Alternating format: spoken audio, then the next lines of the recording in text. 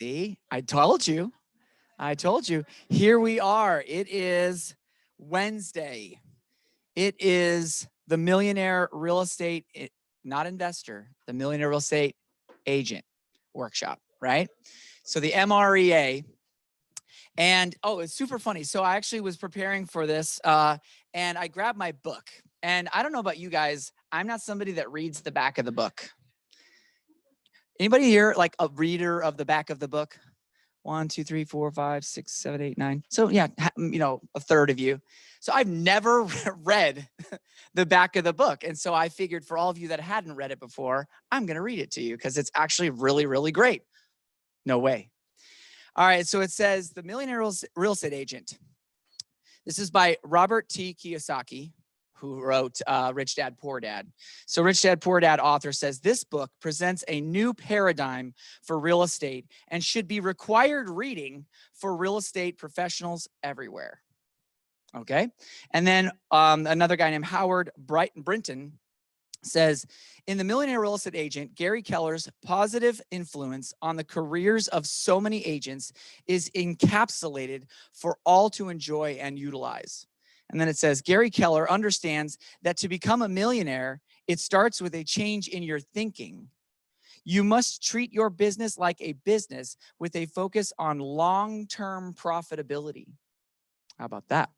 It's not about just having a great year. It's about having a great career, right? And so there's a whole section on this down below that we're going to actually cover today. But I just thought I'd never read those before. There you go. You're welcome. All right. So if you don't know me very well, I'm Tim McCall. I am the team leader of this Springfield Keller Williams office. And I have built a millionaire real estate agent business myself. And most of the people that you'll hear from during this class have also built millionaire real estate agent businesses straight from this book.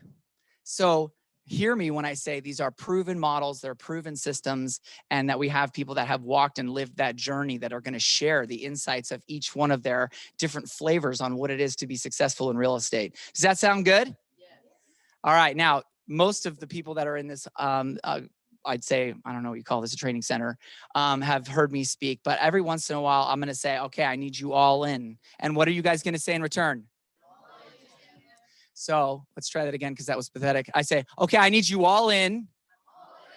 Okay, perfect. Thank you. So the other thing I need you to do is I need you to turn to your neighbor on your right. If you don't have a right neighbor, you can turn to your left with them and just say, I'm so glad you're here.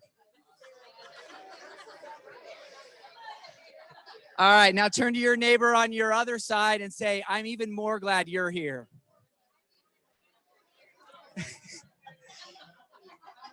Hey, Nicole, could you start that timer? That would be great. Okay, so you all have a book, hopefully, and if you don't, raise your hand and Nicole or one of our awesome leadership team will come and help you grab one. And go ahead and turn to the first pages. Wait, not the first pages. There, wait, open it. Next. That one. This is the table of contents. That's what I want you to look at. And honestly, I'm not going to go down the entire table of contents right now. I just want you to know that if I did go down all these table of contents with you, I can guarantee you that there are many things, if not half of these things that you've never heard of before or done ultimately to be used by your business. And today is the opportunity for you to actually take these on and implement them. Say implementation. Okay, here's a quote for you. And sometimes I'll say, write this down, kind of like a bold coach. You're going to want to write this down. Education without implementation is just entertainment. Okay? So you're going to learn, you're going to get education today. And then if you don't implement anything from it, then it just becomes something smart on your bookshelf, right?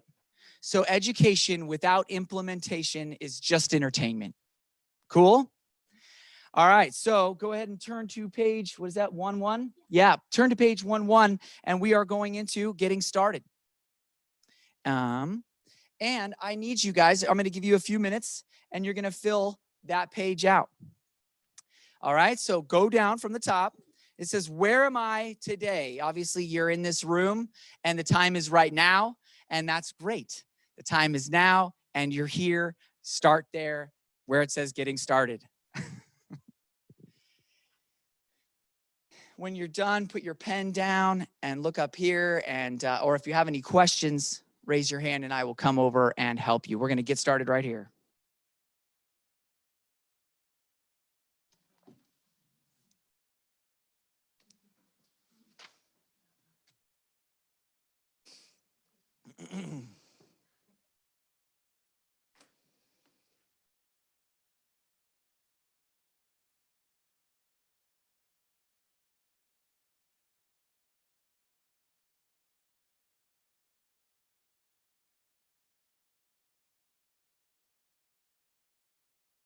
If you need any help, raise your hand and I will come help you. Some of you are brand dang new and you have no idea what to write down, and that's okay too. Sir. Good to see you, brother. Excellent. Love you're taking up the back row back here, huh? Team mentality.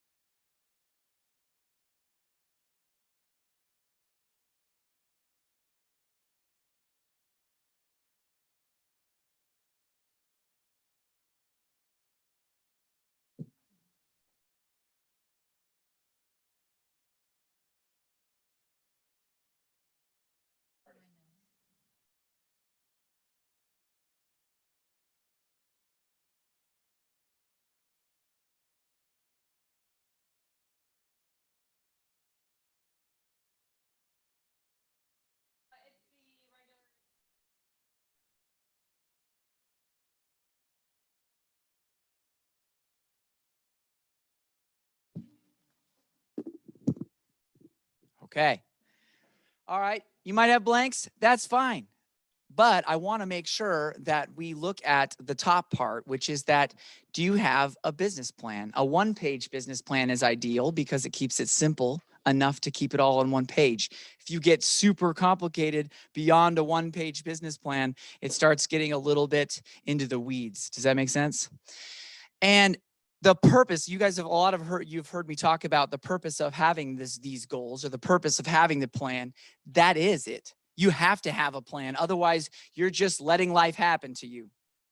And typically, I say about 90% of realtors that get into the business don't ever create their business plan. And that's why they never make it. So aligning our schedule and aligning our businesses to this plan that we create. Anybody willing to share how many blanks there were?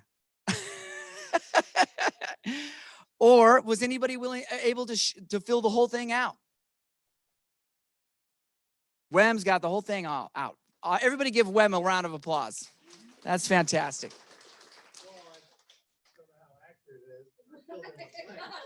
Oh, okay. Well, there's a great quote that we like to use all the time, and it says, clarity is power. Say, clarity is power. These are things that help you identify where you stand in your current business, and they are factors called the language of real estate. We call it LORE, the language of real estate. It's an acronym, right? And so your LORE, in a way, is helping you, guide you. If you don't know these numbers, you don't know really the health of your business. Okay. And if you're brand dang new, the fact that you're learning this now and you're going to get these going forward in the beginning is like as powerful as it gets, as long as you implement and it's not just education, right? Okay. So I love the when it says that my team consists of me plus. Well, a lot of people, when they're new, they think that they're on their own, and you're not. You have a whole leadership team that's here with and for you. Or if you're on a team, great, that team is there with and for you, right? Yet, every one of us is leveraging all the time. When I say the word leveraging, what do you think of? Give me some examples of what leveraging is. Tool to make things easier. Using resources you have. Okay, I like that. Vendors, great. Delegating, great, great, great. Did I make this hat? No. Could I make this hat? No. How much did I pay for the hat? And how much would it have cost me to spend if I wanted to make the hat? Probably a lot more. I actually can sew pretty well. I'm actually somewhat of a seamstress, but I didn't make this jacket. How much would it have cost for me to buy all the fabric, sew it? How much time would it have taken, to make this jacket versus what I spent on it? Yeah, absolutely. So I leveraged my money to save myself time and energy. So one of the key elements of the Millionaire Real Estate Agent is about leverage and how you need to get way better at changing the way you look at things so that the things that you look at change. And that is ultimately leveraging off the things you shouldn't be doing so that you can focus on the things that you need to be doing. Okay? Say could do or should do. The MREA allows for a mega agent mindset so that you can focus on the things you should do rather than the things that you could do. And many of you have made to-do lists. Anybody in here never made a to-do list? No, you've all made to-do lists, and yet really the MREA helps you create a success list so that you actually are focusing on really the top 5 things, which are money-producing activities. There's 197 things that you could be doing as a real estate agent to operate your business. And realistically, as a millionaire real estate agent mindset, you only should be doing 5. Cool? All right. You're leveraging the chair you're sitting in. You trusted that if you sat down on it, it was going to hold you up. Does that make sense? So today, we just went through getting started. And the real thing that I'm trying to get through to you is that there's a mindset of leverage that needs to occur. And so while you're here, be all in looking for the things that you need to be getting off your plate. Whether it's a child is helping you do it, like your daughter or son, or that maybe you need to just ditch it altogether. It's something that's just sucking up your time and isn't worth it. But the economic models we're going to go through, the lead generation model, the budget model, the organization model, and then we're going to put it all together. You'll see me again right around on the 7th portion of it. And so really getting started today, we're going to look at the goals of the course. And I think that's the next page, is it not? Yes. All right, perfect. So I want to take a little bit of time right now, and we're going to fill out this section. So where am I going? And how will I make it happen? So go ahead, take a few minutes, 2 to 3 minutes, and start looking at that and filling that out.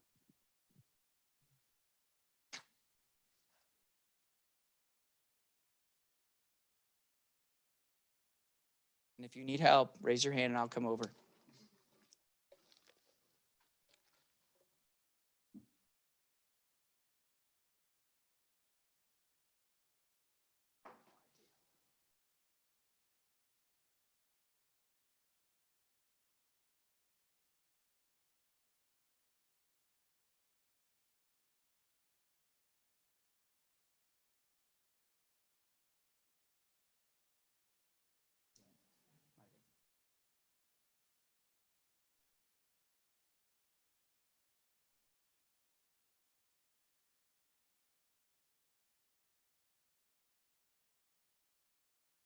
Anybody else need any help?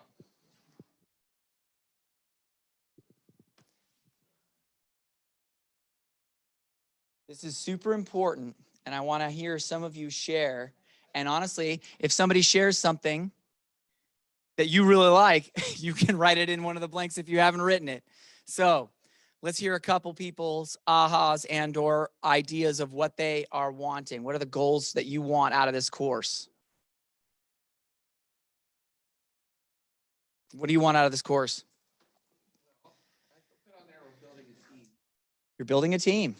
Okay, so you want to learn how to structure a team that you're building. I love it. You will get that. Absolutely.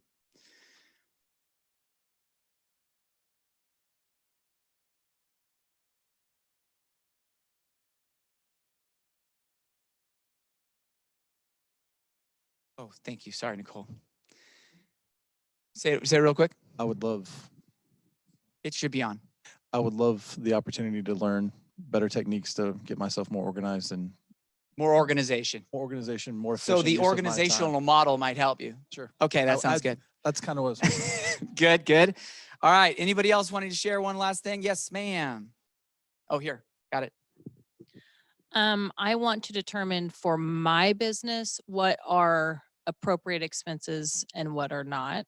Some expenses are scary to me, although I know they will help me to leverage.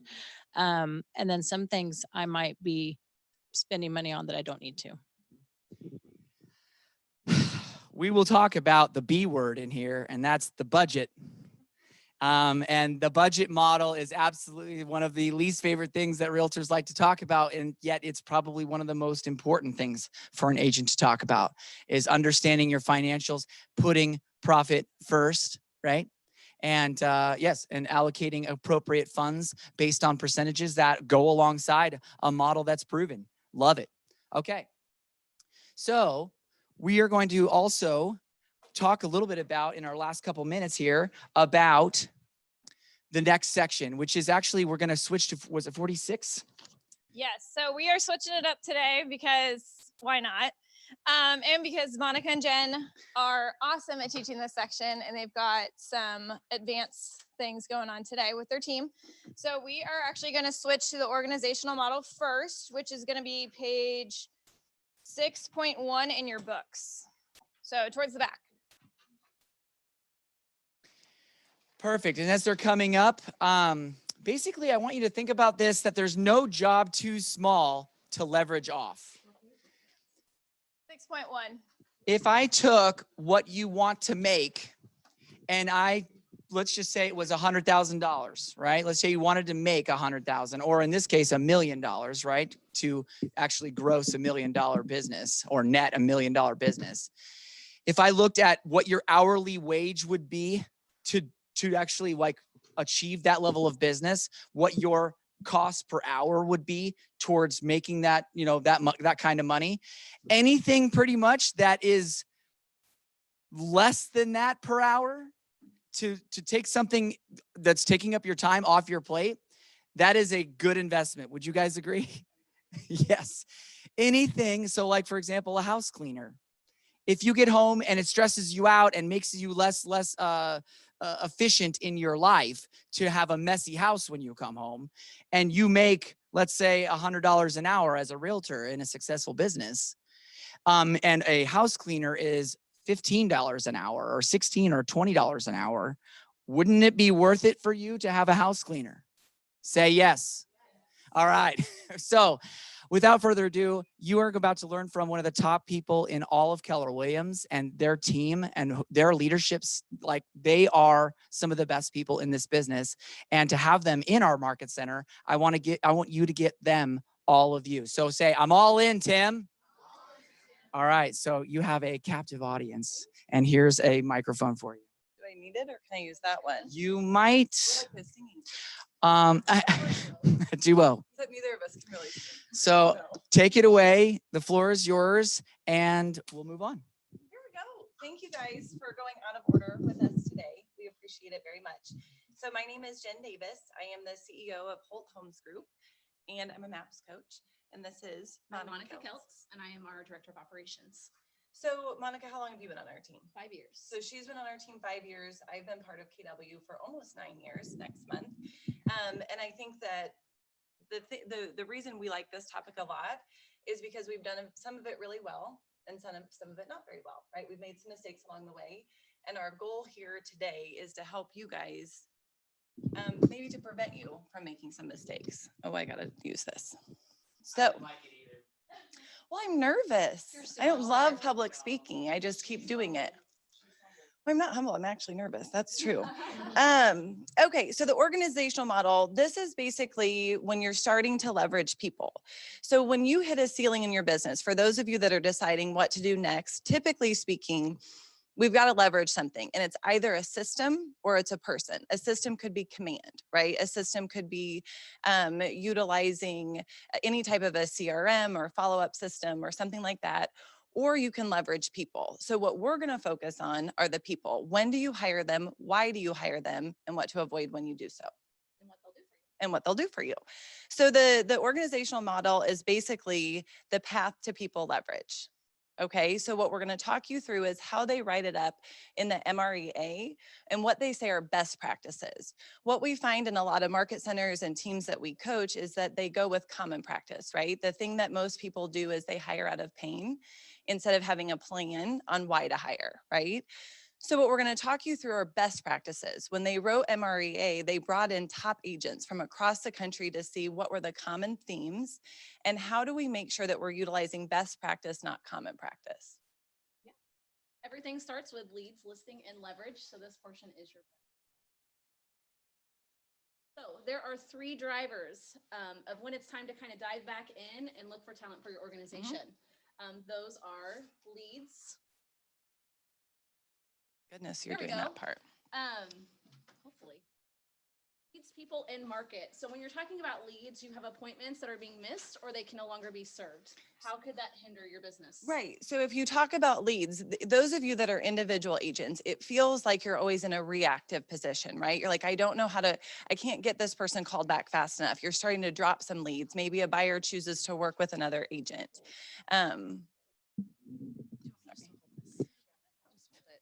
Now we can really sing. We can probably dance too. Yes. Okay. So these are like indicators, right? Like of when do I need some help? And the first thing are leads. When you see them that it's starting to slip, right? Our follow-up systems aren't great. You may need some help then. The next one is people. So Monica, you talk of this, when would be a key indicator that your people are saying? Absolutely. When your admin staff comes to you and they're like, we are dying, I can't take one more file or I can't take one more phone call, they are overworked. So you're going to have to start looking for people. And we should do that before they get there, right? So we've never done that. I will tell you that probably once a quarter, Monica comes to me and maybe lays on the floor of my office. There's some tears. Sometimes people wear sweaters in our office that they say are their office sweaters that they dry their tears with because they're overwhelmed and they're stressed, right? So what are the indicators leading up to that so that we don't get to that point? You have to understand what your metrics are, right? Like it's all boils down to numbers. What's a traditional file load, right? Like, so Monica, like talk us through in reality, how many files can a great admin handle? Yeah, so our team closes about 550 a year average. So when we're looking at that, my average admin, if they have about 30, the customer service is through the roof. They are doing amazing things. They're not bored. They're on it. They start reaching like 40 and we're like, okay, I'm starting to inspect what I expect, right? A little bit. And if they hit 50, I know the wheels are coming off the bus a little bit. They're doing everything okay, but they're not doing everything great. So that's kind of the limit, the ceiling. So when we look at it, if we see for 90 days in a row that we're hitting 30, 35, 40 files per admin, for us, it's time for another hire. The same token goes though, is if we drop in business, right? If we see that their file load is 20, what tends to happen is customer service doesn't tend to get better. It tends to get a little bit lazy. So we have to look at when do we make those hires? You're going to get into budgets later. We've got to make sure that we've got the staff to support where we're at and where we're going. We also have to understand that at some points, too much staff can also be a problem, right? It can bog down what your systems are. And so that's looking at the staff that you have. Are they doing everything that they should be doing? Or is there someone who might have a lower file load that can take some off of that other person? So revisiting kind of what your roles look like on your team a little bit. We've had to do that several times. If they're sitting there going, I don't have any staff. I just started this whole thing. What are you talking about? Anybody feeling like that? Okay, that's fine. You can. Yeah, I see a Yeah, hand. yeah. Raise that proudly. And maybe if we could talk a little bit about what would be that first hire. Well, I know, I coach a group program for buyer agents, and we talk a lot about sometimes it's not in your business, right? Sometimes the first hire is actually not an admin person. It might be a nanny. so that you feel confident in leaving your home to go help more buyers. It might be a cleaning service. It might be someone to mow your lawn. So if you look at it and you're overwhelmed, you have to look at what's causing the overwhelm. If the money's not there to support an admin, look at a TC company, right? Who can handle your contract to close? It's a good piece of leverage that has a fixed cost. So you only have that cost if you have a sale, right? You don't have the cost if you don't have a listing. You don't have the cost if you don't have something under contract. However, if you are like, I've got to launch this business and my kids, I've got little kids, right? And I don't know how to, I don't know how to be everywhere at once. Look at how do we get you a schedule? How do we boil down what your calendar looks like so you know that you have consistent time for lead generation, you have consistent time to handle production, and to then also do your paperwork. So when we look at these things for new agents, it also, you have to understand when you look at Monica and I, we've been where you're at and we really did it poorly. I can promise you that I didn't sit here. Number one, because I've not always been at KW, right? I've been here 9 years. I was somewhere else first. They didn't offer something like this. I didn't sit in a class where someone said, here's what you do next. I floundered. I was reactive. I missed out on a lot of years of my kids growing up because I was not in a position to understand leverage, which is why we teach these classes to help out. So the third piece, so we've gone Yep. through leads, people, what else? The market. So what's happening out there? Right. So if you see that the market is exploding and you can't take advantage of it because you don't have enough people, what might that look like? So for those of you, let's say that you're a little bit further in, right? You're a little bit further in, you're not brand new, but you're like, I can't get to these houses fast enough. I can't get to this house in enough time to show my buyer and have any quality of life. Maybe you're in a space for a showing partner, right? You've got to look at where your business is. If WEM is like, I want to focus on listings this year, and that is my driver, I'm going to never have one of my neighbors list their house with another person that has a red sign. I'm assuming that wasn't us. You're still smiling at me, so it wasn't me.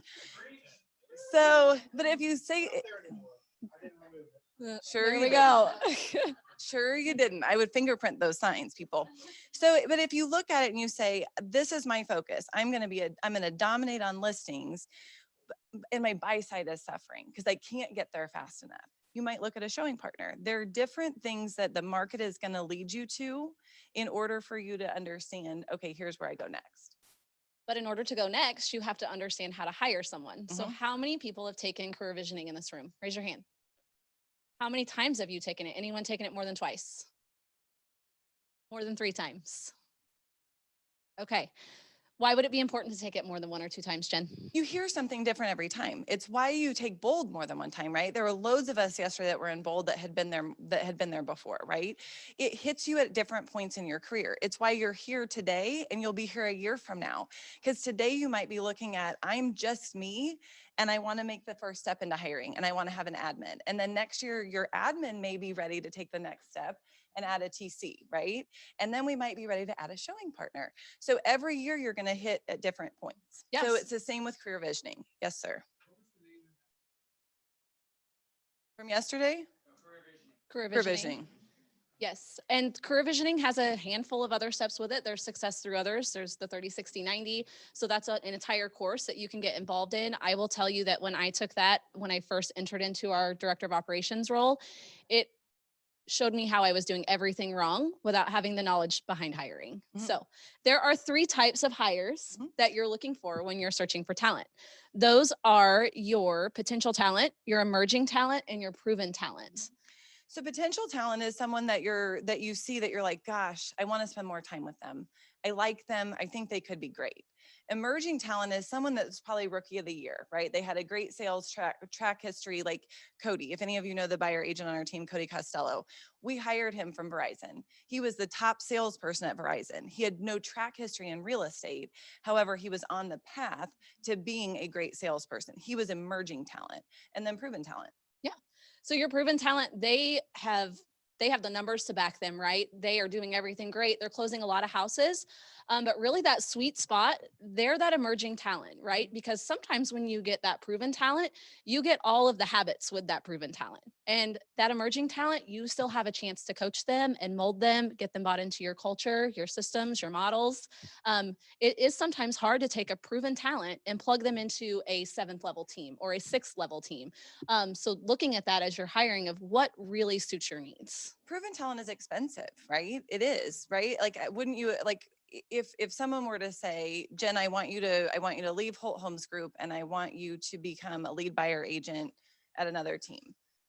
Do you think I would cost more to hire, or would potentially, let's use Jenny, who's a showing partner on my team, right? Like monetary, also habit wise, right? If you take me out of what I've already done, I'm not in that space anymore. So you look at proven talent, sure, I've got the numbers to back it up, and potentially Jenny would be the better hire for that role. No one hire her, right? We're not stealing my people. Yeah. Yeah. However, if you look at things like this, you've got to look at proven talent is it's sexy, it's exciting. You're like, I've got this person, it's a big name, and there are lots of things negative that can come with that. Yeah. So let's talk for a minute. Let's make this a little interactive. What are some of the costs of a bad hire that you guys can think of? Who's made a bad hire? All right, Nicole. So let's start back there with Wes and What's the cost of a bad Jenna. hire, Wes Josh. or Josh? $24,000 in 4 months. Okay. How much money? 24 grand. 24,000 in 4 months. Should have only been 90 days if you took the 30, 60, 90. It's That's red why light, that's green light, buddy. important. What else? Anybody else made a bad hire? Brian. I can come. Hey, Nicole, give it to Amy next. Okay. For me, at my level, a bad hire cost my own personal production. So it wasn't so much a loss from the hire, it was that they weren't sustainable enough, and they weren't taking initiative enough for me to stay in my 20%. So I lost a lot of opportunity that I should have closed because I was too in their job and not in mine. So if you hire someone to take something from you and you get it back, it's a pretty key indicator that you've made a bad hire, right? So mine was at another company. And it was a buyer's agent trying to function as an admin, which is what was suggested to me by the other company. And it was a total train wreck. I mean, I'm talking hot mess. And I lost customers. It was somebody that I thought I could help her. And I had this like, I'm going to help you out. And she ended up causing a lot of damage in my business. I actually had a customer call and say, I will not speak with that person. I don't want anything to do with that person. I don't know what you're doing having that person in your business. And you are hurting your company by having her. And I kept her on board a whole year. So it probably cost me upwards of $50,000 in lost business and my own expenses of the time I spent to fix problems that she had created. And in the end, it still blew up and I wasn't able to help her. It always does, right? Yeah. It always still blows up. And I think like I look at it and the cost is astronomical of the mistakes that I have made in hiring. The number one thing though, is it's cost me friendships. When I have hired the wrong people or I have hired people out of pain and I have not trained them well, it has cost me permanent relationships that I can't get back, right? And the money hurts and I can make more money, right? Some of those relationships are the loss of sleep because it may not even be the friendship with you and that person. It might be the friendship between you and the client, right? Those are things that last, that it's a ripple effect that we can't really see. You cannot hire out of pain. You have to follow the process. So when you're doing that, following the systems and models that KW has available to you, such as the KPA process, right? Don't skip any portion of that because by the time you get to someone's life story and their motivation, where's Amy at? Is she in here? I saw her earlier. There you are. She's experienced this. How important is that when you're sitting down and looking at your vision and you are saying, here's where I want to be in 5 years. Well, maybe when you take it 5 years out, you realize that actually this person sitting in front of you might not be the best person for you in 5 years. And they may realize, hey, that's actually not what I want to do. That's not my passion. So it's so important to follow every step when you're thinking of hiring. It is. Let's talk about the first level. Let's talk about it. You're a single agent. I'm a single agent. What's happening? Here's the thing. Gary Keller talks about it takes 10,000 times or 10,000 hours of doing one thing to get to mastery. When you're a single agent, you have to wear so many hats. Tim talked about his hat, which is a very nice hat, Tim. However, you're wearing more than one, right? If you are an individual agent, what we're on the path to is personal mastery or personal productivity. So what we've got to do on level 1 is we've got to be able to generate leads, right? We talk about lead gen all the time. It's the base of all that we do. So we're talking about lead gen, we're talking about lead capture and lead conversion. So if you can generate all the leads that you want, however, if you don't convert them and you don't set an appointment, what good have you done? So when I talk to people about lead generation, what I want you to think about, and I know there's a whole lead gen model, and so I'm not getting on a soapbox. However, lead generation, when you look at it, conversion is the highest level skill set. It's the hardest thing to master. So what I will tell you about conversion is conversion goes up with the quality of conversation you're willing to have. So hear that when I say it, that you're willing to have. How deep are you going with the people that you're talking to understand their wants and needs? We want to do that with our clients. We also, at a certain point in our business, are going to lead generate for talent. It's the same conversation. I'm going to convert more people to our business with the better the conversation that I have. So as a level 1, so those of you that raised your hand and said you're brand new, this is you. Okay, so you're handling all of your lead generation, lead follow-up, lead conversion. You're handling presentations and showings for buyers and sellers. You're getting signed buyer agency agreements signed every single time. Right? We're getting those signed. Yes, we are. It is important. It is important. We're getting listing paperwork signed. We lead with listings. So even though you might prefer a buy side, best side, you would, however, want to lead with listings. So if you're an individual agent, you have to take listings. You're going to be writing and negotiating contracts. You're going to coordinate from the sales, from you getting something under contract to closing. You're going to manage your money. You should have a P&L so you understand where your money is going. And then mindset and vision. Yeah. So when we are looking at taking over, when you're looking at mindset, it's so important in a business. How can a negative mindset versus a positive mindset affect you? I think it affects everything, right? What you put in comes out. So what I mean by that, if you put faith in, faith comes out. So if I get into a hard spot as an individual agent or me just now, right? I'm CEO of our team. Dan is 7th level, right? So if we look at mindset, I can tell you that if I put good quality things in my brain, right? I'm around good people. I spend time with Ron and Sheila Steffes.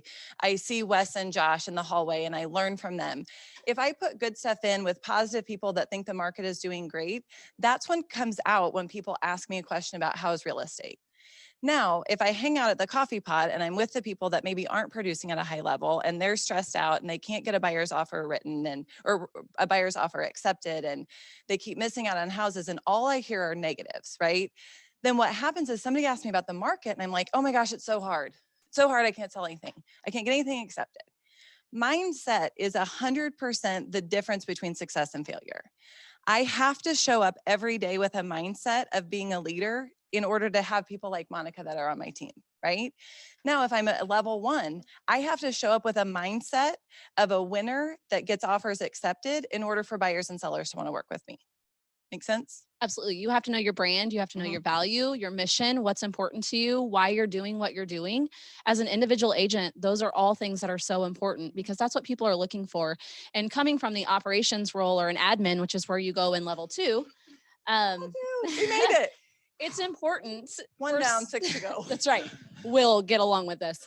It's important with an admin coming into your team, knowing that they're working for someone who's amazing, right? You're the leader, you're casting a vision. So you have to have a vision for them to get bought into, or else your admin's going to show up every day from 8 to 5 and it's going to be a paycheck and they're not invested in your business. And it will scale you to all of the other levels. If you have a rock star admin that comes in, the goal of the 2nd level hire is that eventually they'll get you to level 3, which we'll talk about in a second. But then they're the leader of the operation. operations staff, right? They're not just a transaction coordinator or an administrative assistant. They're operations. They're there to move your business forward. So when you're looking at the second level, sorry, I got off track here. I'm on a soapbox about admins. So you have to know like your budget for that, right? So they have to have a return on investment. On our team, we talk all the time about what's that return on investment? How many reviews and referrals do they have to get for me in order to kind of make their salary make sense? And the reason we do that is admin need a metric, right? Like it's really easy as a salesperson on a team to know if you're winning or losing, right? I got 2 under contract, I got 5 under contract, I've got this many closings, right? I'm a winner, I'm winning my role, I have value. For an admin, what we missed for a lot of years was not putting a metric around it. So the admin, unless we just were words of affirmation saying, oh, Monica, you're doing such a great job. Thank you so much doing all these things.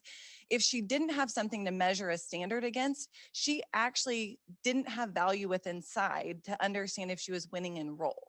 She had to wait for an outside affirmation to say, hey, Monica, you're doing a great job.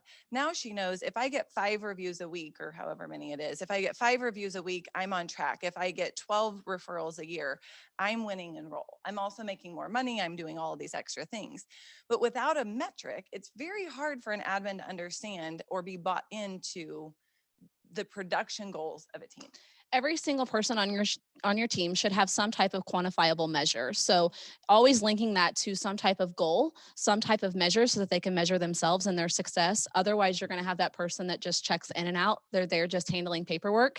And paperwork is so important in this business. It's not just something that we're submitting to compliance. Like one missing number is detrimental to your business as an agent. And we have also learned that the hard way. So you have to inspect when you're hiring these admin, you inspect what you expect. That's where we've missed the boat before. It's just expecting that they're going to come in and take your business and roll with it and do everything you ask them to. They need guidance. They need training.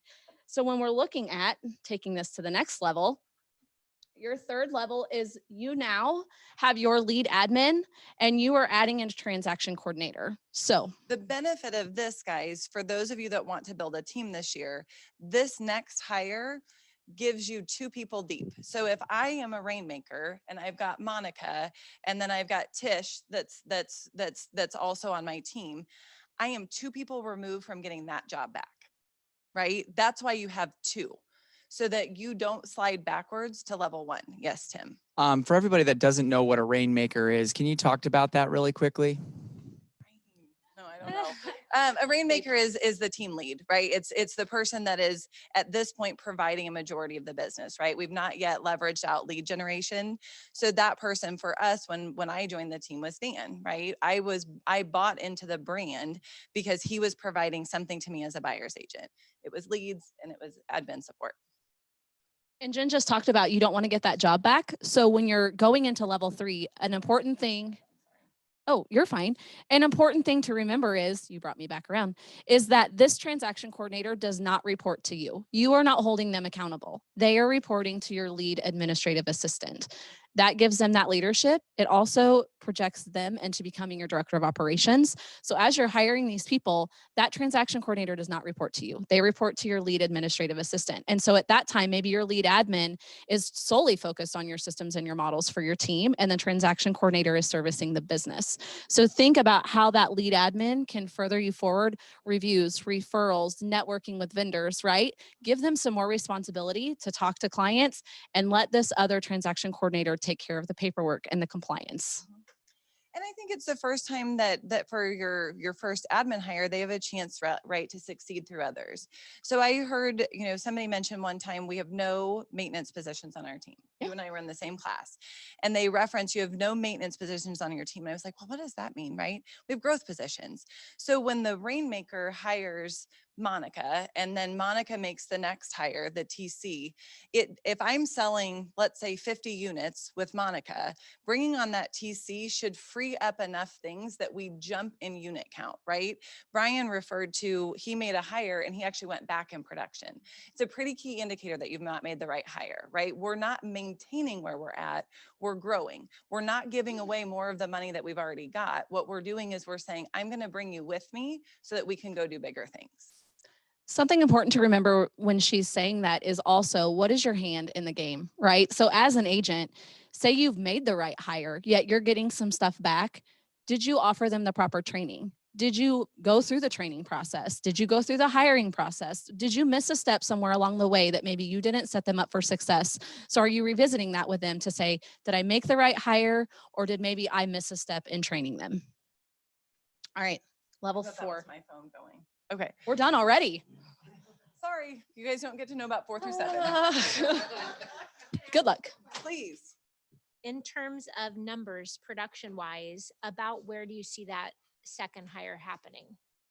Typically, it's going to be somewhere, the recommended KW, it's going to say somewhere upwards of 50 transactions, right? You're going to go 30 to 40, you have your first admin hire, then you're going to be somewhere around 60 or so where you have the second one, and that should push you up to about 80 or 90 units. That answer it? Perfect. Any other questions? Do you want to tap dance? Like anything exciting? No? No tap dancing. Okay. Who here has a team at a level 4? Anyone? Of course, Dan's back there now. So we know Josh and Wes. So, all right. So let's move on to level 4 then. This is when you're really starting to scale. There are 2 different parts to this. So part 1, who are you adding? So part 1, what you're adding is you're going to add a lead manager. So you're still the main person in charge of making it rain, right? You're still the main person in charge of bringing in leads. What we might start to bring in though is a lead manager, someone to manage the leads that are coming in and put them in your CRM and understand how we're going to follow up with them, right? We've got an admin that has built out the systems on the transaction side. Now we've got to build out a system on the lead side. That can look like an OSA or an ISA. An OSA is an outbound sales agent, which is someone that is dialing prospecting, right? They're outbound dialing. They're handling expireds, for sale by owners. They're doing some circle prospecting. Inside sales agent is handling your inbound leads. So if you have internet leads that are coming in, anything from your database that's coming in, Sign sign calls. calls, they're handling that. That's one part of it, right? The second part is a showing agent. This says showing assistant. It is the incorrect terminology, KW. A showing agent has to be licensed, as does an ISA and an OSA. So if we're saying it's an inside sales agent that has to answer the phone, it also has to be a showing agent that shows property, right? They're licensed agents, they're not assistants. So just heads up, that's wrong. So you're hiring a lead manager and you're hiring a showing agent. We don't go straight to a buyer agent. The goal with a showing agent is for them to transition into the lead buyer agent role, right? We're going to go too deep on this as well, just like we did on the admin side. Part 2, I can't really see. Oh, there it is. Okay, so part 2 of this, you've got then hopefully your first showing agent moves up to your lead buyer agent, and you're going to build out a showing agent model. So for those of you that know really anything about me, this was what I did, right? I was the lead buyer agent for Dan's team. I had 2 showing agents, and we closed 225 buy sides with the 3 of us for 3 or 4 consecutive years. What happens with this part 2 is your lead admin then adds a listing manager. Yeah. So you've got the TC and you've got a listing manager. The lead manager hires another OSA or an ISA. So what happens is you're building out this team so that you as the rainmaker start to get less jobs back if someone leaves your organization. Absolutely. And by this point, you should be doing enough transactions that this listing manager that's coming on, the transaction coordinator can no longer handle the listings and the under contract. Those conversations are kind of hard to go back and forth if you're buried under files, because you may have 30 under contract, yet you may have 20 listings that you're trying to get live or that you're managing. You know, they're managing everything on the market. They're updating your sellers on how many showings they've had, if they need to do a price improvement. So that's why this listing manager role is important, because they are solely focused on what listings you have on the market and getting those on the market. Your transaction coordinator is servicing your current business that's going to close. I got a quick comment here. Imagine there's someone's in here sitting there going like, I'm never building a team like this. Are you saying I have to do a team at Keller Williams? No, you can be you. You can stay on level 1. You don't have to have a team to make a lot of money. Actually, people that have small teams or individual agents tend to have a higher profitability margin, and you're going to get into a budget model later. What I will tell you is this stage of building a business, I think Dan would agree, this was the messy part. This was the part where we went from a high percentage profitability to a little bit lower until we got a few steps further. So when we talk about that ROI or making decisions based on what money is coming in, understand that you have to hold each of these positions accountable to the return on investment that you expect. Right. So I just wanted to make it very clear that this is the Millionaire Real Estate Agent Workshop. This is the business planning clinic on how to build a millionaire netting profit business. And this is how to get there. Now, this is also setting the vision for what you absolutely could do. So that's why it's a high level class. But I just wanted you to know, if you're sitting there going like, I am never going to lead, I'm never going to create all these job descriptions, I'm never going to do all that stuff, that's okay. And yet you also, like I said in the beginning, need to learn how to leverage if you don't do this. Both paths need leverage. Would you agree? Absolutely. Yeah. Everyone needs growth. Everyone needs leverage. And when you're looking at these in level 4, you as the agent should fully be living in your top 20%, which is production, right? The lead manager should fully be lead generating, and they're holding this person accountable to a quantifiable measure of how many leads that they're taking. This lead buyer's agent, they're feeding these showing assistants, right? So that she's talking to the clients. Tell them a little bit about how that works when a showing assistant or agent steps in. So basically you have a showing agent come in, and if you're the lead buyer agent, you're handling, you're making sure that there's a pipeline big enough to have earned the right to have a showing agent. 24 units a year is not equivalent of getting a showing agent, just side note. So what it is you're filling their pipeline, you're handling the buyer consult or strategy session, you're getting buyer agency agreement signed. The showing agent is showing the client, and then you're negotiating it. The showing agent is not a lead generator. The showing agent is a lead nurturer. So we don't add people to grow our business. We are adding people when our business is growing and we can't service it. We always lead with leads. So it's not that I'm like, oh gosh, I'm going to hire, Tim and Dan to come on as showing agents, and I'm going to go from 100 units to 150 units because I hired them. No, what I'm saying is I could sell 150 units if I had them, right? I have enough business to support them. That's my job as the lead. Absolutely. And as that grows, so does your operations staff and your lead generators. All Level right. 5. Level 5. Here we go. Boom. So what we're adding in level 5, if we're looking at areas of mastery, Monica referenced your top 20%. So those of you that have not heard that before, your top 20%, what we've found is when you make 20% of your income, 80% of your income off of what you do 20% of the time. And what we're trying to get you to do is spend 80% of your time in your top 20% activities, the things that are dollar producing. Does that make sense? Do I need to say it again? No, nodding. Yep, everybody's good. So basically, when Dan was the rainmaker, he got to a certain point and he was like, I've done what I can. And as he grows, his top 20% narrows, right? So what you talked about as the individual agent, you're doing all of those things, you're wearing all of those hats. As your business grows, you start reducing the number of hats that you have. You just get better at each of the hats that you keep. Okay, so this level is we're going to add mastery on leveraging out the seller side. So this looks like adding a listing specialist, having someone go on the appointments with you, then eventually handing them listings so that they can take listings so that you can run your business. We're also going to be focused on profitability. You're going to go through the budget model later, which is a 30-30-40. When we were in this stage, I think our profitability was somewhere around 25 to 26%. It wasn't until years later where we had a chance to regroup and look at where the expenses were going till now we're at a 42% model. How important are salaries and understanding what the ROI is for each hire that you have when you're building out your team? It's super important, and I think it's overlooked. I think people bring on someone and they pay them a salary and they're like, well, I'm going to give you this salary and you're going to perform this work. And that's in exchange for the salary. When in reality, you could say, I'm going to give you this salary. And remember, we don't have maintenance positions. I'm going to give you this salary and let's call it, I don't know, $40,000 a year.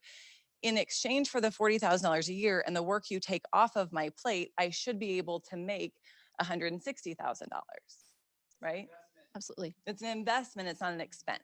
So once we start looking at people like an investment instead of an expense, you start making better hires. Yeah, the only other difference you have here is you have split out your outbound sales agent and your inbound sales agent. So your OSA and your ISA, they're solely focused on either outbound leads or inside leads because they are different. There are people who prefer to convert only buyer leads. There are people who are really great at listing leads.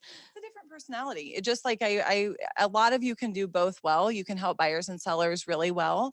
And what I will tell you is the way you get to mastery faster is by specializing in one or the other. Yeah, you just have to keep an eye on it. It's looking at your TC versus your listing manager, two different personalities, right? So our team does both of those things, but we can feel the pain when someone's not in the right role of are they working with sellers or are they servicing the business? Never lasts more than 6 months on our team if someone is doing both. It never works long term. Yeah. All right, let's move to level 6. Okay. Up there. What's happening in level 6, Monica? I've talked a lot. Holy moly. So everything down there is looking the same.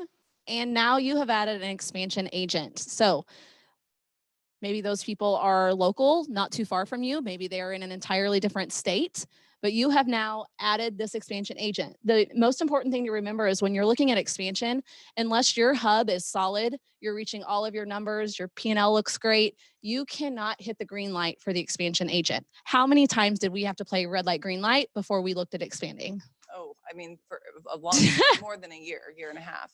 That's the other part. Remember when we talked about at the beginning, when you know to add someone, it's when the market is indicating that you should.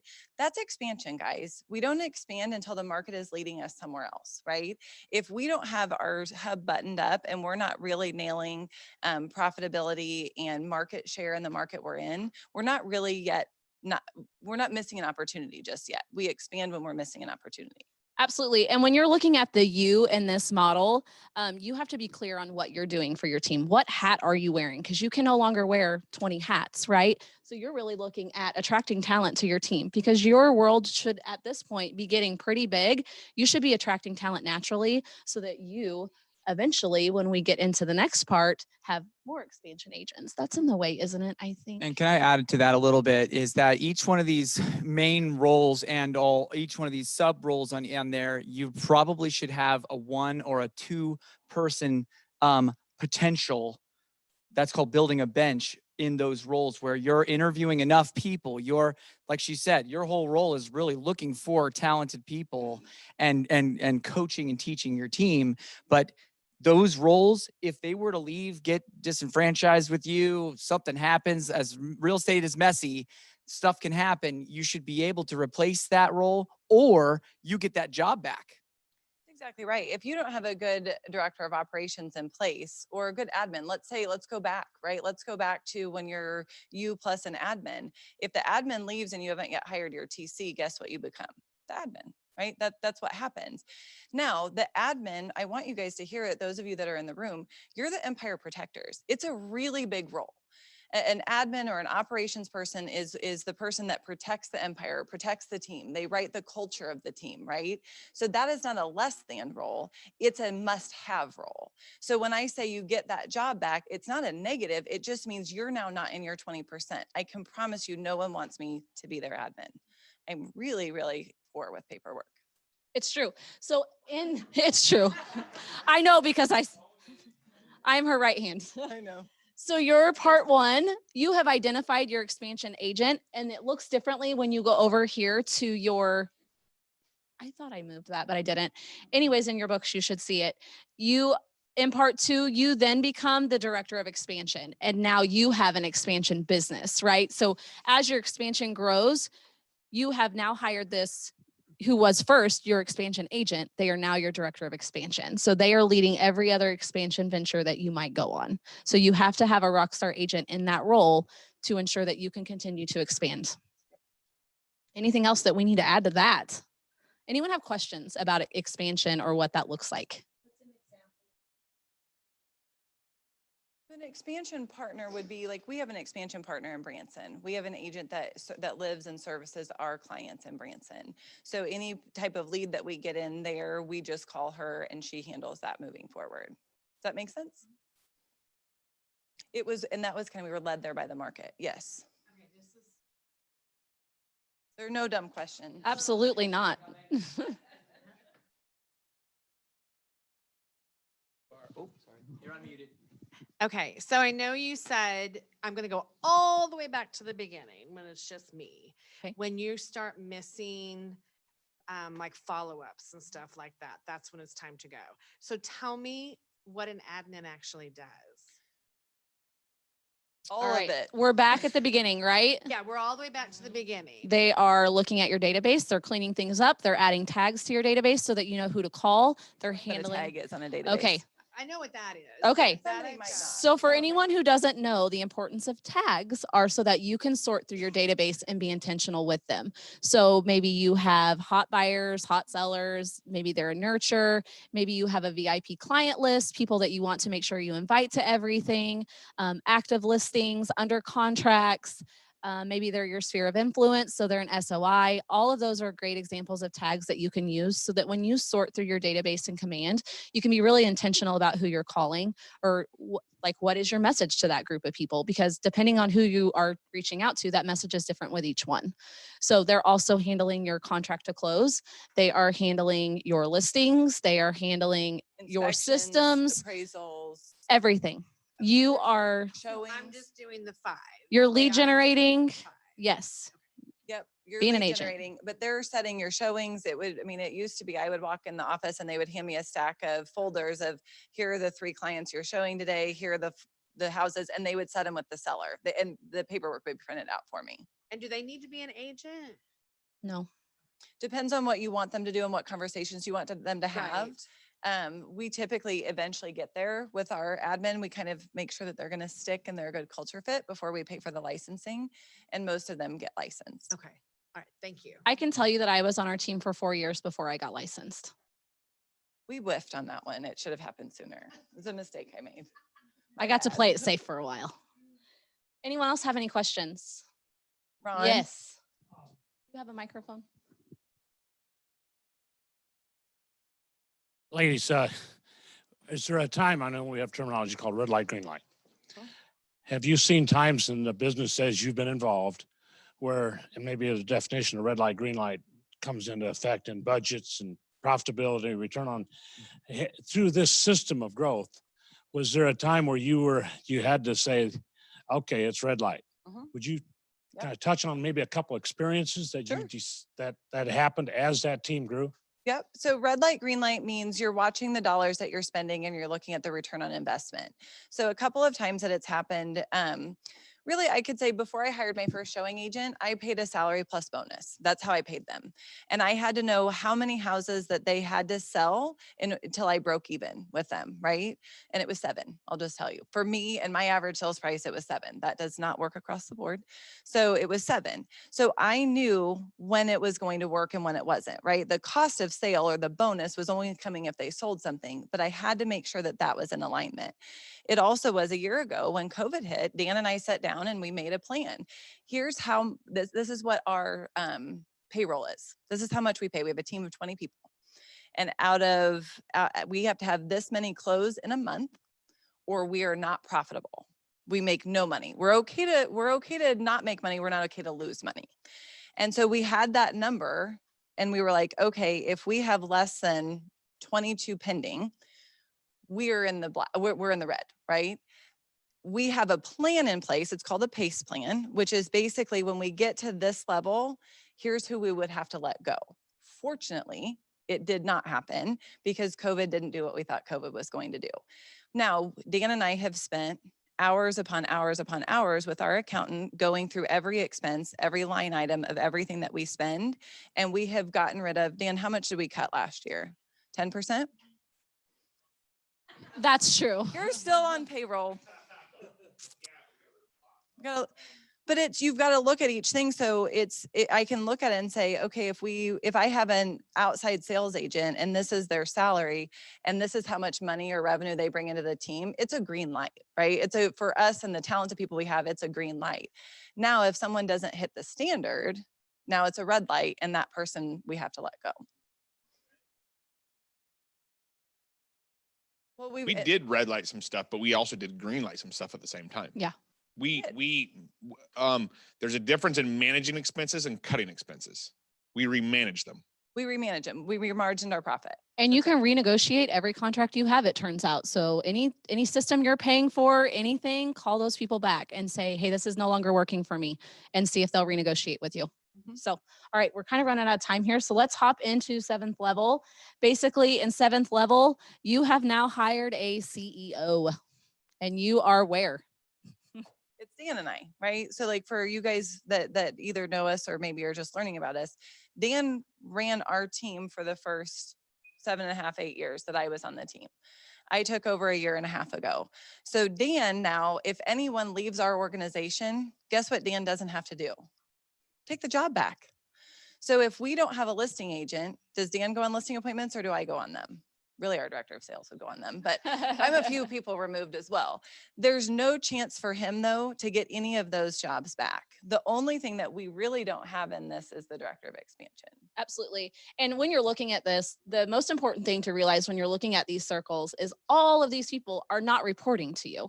All of these people are reporting to this person. All of these people are reporting here. Same goes there. You are only spending your time with these people.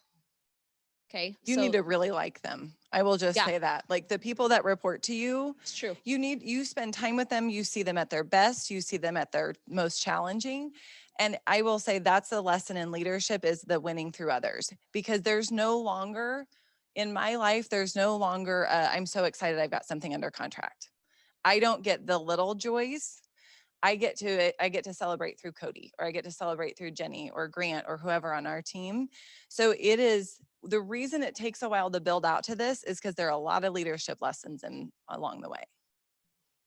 And it's super important not to skip any level of this. Like you can't go from a level 2 to a level 5. There's a messy middle kind of in there for a reason. Level 4 has purpose, right? If you skip an important hire, your business is not going to run the way that it should.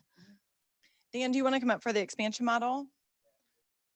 So Dan and I are going to swap out because he knows more about this. So Dan, part of this really started with a call that Dan was on with Gary. So he is one of the top 10 presenters, probably the top one or 2 presenters on this topic. Page 6 point, Words of it's affirmation. 6.15 in your book is what he's going to touch on. And I need to get there in your slide. I'm going to scoot you. Oh, never mind. I get 5. Sweet. Do you guys have that? Did you take that out, Nicole? The K-Win? Is it not in the pamphlet? Oh, sorry. I will make one promise. If you promise to listen really fast, I will speak really fast and we'll get Looks through all like this this. content in 5 minutes.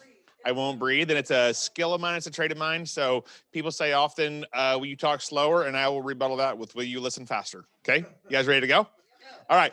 So in this progression, one of the holes or opportunities within Keller Williams holistically nationwide was to improve the ability for agents to be able to Megas specifically to be able to expand, as well as agents to be able to join Spoke Network. So I'm going to give you one example really fast, and I'm going to kind of break this down and share with you what this means. Okay, so we in Springfield, Missouri, our team specifically, and Grady's have one also. This is the hub. Okay, everybody, for the sake of expansion, understand what the hub is. The hub is the home base, right? The outside of that goes the spoke.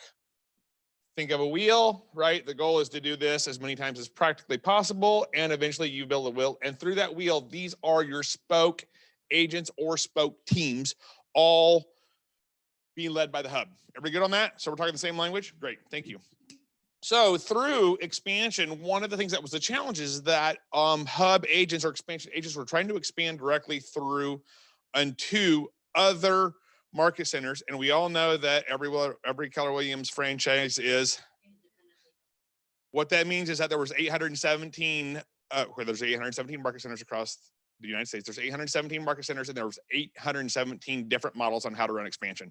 And OPs don't always play. I'm an OP, operating principal. OPs don't always play nicely with other people because sometimes OPs, believe it or not, have scarcity mentalities and don't like to share things well with others, or they feel threatened when other people try to come in and build major businesses in their own market centers. Staying up with me? Yes. Okay, great. So the concept was developed through K1 specifically that Keller Williams would develop a state brokerage within every state, because real estate is on a state level, right? There's a national affiliation, but real estate is on a state level. There's a state board for every. So there has been now officially, matter of fact, yesterday, we announced the broker for the state of Illinois. His name is David Taylor. I know him well. He's a good friend. And so slowly over the next 60 days, there will be a state brokerage named at every level. It's not a market center, it's a brokerage. It's essentially a virtual market. The only people, however, that can join this and it's called KWIN, KWEN. Why? Because we're going to win. Okay. Yeah. Thanks. I was on this task force, by the way, with Gary and Mark. So I know all the details and intricacies of it. Now, there is a significantly reduced cap. However, the broker is on the state level. And I don't know who the Missouri broker is, ironically, but the Illinois broker is in Chicago. I'm the regional director for Illinois and Northern Indiana. That's why I know about this specifically. And I'm not so much in tune with Missouri right now. So every state is going to have its own broker. It is an umbrella essentially for a spoke agent to be able to park their license, right? Now, they have to affiliate, however, with a market center. So the spoke agent has to then affiliate, there has to be a relationship. So like we could have, for instance, a spoke agent from a hub agent in Milwaukee, let's just say. Can we use Milwaukee as an example? Okay, so that's the hub agent, and I am the spoke agent in this, but I have to affiliate with a market center. So I have to affiliate with Keller Williams Greater Springfield, right? You gotta stay with me here. Now, this cap, If we're losing you, let's just count. I'm the hub agent. I'm the mega agent count in. against my time. Oh, okay. I'm the hub. I like it. I'm the hub agent that he's mentioning in the outside city somewhere. Where was it? Milwaukee. So I'm in Milwaukee with the hub of a big mega team, and I find an agent here in Springfield, Missouri, with this in this market center that might want to feel and see what I provide as a value as a mega team. Does that make sense? And so let's say one of you were to go, I want to be a part of the McCall team and wherever, and then you go, okay, but you're affiliated with this market center. Go. That means I get 30 seconds back, by the way. That means that I get, so this spoke agent, before you all freak out and be like, I'm jumping and I'm running, I want you to listen and we'll participate with you. This cap is $5,000 plus $3,000 royalty in payment to the state level. However, that's an agreement between the state level and the market center on the local level, right? So you're like, wow, I want to be part of a spoke. Guess what though? You have to affiliate with a hub, and at that hub, it's part of being a team. So you're going to be on a split minimum of 25% average with this team with no cap. So what we're doing is we're trying to create an opportunity for people for a nominal fee to be able to be affiliated to a market center and get to come into the market center and take advantage of the local presence, brick and mortar, physically enhanced training, but yet have a virtual model and be tied to a team somewhere else across the nation, whoever's adding value to them to whatever, for whatever financial exchange they choose to be upon. Does that make sense?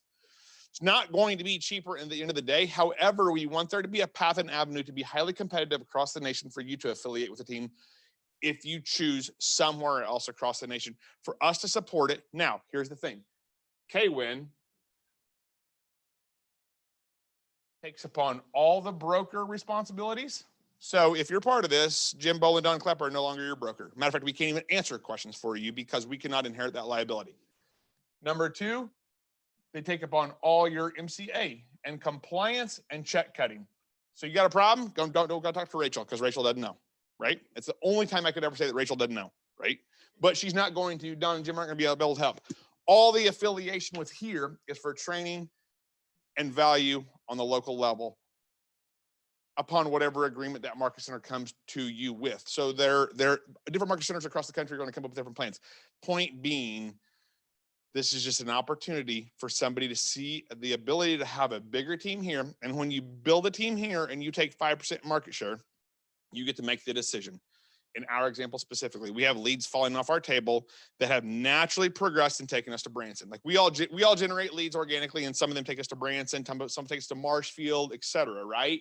Sometimes we get leads that go out of state, right? We get the opportunity to expand that. So at so much business, and when so many leads start coming into a particular area, you get to make the decision, do I want to step over here and take advantage of this? So all we're doing through levels 0 through, well, there's no level 0, but 1 through 7, we're trying to just create an opportunity in the path for somebody to go, either I don't want more of that in my life, or I want some of that in my life, and I want to step over here and take this opportunity. Our only job as leaders is to remove the barriers for anybody, no matter where they're at in their life, so that they can take the next step if they choose. That's all this is today, is we're trying to clear a path. We're not saying you're not great if you don't go to 7th level and expand. We're saying there's a path to it. If you want to it, we will always coach to it, even if that means you stay at exactly the same level you're at and just become better at that level. Is that fair? In Did I a get the nutshell plan and fast expansion in forward. 5 minutes? Okay. Awesome. There's one last slide really fast. Thank you, Dan, for all of your knowledge Told you to be fast, didn't I? because we are over time. This is in your material. Where am I on my path to leverage? So when you start drawing out in this box up here on your form, here's you right now. Start building out what your future looks like, what your levels look like. Add timelines to them. By when am I going to be at a level 2? By when am I going to be at a level 3? And maybe level 3 is where you stop, and that's totally fine. There you go. So just looking like, what are my areas of mastery? Rank yourself. 1 being, I'm terrible at this. 4 is like, I'm knocking this out of the park. Go through that. What are your plans to improve or delegate or to get help with? Who do you have in your market center that can help you with that? I can tell you everyone on Holt Homes Group will gladly help you. You can go talk to Wes's team. I know they'll gladly help you. So you have connections here at KW. Make sure you use them. Me too. Come and see me. Yeah, absolutely. All right. Next Thank up. you. Everybody give them a round of applause. Thank you all. We have the amazing Wes. Yeah, let's do that real quick. If you guys can commit to a 5-minute break and be back in your seats, we'll do it right now. Ready? Go. I like that shirt. Thank you. That's a nice shirt. I like that. Yeah, Where'd you get that? Express on the track. Yeah. So, dude, I love Express. All my friends. They're like, you're either in a suit or you look cool. That's super funny. I'm like, well, all my clothes are like 15 years old. I know. I haven't grown. Jess makes fun of me all the time because I like have shirts from high school. I swear I do. Our state championship basketball t-shirt. I wear it all the time. I know it. And she's just I'm like, "You it's gotta so stop." freaking perfectly fine. Why would I throw it away? She's like, it's KW or it's a high school t-shirt. That's it. Dude, preach. So, That is so I'm in neat. a full wardrobe upgrade mode right now, and I hate. I know. It looks good though. Thank you. Yeah, I like it. It's all $12. I'm okay with that, but I'm not paying 50 for a shirt. I just can't do it. I know it. All right. We got a lot in this section. We got 24 pages of notes to go through. It's so much, dude. It's a lot.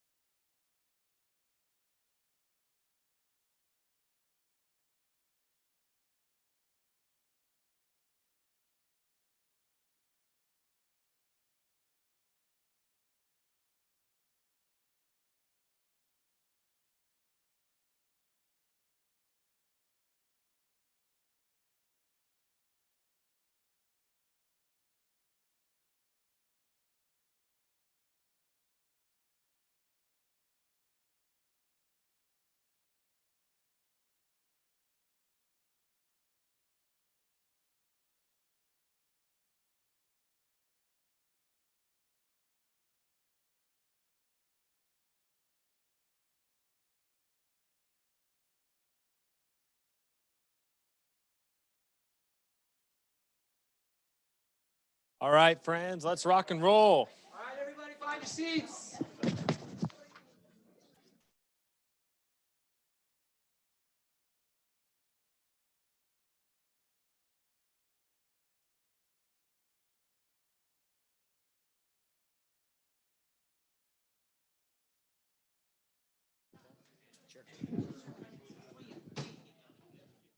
This just came out for September, number 8 in the nation on units.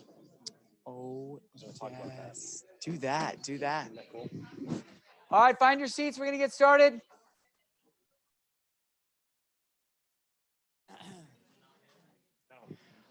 All right. 1, 2, 3. Shh.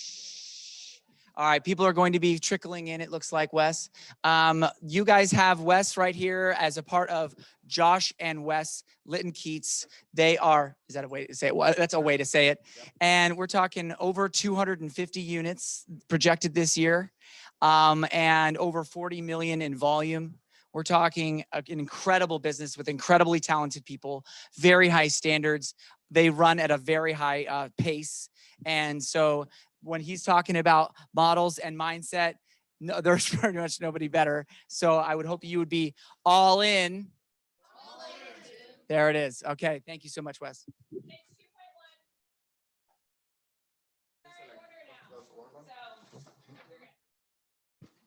All right, guys. So yeah, thank you, Tim, for the introduction. Guys, I just wanted to point out something here real quick. Out of the speakers you have today, every single one of them will teach on a national level this year and consistently do. So when we talk about this market center being blessed with, you know, high level thinkers and big businesses, I think we tend to underestimate exactly what we're saying. I mean, you've got the Grady team who's teaching nationally weekly right now.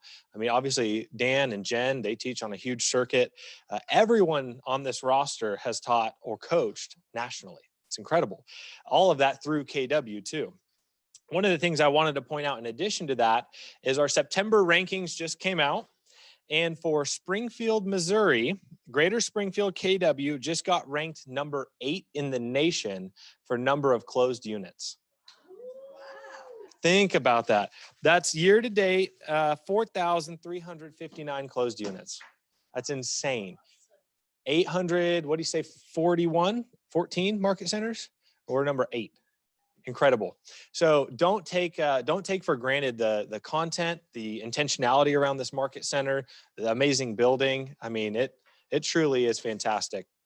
3 years ago, Josh and I decided to partner up and start our team. So we actually incorporated 3 years ago. The reason I'm telling you that is over the course of the last 3 years, we've gone from essentially just me selling real estate to now a team of 12 or 13 soon. So, and when Sam has her baby, we'll be at 14. So we're going to breed little Henry into a mega agent. Now, with that being said, we didn't really do anything fantastic. Okay. All we've done is we've plugged into the correct people. So we've attended events like this. We've followed the Red Book and the Business Planning Clinic, literally to the T.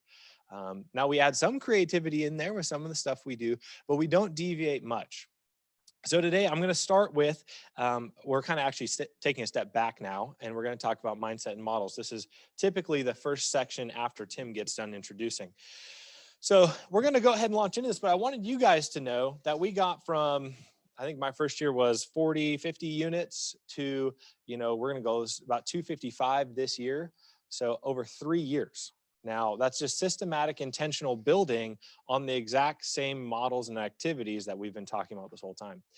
Again, you look at our org chart versus what Jen and Monica just went through, it's almost identical. I mean, yeah, we have no creative positions. It is exactly the org chart. So we're going to continue on here.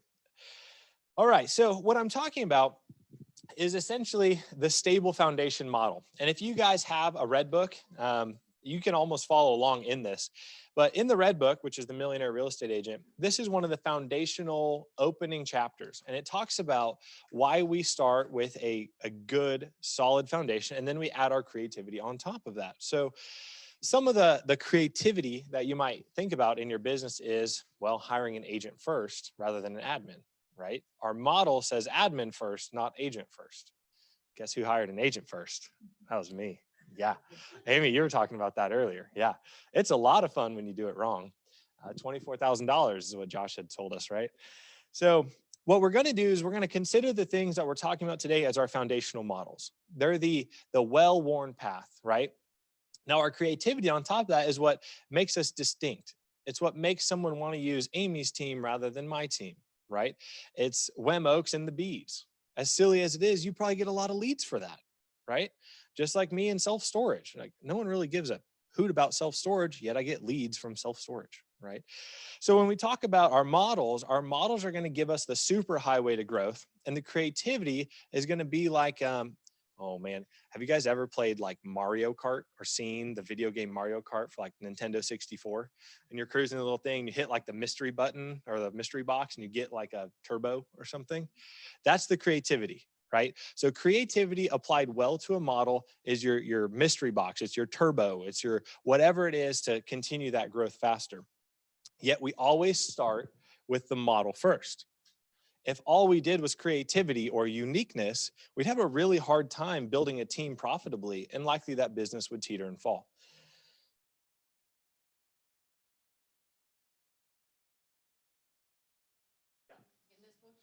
Okay, perfect.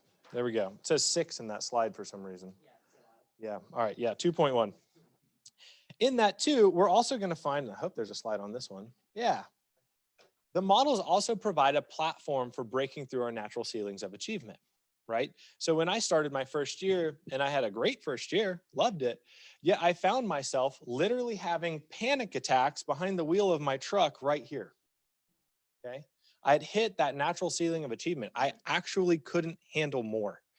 And for some people, that's 15 deals. Some people, it's 50 deals, right? Everyone's gonna be different in their natural ceilings of achievement, you know? I tend to be pretty low in my natural ceiling of achievement because I tend to really hold things personally. So if a customer's upset, they're upset with me, not with an inspection notice, it's my fault, right? So I put that on my shoulders, and that actually limits me a little bit. Everyone's going to be different in this. So your natural ceiling of achievement could be 100 units. I mean, in Mega, I was on a panel with a girl, Sarita Dua, incredible human being.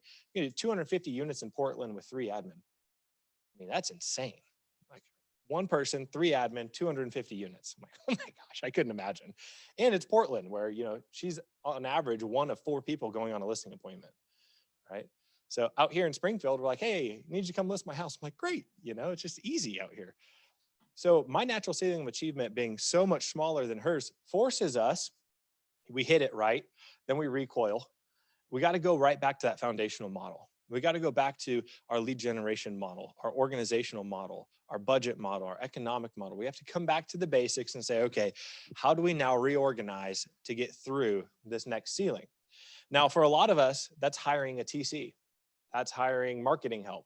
It's finding a better lender, right? There's so many things here. And boom, we get to our next one. Now here's where we get to apply creativity. It's when we've broke that natural ceiling of achievement through using our foundational models. And then this upline right here is what I consider our creativity, okay? So think about things like branding. So I'm an individual agent. Now we're gonna return to the fundamental models. Maybe I do hire someone and now I'm gonna rebrand. Now I have some creativity in there. Or I'm going to get really good at open houses. A few years ago, Brandy Massey used to just crush open houses right before COVID. She would get an insane amount, but she had all kinds of creativity around the model of open houses, right? Now, even that will force you to a new ceiling of achievement. And then what do you have to do? You have to return back to that foundational model. Now, you'll notice this one says improved models. So it's no longer the same model that you went to down here. You've got to find something different. That something different a lot of times is the difference between, you know, level 1 in your org chart and level 2 in the org chart, or level 3. Sometimes improved models means now I'm actually going to spend money and I'm actually going to use a lead generation budget, right? I might be looking at having some outsourced lead servicing, or I might do some mailers, or I might do Google leads or whatever, right? Facebook through command. Those improved models might also just be getting better at some of the systems that you have in your business, right? What I'm trying to get at here is we're always going to hit these new ceilings of achievement constantly in your business. I think a red flag might be if you're not hitting the new ceiling of achievement, right? So as you can see here, what we end up having is kind of a mental frustration all the time with our businesses. That's entrepreneurship, isn't it? It's business ownership. So if we're not finding that lack of satisfaction, or if we're not finding frustration in our business, it's probably because we're not doing something correctly. So right now, if you're in that and you're saying, man, everything's just way too easy, this is fantastic, you're either A, not growing, which is okay if you want to be there, or B, you've perfected everything. And I think we probably know it's not B. One of my favorite quotes of all times is, the only time that you're able to coast in life is when you're going downhill. The only time you're able to coast in life is when you're going downhill. Right? I don't know about you guys, but in my real estate business, when I take the foot off the gas of lead generation, I don't get leads. You know, it hurts.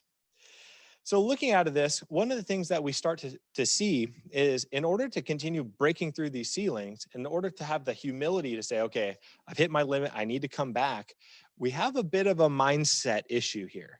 And a lot of times we inherit fears. I know I did. My dad was a real estate investor who lost almost everything in 2008, 2009. I inherited a lot of fear going through that with him.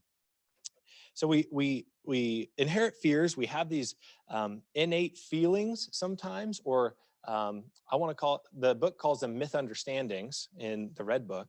So we're going to walk through a couple of those, and we're going to challenge our own mindsets around maybe what it actually means to build a business. So let's see, here we go. That's not it right there at all. Okay. Hopefully you guys have it in your book. I'm on page 2.3. Do you guys have 2.3? Okay, perfect. So here's what I'm going to do. I'm going to actually just read these out loud, and then we can kind of explore them. I might give a little commentary on each. But the first is, I don't need models. Oh, it's a fun one. Every business has models, right? Have you guys ever heard, like, I don't like to use scripts? How many of you have said that? Me, that was me. Well, the reality is, not using a script is really just you writing your own script, right? It's the same with models. Every business is going to have some underlying model, whether it's a good one or it's not, you get to choose. The stuff that gets taught today is actually research-based. So if you go to the introduction of this bad boy right here, it's going to talk about their research process. I think it was 156 millionaire real estate agents across the nation were interviewed for this book.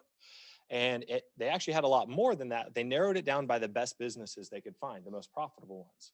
So all the models we're discussing are built on decades of research. And as they get updated, you know, we're the largest real estate company in the world. So Gary Keller and Jay Papasan have direct access to the largest teams in the world. So all the stuff you're seeing taught, it's a 3-4 decades worth of research being compressed into best practices.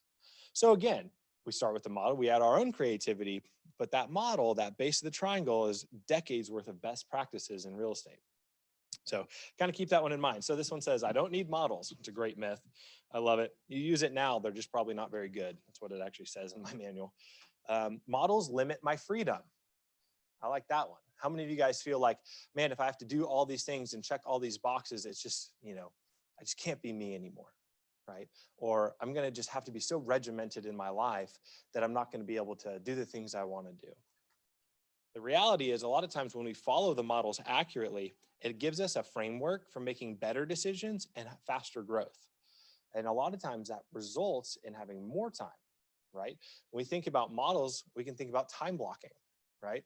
If we actually followed time blocks, wouldn't we have the time to work out, to read, to spend time with family, all that stuff? I'm the guiltiest of that. Models are just opinions. Number 3. Models are based on the success of others, and when they're implemented properly, they actually deliver predictable outcomes, okay? That's the whole idea of the model, is if you do it, you'll actually get the results it's saying, right? That's what their research has spat out. The model won't work for me. Well, come on, how can it work for everyone else, right? That's actually what it says here too in my instructor manual. This thing's kind of rude, actually. I don't need to change. I'm getting the results I want. Now, here's the thing. Even if you are at a stage in your business where you're happy, So what I mean by that is maybe you're level 3 or you're level 1 and you're happy being a solo agent or a small team or even a big team. That's absolutely okay. And yet there's always ways to get better. You always want to be growing regardless of what level your business is at. Now, growth doesn't always mean more money, right? Sometimes it does mean more time with kids. Sometimes it means the ability to pursue something else in your life, right? Yet maintain a certain level of income and health. There's all kinds of options that models allow you to have. So those results that we're talking about, right?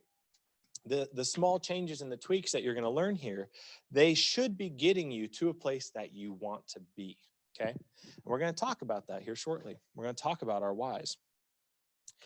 So knowing these myths and, kind of being able to watch out to overcome them, what we need to do is think about our business and what we do, okay? So this one is page 2.45. Look at that. Okay. So we have 3 foundational models, which are not our top 3 here on the slide too. These foundational models are kind of like, if you had to boil it down, these are the 3 big ones we want to consistently come back to when we're thinking about what a millionaire real estate agent thinks like. So the first one is powered by a big why. Okay. Can someone define big why for me? It's the reason why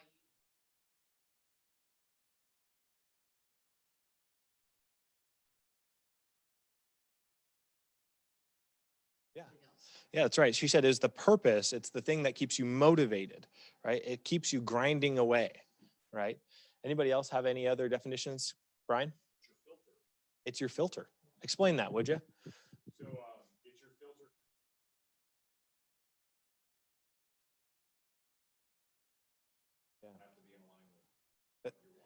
That's great. Yeah, it's the determining factor of all the decisions that you get to make through your life. I love that. I love that. Well, guys, you actually defined it better than the book did. So good job. What we need to do, though, we need to take a hold of some of these foundational models. We need to apply them to our own thinking. Same with the supportive models. So the bottom 7 here, or bottom 6 here, actually support the first 3. So number 1 is that big why. Number 2 is thinking big goals and big models. Why would we think big versus just think goals and models? Anybody got anything? Hint is the very introduction of the Red Book. Ryan's got it.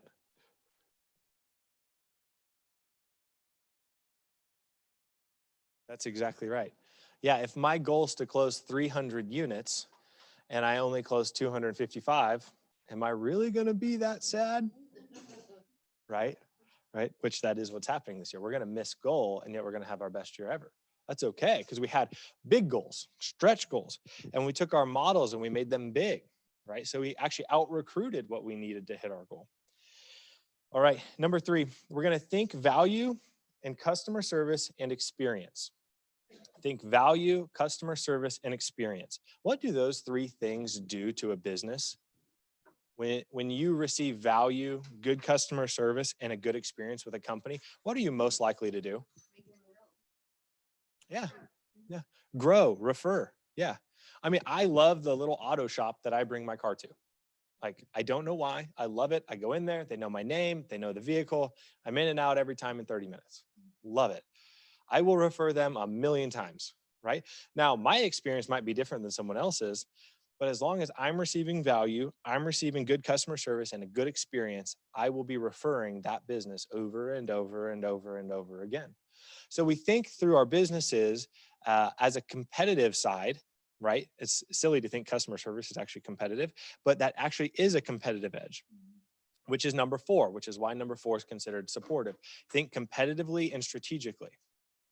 Number 5, think action and accountability. You can see how these are supportive of the top 3. Think talent, systems, and standards.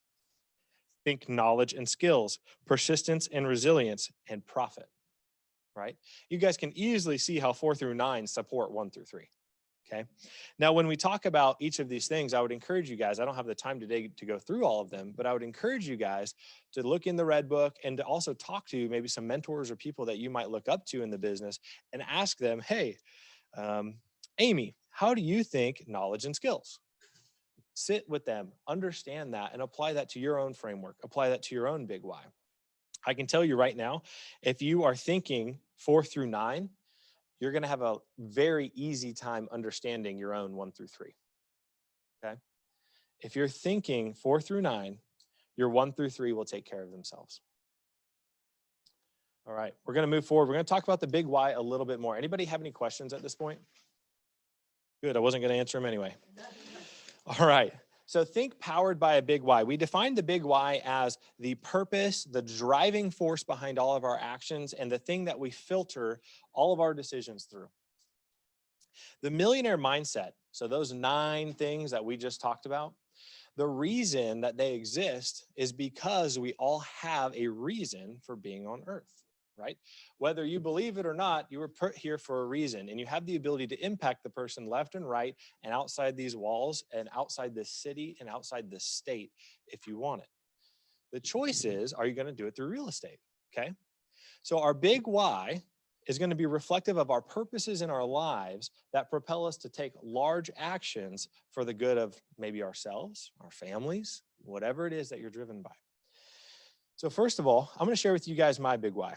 And let me tell you, number one, a big why is a lot like a goal. Sometimes you change it, right? I might be shooting downrange at one target and decide I want to shoot further. Okay. It's okay for your big why to grow and adapt and change as you do throughout the different stages of your life. The humility to accept the fact that what I was doing 3 years ago is no longer going to be, or my big why 3 years ago isn't going to support my purpose today, right? I've outgrown the big why that I had 3 years ago. Okay. So right now, my big why is to create opportunities for the people that I know, love, and care about to thrive in ways that they wouldn't otherwise be able to if they didn't know me. Okay? Pretty simple. You can see how it's not necessarily real estate, but it also is real estate. Think of it like a mission statement, your own personal mission statement. What are the things that matter most to you? So I have 2 little girls. I would do anything for those 2 little girls. Are those 2 little girls going to get every opportunity I would have wanted in the world because I'm their father, right? What is it going to take for me as their father? What do I have to do to ensure that they get every opportunity in the world that they might want, right? What will we teach them about discovering their own purpose and their big why? And how can they impact the world if I can impact the world with my big why, right? We joke all the time in our office. We compete directly with some of our investors compete directly with a really wealthy investor here in town. And the guy inherited all of his money. So it's totally daddy's money. Daddy was just an incredible developer in Kansas City, and dad died, son inherited everything. He's the only child. And so we always joke with him, like, it's only because you're dad. But then we think about it, we're like, man, how cool would it have been if that was my dad? You know, like, yeah, we rag on you, but geez, same idea. What if instead of it just being money, what if it was purpose? Right? I think all of us are a combination of our mental, our spiritual, our physical, financial, the 7 circles we see in the one thing. What would it be like if your big why, your purpose, was actually then developed in your kids so that by the time they got to the point of being able to take and grab hold of their opportunity, what does that actually look like? If you don't have kids, what if it's your friends, right? What if it's your siblings? You could go on and on here. There's an agent out of Kansas City that I'm absolutely in love with. His name is James Hearn. If you guys don't know James Hearn in the Hearn Group, do whatever you can to meet James Hearn. The guy is more in tune with his purpose than anyone I've ever met. A few years ago, they had a situation in his church, and a little girl was dying of leukemia. And James, over the years inside of Keller Williams, has done fantastic. He runs a mega agent team out of Kansas City, 23 agents.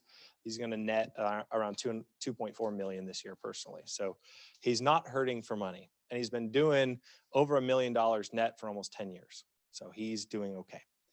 Little girl gets leukemia. He doesn't necessarily know the little girl, but he decides it's going to be his responsibility to take care of her. And so he strokes the first check and pays for 6 months of treatment. And they haven't cured the cancer, right? They haven't put it into remission. So he says, who do I know that would care? So he reaches out to the Kansas City Cares. So the Kansas City Market Centers have a pool like we have Springfield Cares. He reaches out to the leader of the Kansas City Cares, and they didn't have enough money to cover the treatment for this little girl. And she wasn't KW, right? So they were like, we can't really help her based on our, regulations. So James takes it upon himself to reach out to other agents in the area, eventually gets connected with Mo Anderson, who is out of Oklahoma. At one point was our CEO, right, Ron? Yeah, Mo was our CEO at one point. And then Mo connects him to Tony Robbins. Okay, you want to talk about money? There's some money there. So Mo and Tony and James Hearn gather together, draw up about $10 million, put it into a fund for specifically the Hearn Group, James Hearn and his brother, to handle situations like this that arise within their clients and friends. Think about that. That wasn't necessarily I sell real estate, but his ability to sell large volumes of real estate got him the right connections to be able to make a huge impact in his church and community. And even though it's still just money, what is it doing for that family? Right? Their little girl's going to be taken care of no matter what. It's pretty incredible. So when we talk about big whys, you think through situations like what James Hearn was able to do, you have to ask yourself, are we really taking advantage of the opportunities that are presented in an entrepreneurial fashion, right? There's no limit to the success you can have as an agent. At the same time, we also need it to be personal, okay? So WEM's why is going to be different than my why, and that's okay. So we're going to think powered by a big why. You guys have a section there to start thinking through your big why. I hope at this point you kind of understand that it's your purpose, your mission, a need, something that fuels you and it powers you to action. So go ahead, take a moment, and if you wouldn't mind, write your big why. And if you don't know it, just put homework in that box.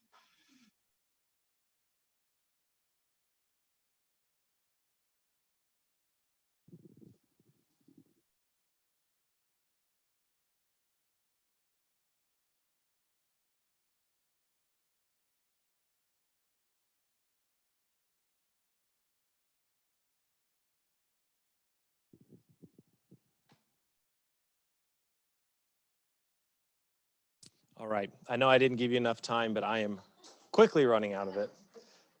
So if you haven't finished, just consider that homework. I think if you got anything out of this, figuring out that big why is going to be probably the most foundational piece of this entire business planning clinic. It'll allow you to think through organizational model, budget model, economic model. It'll really kind of prop up why you're doing what you're doing, right? And then remind yourself of it, write it down. Like, I knew mine by heart. You guys should know yours by heart, right? I know our company's mission statement by heart, and it's reflective of the big why. So, you guys can kind of build your own culture around your own purpose. It's fun. Okay. So we're going to think powered by a big why. These are the big three. We're going to think big goals and big models, right? Because we want to aim high. We want to shoot for the stars. And if we get the moon, great. Or we want to shoot for the moon. If we get the stars, great. Whatever that saying is. Okay, you get it. In that, we want to set our 1-year net income goal based on a someday goal. So next, we're going to talk about goal setting to the now. And then we're going to get into action and accountability, setting up a system to maintain our focus on our big why. So let's go to, you're going to have some mountains on a piece of paper, and then underneath it, it's going to say goal setting to the now. All right, so small goals by definition are always within our reach, right? If I said, Liliana, what's your goal for next week? How many listing appointments do you need to go on? 2, right? So Liliana knows next week's goal. Is that attainable for you? Yeah, so it's within reach. Now, if I said, hey, Wem, what is your someday goal? Right? So we don't necessarily have a clear grasp on it.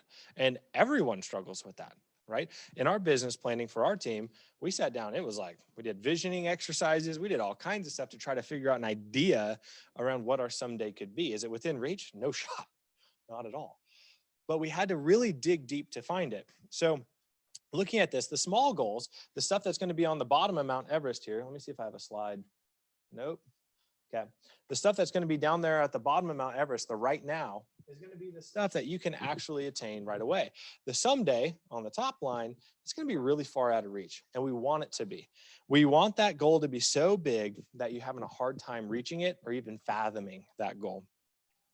When we pursue larger, more ambitious goals, these big goals, we actually not only stretch ourselves and our businesses, but we get to become new people, We get to become better and more impactful versions of ourselves. So again, going back to James Hearn, if James wasn't consistently stretching himself, would he have had the opportunity to connect all the way through Tony Robbins to help this little girl? I mean, wild story, and no guarantees that happens to you. But if he wasn't in the position where he was, constantly growing and stretching, I have a hard time seeing him getting there. Okay. Let's think of big goals like a rubber band. Okay. When we stretch that rubber band out, what happens? Does it go back to the original shape? No, it's actually bigger. So our big goals, we're going to do that to ourselves. We're going to stretch a little bit right now. So let's decide that we were going to climb our first mountain. Okay. I don't know. Has anyone in here climbed a mountain before? What have you climbed? Pikes Peak. All right. Pretty cool. Anybody else? Arrowhead, volcano. That counts. Way more dangerous. What do you got, Wem? I don't even know the name. It was in Colorado, but yeah, that's right. And that's kind of the general story is you have to actually train and get used to these higher elevations and limit oxygen and all kinds of stuff to get up to the big ones, right? So if we're deciding we're going to climb our first mountain, we're probably not going to go straight to Everest, right? Like we can probably just say, like, we're not going to just run out there and die real fast. Yeah, it's probably not what's going to happen. What we might do is something like Mount Whitney in California, 4,000 feet. That's pretty high, but with the appropriate help and training, it's probably attainable. Then we might continue in our training and go, recruit a massive team, right, of Sherpas and doctors and base camps and all this stuff. And eventually someday, maybe we could scale Everest, but we're definitely not starting there. But once we get to Everest, if that's our goal, there's plenty of people who can help us work backwards to figure out how we can get up Everest, right? In fact, I'm sure there's probably books written about it, kind of like the MREA. So if we set our goal for Everest, then we can work all the way back down to what we'd have to do today or every week or every month to get prepared to actually scale a mountain like that, right? How many of you guys that climbed did some version of training for that climb? Yeah, that's some. You just like one day you're like, shoot, I'm just going for it. Okay, fair enough, fair enough. Fair enough. All right, so what we're trying to do here is every day, if we're training for Everest, we're trying to get just 1% better or even 0.1% better every day so that in preparation for the climb, we've scaled our training all the way to the point of success, right? That's what we're doing here with our goal setting to the now. What happens most of the time is we're going to goal set to the now, but when we break it all down, now it's going to be like tie your shoes, right? Because our someday goal is too small. We're not thinking big models. We're not thinking our big why. We're thinking, oh, it'd be nice to, be able to quit my job someday. And then when we break it down to 5-year goal, we're like, oh, well, I don't know. I guess in 5 years, I need to sell 10 houses, And so then when we get to right now, it's like, well, I just need to type my name into my email address, So let's start big. First of all, here's what I want you to do. Usually we would do a visioning exercise right now. And that visioning exercise takes about 10 minutes and I have 8 minutes, 41 seconds left. So what we'll do is we're just going to kind of play this out together. So first of all, goal setting for the someday goal. Think of, in your mind right now, and you've already talked with Jen Davis, who we want to talk about big goals. Jen Davis's big goals. Think about what you might want someday in the future. When have you arrived? Okay. That's going to be your someday goal. When are you like, all right, I'm sailing off into the sunset. I've done it. I've accomplished it. My big why has been fulfilled. I'm now on to a new one, right? Now, whatever that is, we need to translate that into some sort of a metric. So we need to go units, volume, commission income, net profit, whatever you want to do. We'll translate that into a number, okay? I would encourage you, once you've translated that into a number, to cross it out and double that number, right? Because again, remember we talk about, we goal plan too small. So you're going to double that number. And it's going to feel uncomfortable. You're like, oh, that's impossible. No, it's not. I mean, Lance Loken's going to sell $1 billion in real estate this year. I'm pretty sure it's okay. We can figure this out. So our someday goal, cross out, double. And then we're going to ask ourselves, where do I need to be in 5 years to accomplish that someday goal? We like to break down on our team to a 10-year. Okay, where do I need to be in 10 years to accomplish that? And then 5 years, then 1 year, monthly, weekly, daily, right now. And you can do this for every single model, and you can do it for your business in general. You can do this for your physicality. You can do it for your mentality. You can do it for your spirituality, you name it. You can goal set to the now with everything in your life. Marriage, my wife and I have done this before together, and it's great. Now, does it always work? No, but it gives us a plan. That's the idea here. When we double the someday goal, it's going to stretch us. It's going to force us to think through what we've got to do over the next month to get to our year, right? And once we've accomplished the year, we're going to, again, do this every year. So we hit that year, and then we goal set to the now again. Hopefully that 5-year goal is much more attainable once we've accomplished our year. So do you guys see how when we take this big someday and we break it down, and then we reiterate year over year, it gives us a step-by-step action plans for the right now, the daily, the weekly, and monthly, okay? That monthly goal, that's a great opportunity to grab that and translate it into your economic model. Do you see what we're doing here? We're actually visioning the baseline for how much money we want, economic model, how many units we want to sell, economic model, who we want in our lives, lead gen or organizational model, right? This visioning exercise is the foundation for the numbers that we get to plug into our other models, right? Because those all talk and build on each other. If I need to sell 500 units, I'm going to need basically 20 people on my team. Okay, what do I got to do to get 20 people? Okay, well, what's my budget look like? You see what I'm saying? How the vision exercise creates the baseline, and we take these numbers, these data, and we're going to translate that into our models. Okay. One of the big things here, and this is a classic Gary Keller line, you guys have all heard it, is we overestimate where we can be in a year, but we vastly, vastly underestimate where we can be in 5. Right? We overestimate where we can be in a year, and we vastly underestimate where we could be in 5. Again, my story, Josh, our story is no different than we've listened to these models, and we've taken them and implemented them over the last 3 years, and we're at 250 units. We're not doing anything magical. We really aren't. We're doing this, and we do it consistently. So we goal set to the now, and then we hold ourselves accountable, which is our last focus before I get to hand the microphone off.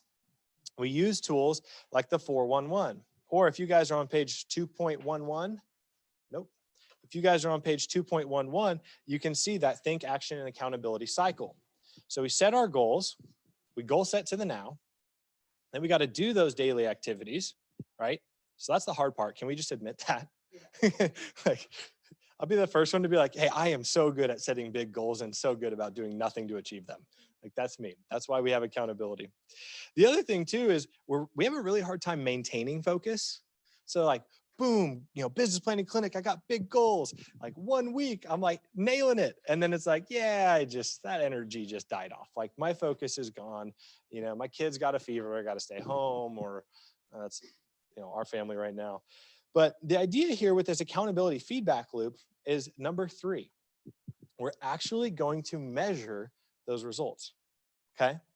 So what that means is we have to be using some kind of a database or a tracker like Command, right? So we're plugging our activities into Command.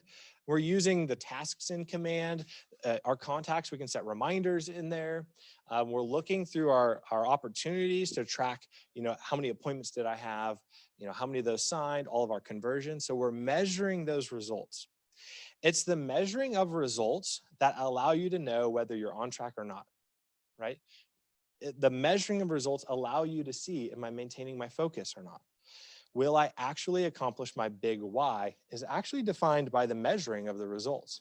Not necessarily the goal setting or the doing, it's the, hey, did I do it, okay? The next step is the evaluation. And that is, in light of what the results say, what does that mean, okay? I know for a lot of us, that means, well, okay, I didn't hit my 2 appointments this week. So now, in order to meet my goal, I'm going to need, an additional 2 next week or for the remainder of the month, right? So we're going to evaluate and we make those adjustments. Okay, because I need 2 for the remainder of the month, that means now I need to lead generate, I need to make an additional 10 contacts every day, whatever it is, okay? Now, when we boil it all the way down to contacts, that's where everyone tends to check out and be like, there's no way I'm doing 10 contacts a day. Or if you're in bold, 20 contacts a day. I'm not doing it. But the reason behind the 20 contacts is your big why, right? We boil it all the way down to the now and we distill that into an activity. And if we do that activity consistently over time, right? There's number two, do the activity consistently. And we measure the results, we evaluate them, and now we hold them accountable by making adjustments. That's actually going to bring us to the accomplishment of our big why. Any questions on the accountability loop? I would encourage you guys, if you're new agents and you don't have one, get a coach.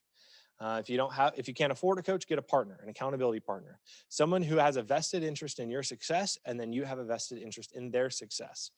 Tim McCall loves making sure that you're hitting your goals, but he might not also be the best person to talk to on a weekly basis because he's pretty busy, right? So accountability partners, coaches, the productivity coaching program, plug into these things, because if there's one thing for sure that will set you on the rocket ship to hitting your goals, it's going to be the accountability feedback loop. All right, thinking accountability in action, we've got the 411. This is a great little tool to plug in your business, your personal, on a weekly basis to evaluate whether you're hitting it. And as you see, this document, we start on a weekly basis, then we go month and annual. So we just take our goal setting to the now, we overlay it right here onto a 411, and every month we're tracking our activities. So week 1, I need 2 listing appointments. I'm gonna make 40 contacts to get them. I'm gonna do an open house. I'm gonna post on my social 6 times. I'm gonna work out 2 times, and I'm gonna read a book every day. Okay, there's week 1 goals. That's probably gonna be the same. Week 1, week 2, week 3, week 4. Like, let's be real, it's probably gonna be the same. Now, the monthly goal up here. Are we gonna, based on our weekly goals, will we accomplish that? Based on our monthly, will we accomplish our annual? We do a review of this every week with our accountability partner or someone on your team that's holding you accountable to make sure that we hit our monthly goals. Okay, does that make sense? Any questions on the 411?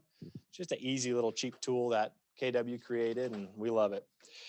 All right, in preparation to hand off, I want to talk one last piece here, and that is our foundational model of the MREA. You've already heard this reference by Monica and Jen. What we're gonna see here is in our triangle, this is our foundational model, we've got leads at the base, okay? Has anyone ever sold a house without a lead? No, definitely not. Has anyone sold a house without leverage? Yeah, all the time. Has anyone sold a house without being the listing agent? Yeah, absolutely. Yeah, you could be a buyer's agent, right? So it all then starts with the lead. So when we talk about the foundation of the triangle, everything starts with leads.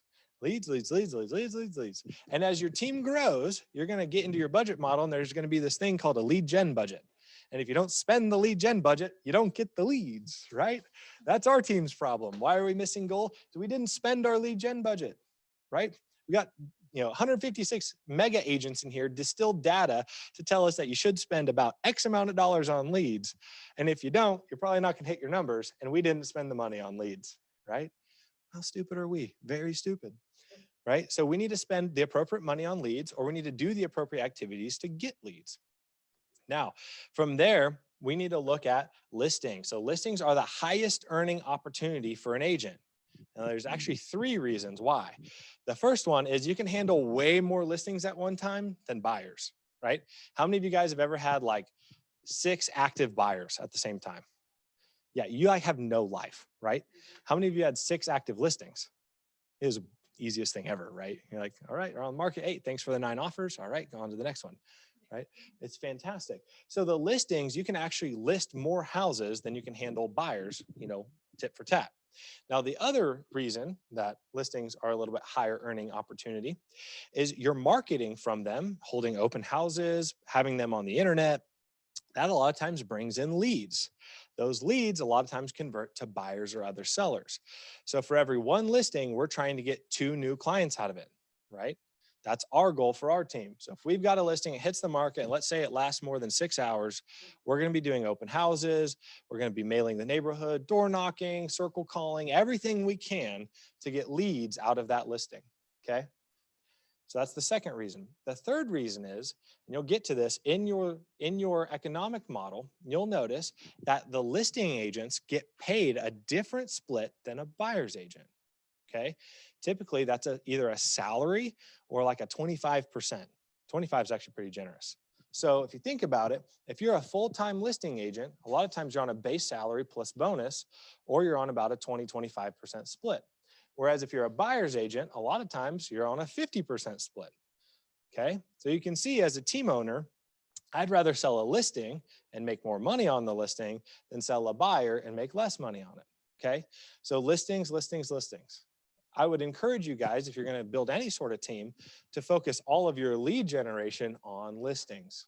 Okay, now your leverage over here, that's the third piece. That third piece leverage is huge. Okay, the reason it's a side of the triangle is you really can't get anywhere in your career growth-wise without help. And you've heard it talked about nanny, lawnmower, I don't know, picket, whatever, don't care. Inside the business, our first hire is going to be that admin, okay? That administrative assistant is going to blow the world for you. I mean, Sam on our team took us from, we were at, Josh, you're going to have to help me on this, 56, 36 units to 110. Yeah, 1 year with us. I mean, whew. Okay, so you get talent in that admin role. And just so you guys know, we placed an Indeed ad showing like a $30,000 salary. It's something really low. Sam left a $50,000 a year job to take $28,000 a year with us, just because she knew she could build a business with us. Think about that, okay? Now that's a total fluke, but at the same time, we had tons of applicants for that $28,000 job, and we had about 2 or 3 that were actually pretty talented, right? Thank God Josh convinced me to go with Sam, not the other dude. Because wow, that would have been a mistake. But that leverage piece right there, that can literally change your world. The other thing that allows you then to do is when you add leverage, you add expenses, right? You add responsibility for someone else. So it forces you to need more leads. You see how this triangle kind of plays around itself? So that's our growth triangle. It's our foundational model for the MREA. We're constantly focusing on leads, listings, leverage, leads, listings, leverage. So when you're auditing your business, you're auditing based on these things.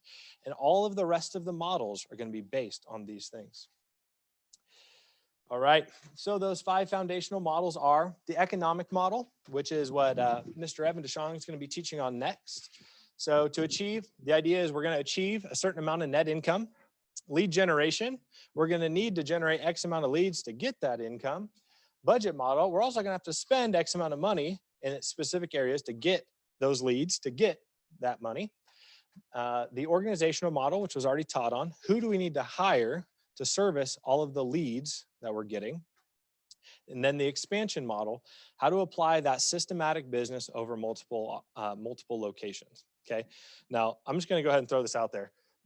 This is brand new.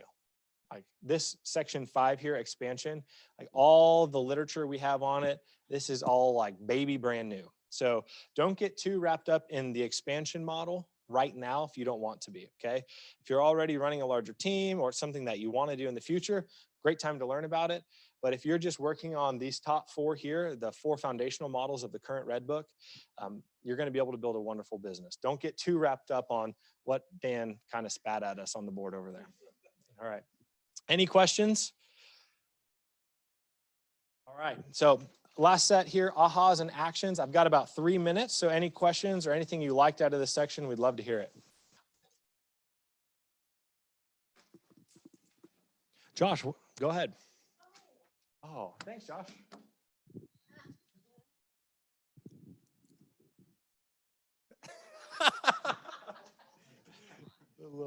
Here you go. I got one. I've been in the business for a year. So with you being in it so long, I've struggled with setting my goals from that, you know, Gary Keller talking about you're setting your goals for the 1 year, probably a little too high or even sometimes way above what you can get to, but that 5-year goal, sometimes shooting a little low. So that's been a struggle of mine, is trying to find that happy medium of really trying to push that envelope but not overshoot yourself. So what did you do even now to where you've seen your business grow for a couple years and where like you're on pace for where you set your goals, or like what did you do to try to come up with that number? It's a great question. The first thing I'll say is if you overshoot the 1 year, it's going to turn out in your favor. If you undershoot it, you're going to find yourself going, I don't know what to do. Right? So in your 1 year goals, if you're shooting too high, that just means you're going to be trying to build your business faster to get to that point. And it's easier to scale a business backwards either by letting someone go or changing up a budget model, than it is to continue growing it faster, right? So in other words, if you already have the talent, it's easier to retain it or to let it go than it is to go find new talent. So I would encourage you, even if you do shoot the 1 year too high, just run with it. Okay. When we reevaluate the 1 year too much is when we kind of get caught in like I don't want to say a limited mindset, but we almost start saying like, oh, well, I shot it too high, so that's why I'm not going to do X, Y, or Z. But on the 5 year, it's okay to shoot it low because it's not coming up in 11 months, right? Next year in your business planning, you're going to recast that vision for 5 years.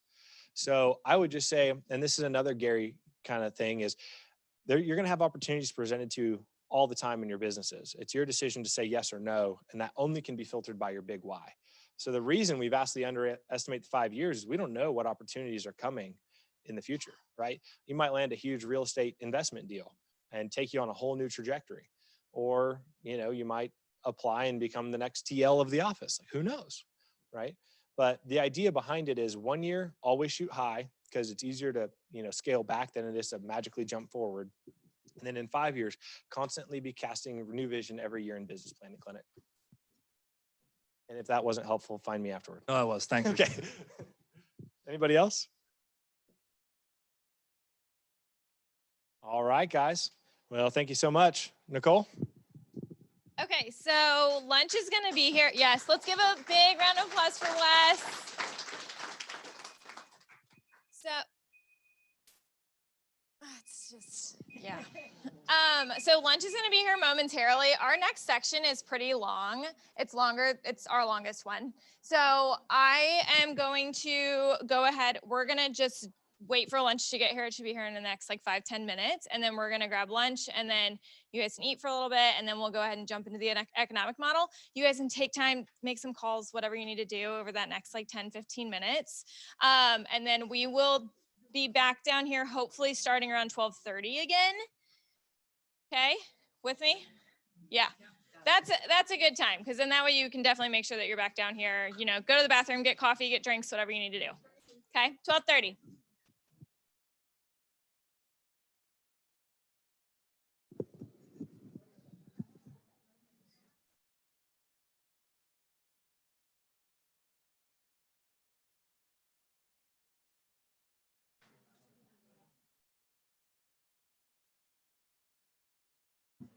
Hi. We're having pasta. Yeah, pasta express.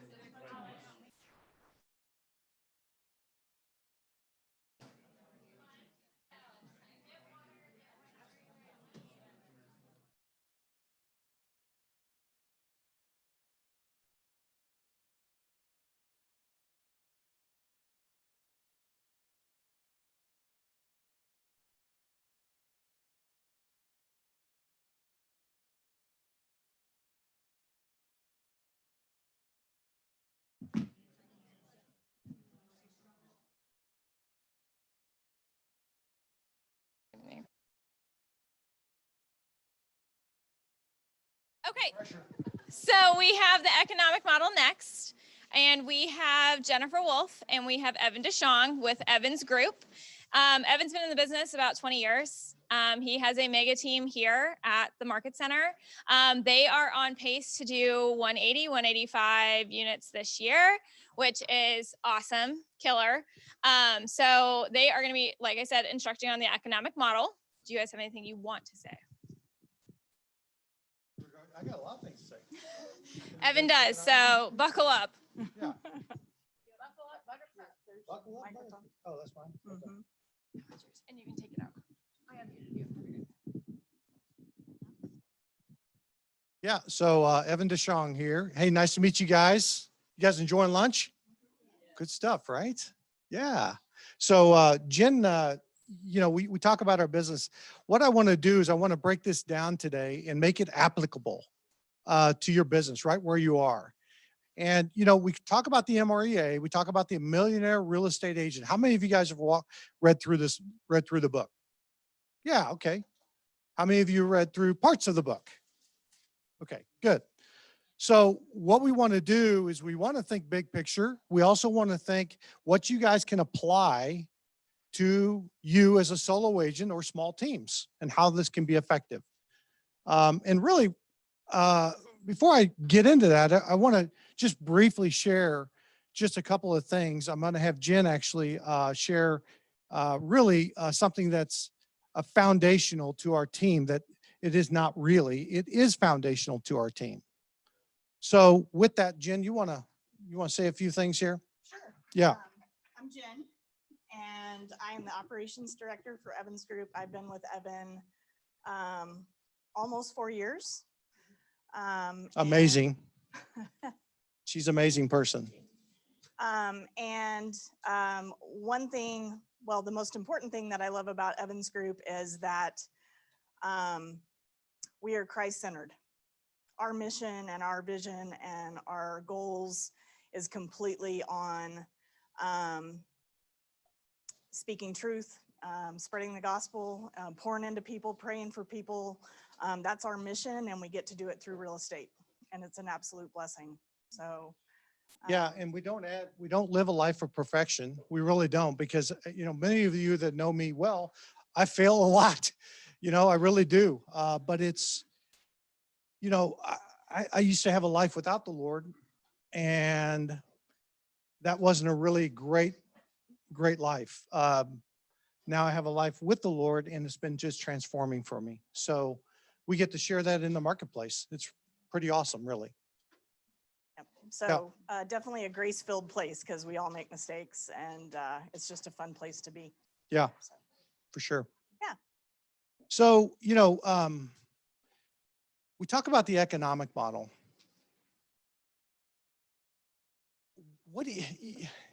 So what's your take on the economic model before we even dive into this? What's your take on the economic model? No wrong answers. Just lots of interaction today. Brian, what's your take on the economic model? Yeah, it's all right, man. It's a compass for Yeah. your activities. Okay. It really- Compass. Yeah, it allows you to know what time should be spent on which activity. Okay, awesome. Anybody else have their mouth full that could maybe? To me, it's a foreign language. It's a foreign language. I don't understand it. I get that. I mean, it's just not the easiest thing to grasp, maybe. Maybe it's not. How many of you guys love math? Yeah, not so many people.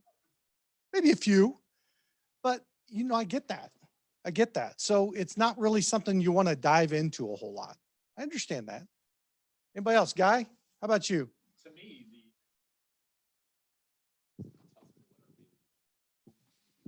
tells me what I really need to do.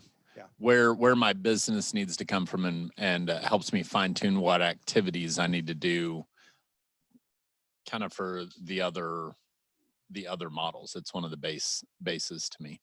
Yeah, that's awesome. Josh Keats? Huh? Heartbeat. Ooh, love that. So I got compass, heartbeat. Guys, sum it up in one word. Foundation. Okay, anybody else? No wrong answers. Tim, economic model, one word. Hey, thanks, Tim. What were you meaning? Like, as in, what does it mean? Yeah, just one word. How would you sum up the economic model?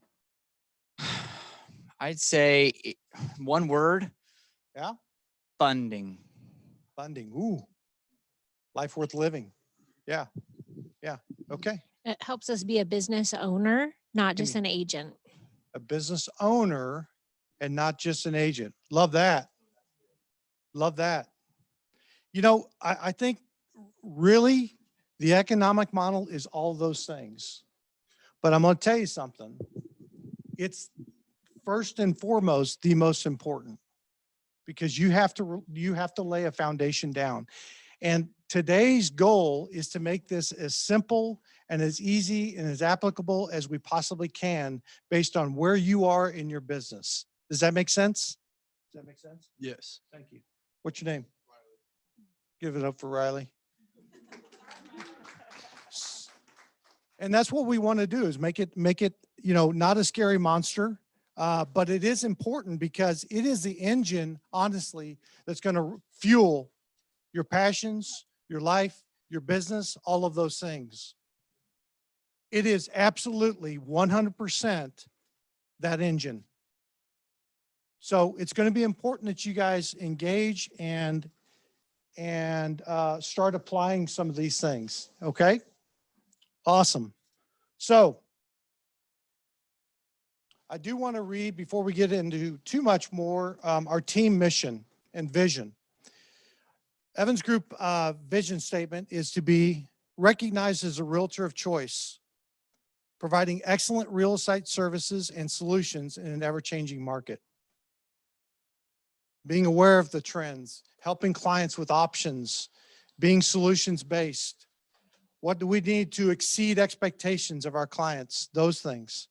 The team mission, two-part, to consistently exceed the expectations of our clients by providing expertise, excellence, professionalism in purchasing, marketing, and selling of real estate.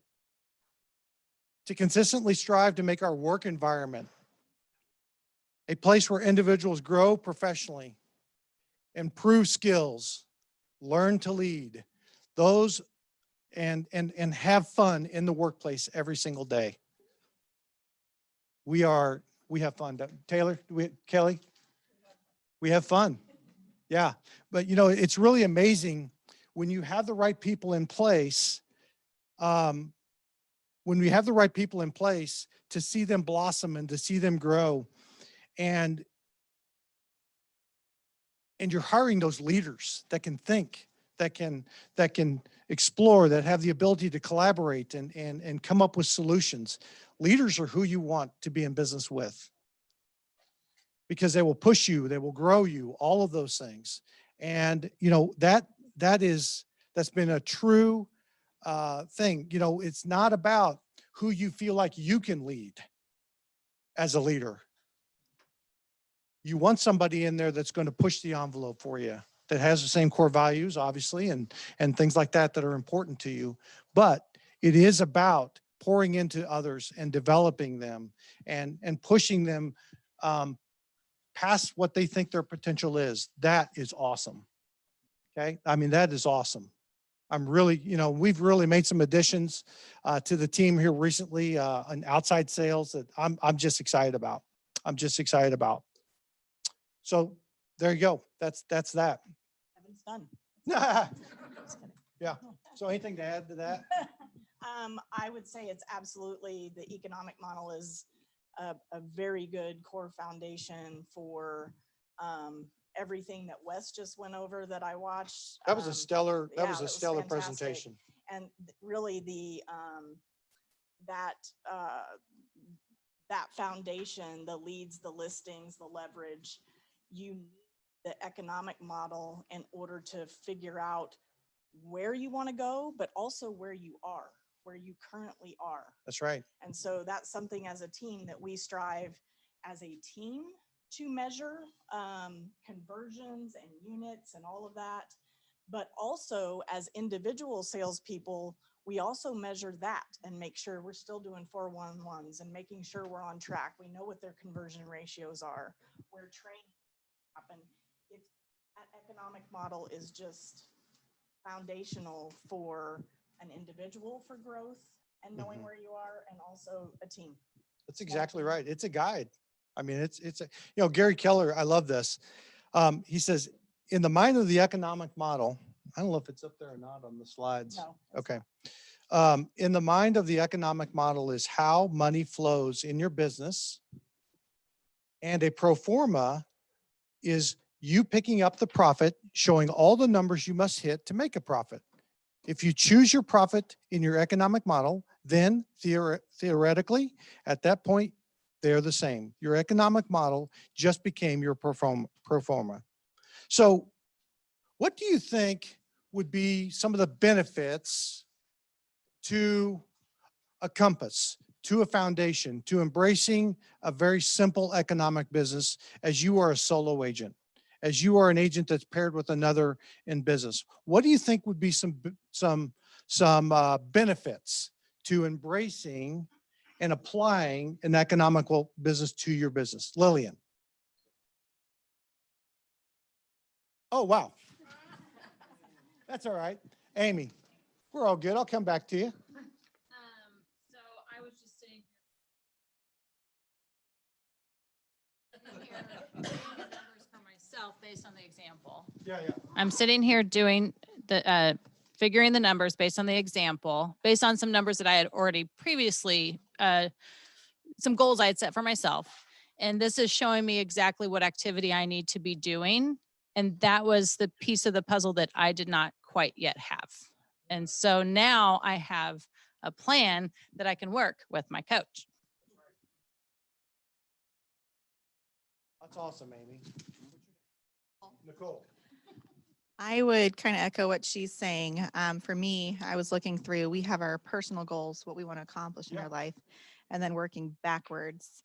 Well, what timeline do we want to accomplish that in? And then what money we need to fund that? How does that equal into units and how much she should be working? Awesome. So kind of hits on what Tim said, funding. Yeah. Okay. Anybody else want to contribute? What? Yeah. Sarah Simple. I would say it gives you a peace of mind, right? Because instead of wondering, Yep. where am I going with this? What do I need to do? It gives you an exact outline. There's no stress around what do I need to do to achieve this goal.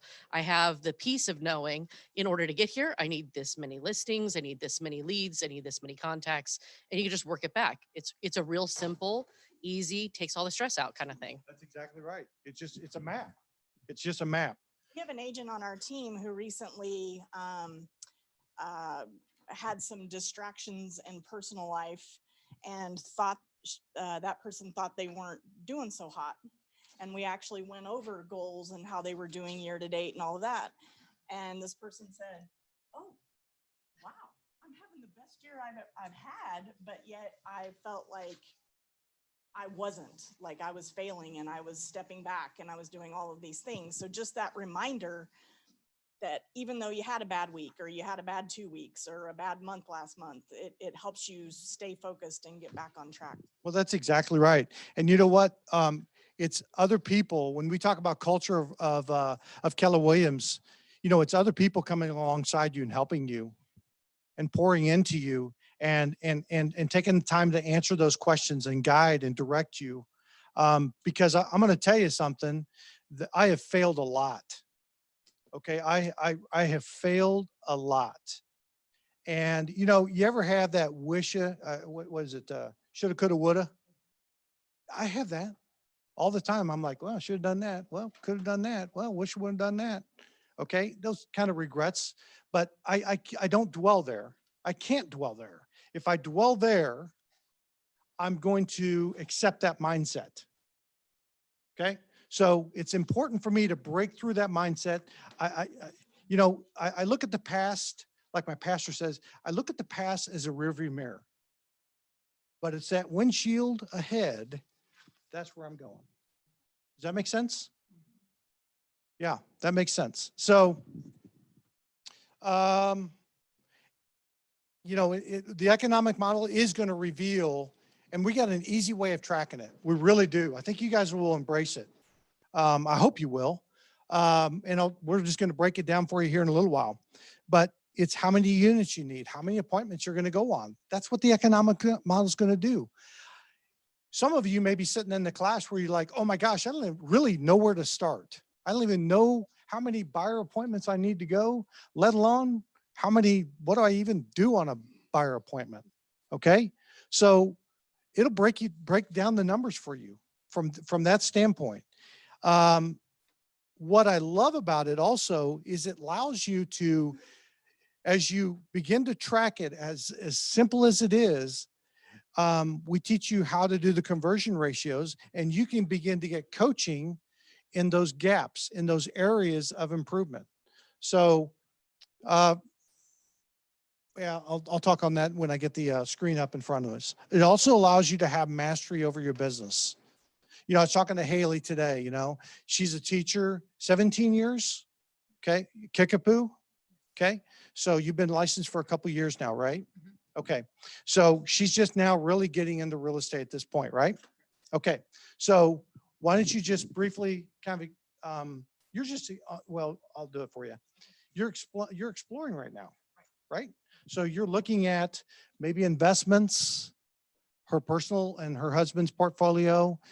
She wants that balance of working with buyers and sellers as well. So a little bit of traditional sales.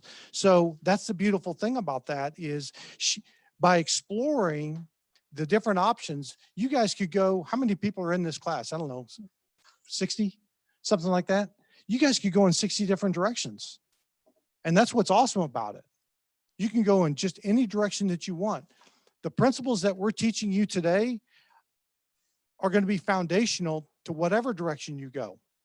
If you want to go strictly into investments, you're going to need a P&L. If you want to strictly go into property management, you're going to need a P&L. If you want to do traditional sales, you're going to need a P&L. Okay? We do investment, we do property management, and we do sales. Okay?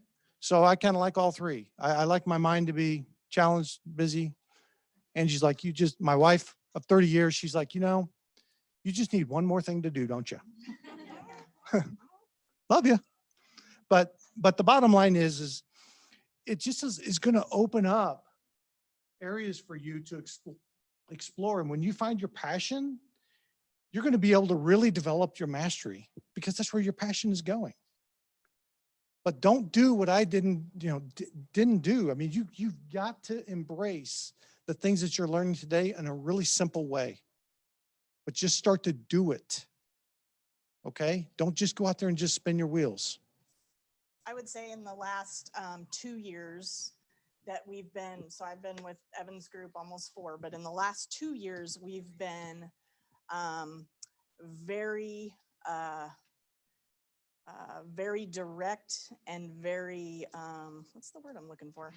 Intentional. Thank you. With a purpose. Very intentional with our numbers. We had goal setting at the end of both of the last years, and we have been intentional with our tracking of everything, and even things that we didn't even think of we're tracking. And so, I mean, fall through rates and where we lose someone in a transaction. And I mean, we're tracking all of it because it's a training exercise for others, but it's also for us to know where we can do better as a team and where leadership can help and all of that. So in the last 2 years, our growth, we're on track to have a record year this year. We had a record year last year with COVID. And it's because we were intentional about our goals and about our numbers and knowing what they were every single week. So we're not tracking it monthly, we're tracking it weekly. And I will say, when it comes to the goals aspect of it, I've been in the business for a while now. I've never hit my goals. I'll repeat that. I've never hit my goals because my goals are always ahead of me.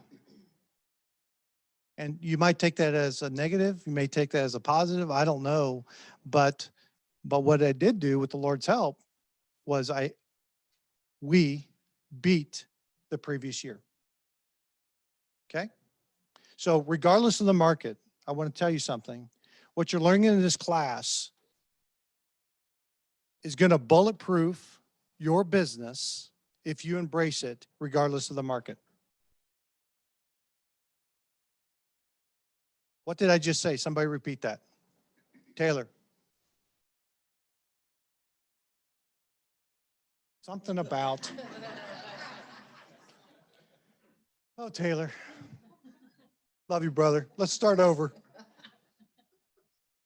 What's it do?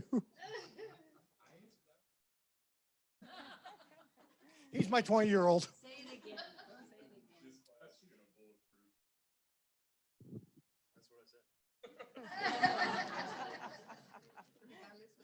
Hey, that's right. See, look at you. You're not texting. Right. Then there's Taylor. Chadley, thank you, buddy. So that's what it is. It's going to bulletproof your business regardless of the market. So, I started in 2002. Briefly, I'll just hit the bullet points because I don't want to bore you. 2002, started out on an agent, learned the team and all that kind of thing, and learned how to spell FHA, learned how to spell VA, those types of things. Then, you know, but I don't know, maybe 2 years into it, kind of came into the team leader role for the market center, kind of got them up and profitable. Real difficult time, very challenging time for the market center, but got it going around, got it going in the right direction. Did that for 4.5 years. I was out walking a piece of property. It was November of 2009. It was a blustery day. The wind was blowing, but the leaves were blowing, all those kinds of things. But there was no rain or anything like that, but it was really overcast. You can imagine that November day. I was out on a 40-acre piece of tract of land out of my buddies, just hiking around. The Lord spoke. So you don't forget that. So this was in 2009. And he says, hey, let me collect myself here. Jen, take it for a minute. Yeah. Okay. Okay. Now I'm ready. Okay. So that's all I needed. Hey, you know what? We're human. We're human. And we're talking about the economic model of all things. So anyway, he said, I want you to get back into sales. I'm like, say what? I mean, because I had a salary, you know, weekends off, that type of thing. And they paid me well. And I'm like, hey, have you seen the market? No, seriously, I did. Hey, have you seen the market? He's like, I am the market. I want you to trust in me. So, lots of prayer. Angie was freaking out, my wife. She's an SC personality, security, stable, cautious, breaks, that type of person. She's freaking out. Pray together. Came to an agreement, gave notice. So January, first week of January 4th, 2010, I pulled into the market center and there is my, you know, I'm in my parking spot, sun shining on it. I'm getting ready to walk into the market center. I was still team leader at this, and he says, hey, today's the day. I'm like, for what? He's like, today's the day. I want you to give notice. So went into the investor group that day. I gave him 6 months notice. It takes a while to fill that team leader position. So I gave him 6 months notice. I said, July 1st is when I'm going to be making the transition back into sales. There is a point to all this, okay? And they're like, hey, no, you're not. I'm like, well, yeah, I am. And hey, let's talk about it. I'm like, well, we can, but I am. And they're like, not really. So anyway, they were gracious enough to come in and really support me, all that kind of thing. In the evenings and the weekends, I worked on my database and built my systems and things like that to the best that I possibly could. July 1st, 2010, not a great market. I set some goals. I said, okay, I'm going to hit X amount of listings in this period of time. Yep. So 2 weeks later, my house burned down. Yep. So gathered my family as the firefighters were there, putting out my house in the garage next door. And we circled up, counted heads to make sure everybody was there. And during that time, we circled in prayer and we gave thanks to the Lord. Powerful. I didn't thank him for it. I thanked him in it. And that was the foundation. Fast forward. You're going to run, when you consider running a buyer's agent and getting all those things aboard, the first person you want to hire is going to be an admin. And before you do an admin, you don't hire a buyer's agent. Okay. You do not hire a buyer's agent. You first get your admin. And honestly, you should be running probably about 35 to 40 transactions before you hire an admin. Okay. Because you're capable of doing more than what you really can expect. So anyway, fast forward, 2019, I relaunched the business. In 2010, I hit 80% of my goals. And then I had an admin call me and say, hey, Evan, you need to hire me. I'm like, no, I'm not doing that. I just refused it. I'm like, no, I don't need the expense, can't afford it, No, you really need me. I said, I tell you what, why don't you go work for this guy over here and I'll make a call. So I called my buddy. I'm like, hey, John, you need to hire this person. She's great. Okay, I'll do it. He did it. 30 days later, she calls me back and says, that didn't work out. I'm coming to work for you. I'll see you Monday. I'm like, what? Yeah, it was great. So we started out as I could afford it, as my economic model could afford it. And I did it on a part-time basis. And what I found, what did I find, Win? What do you think I found with her? Oh my gosh. I can focus on what I did well. And then when I released that and I allowed a person that was skilled and much, much better at things that I was not good at, but just didn't want to really give up, it transformed my business. So what talent does, and that's what she did, what talent does, it rips things off your plate. It's a person that comes into your life and says, just give it to me. Stay in your lane. Yeah. Yeah. Yeah. I get that all the time. Hey, where are we at? Nope, that's not your deal. So I say all that to say that, you know, in 2019, how many of you guys came out to my place April 30th? Well, actually, when May 1st, was it May 1st? How many of you guys came out to my place May 1st of 2019? Show of hands, please. Can I tell a story before we get to that? Yep. Okay, so I 2019. almost start crying. I will too. I do every time I talk about this. So I'm doing a deal with Elise Ellis. A lot of you know her. You know, usually punctual, gets back with you fast. One morning I call her. She's not answering. I call her person. Nobody's answering. I call the market center. I'm not at Keller Williams at this point. I'm at a different company. I call the market center. Nobody's answering. That was the night before what he's about to tell you. A tornado hit his house.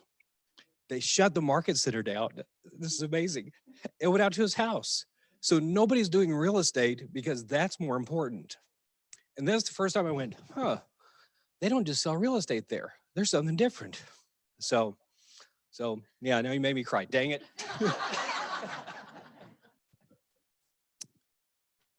Thank you, guys.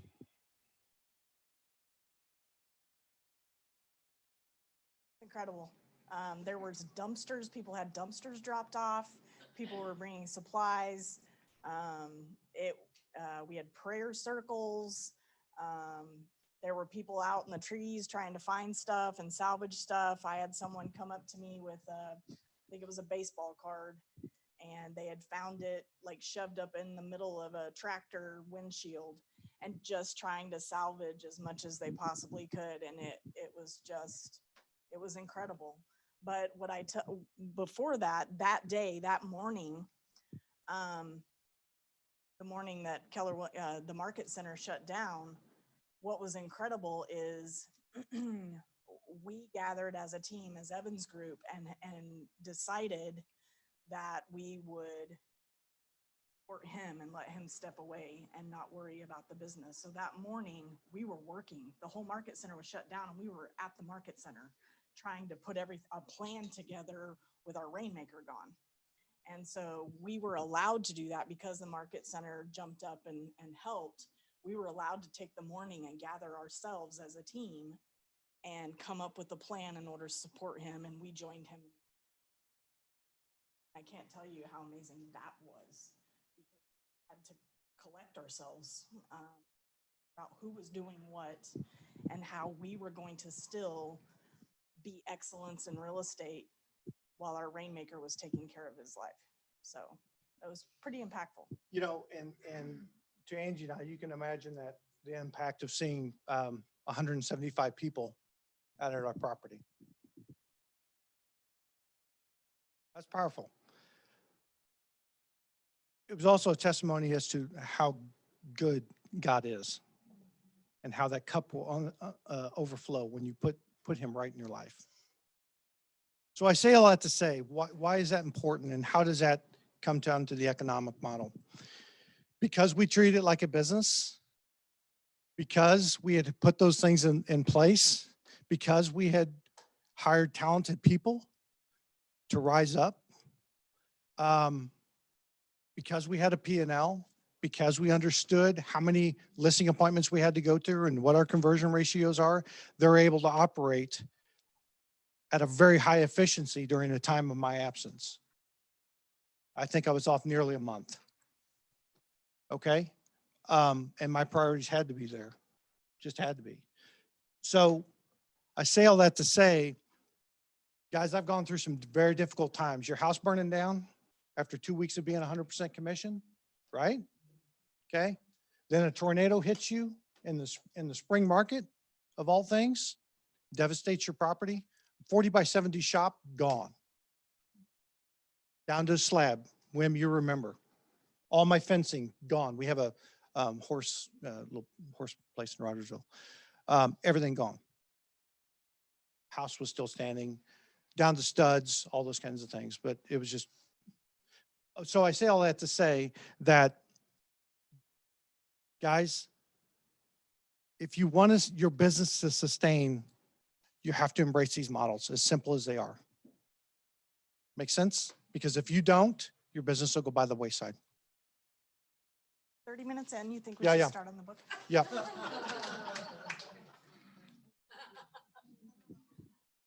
I hope you guys aren't bored. Okay, good. Yeah.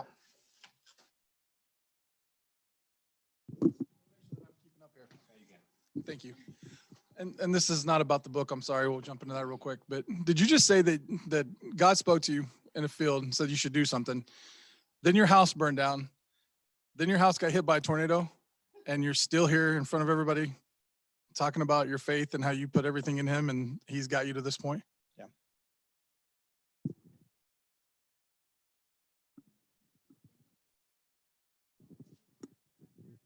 I don't remember.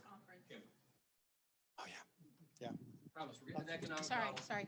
I know. So at our church, Evan and I go to the same church, a lot of us do. And Evan, we have a big men's conference. Evan wasn't going to go because there was other things going on.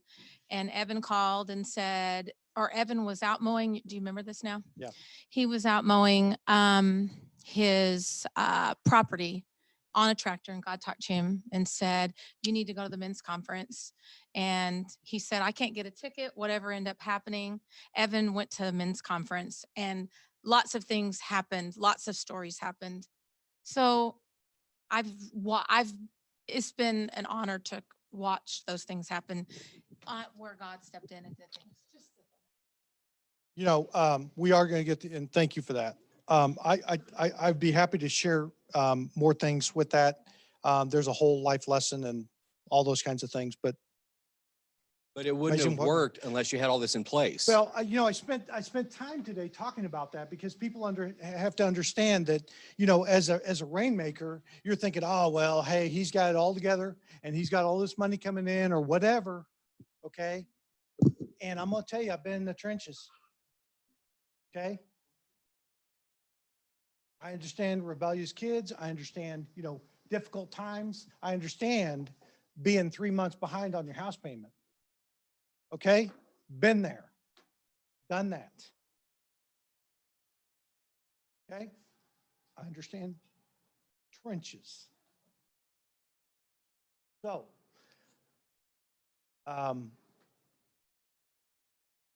if I can do it, you can.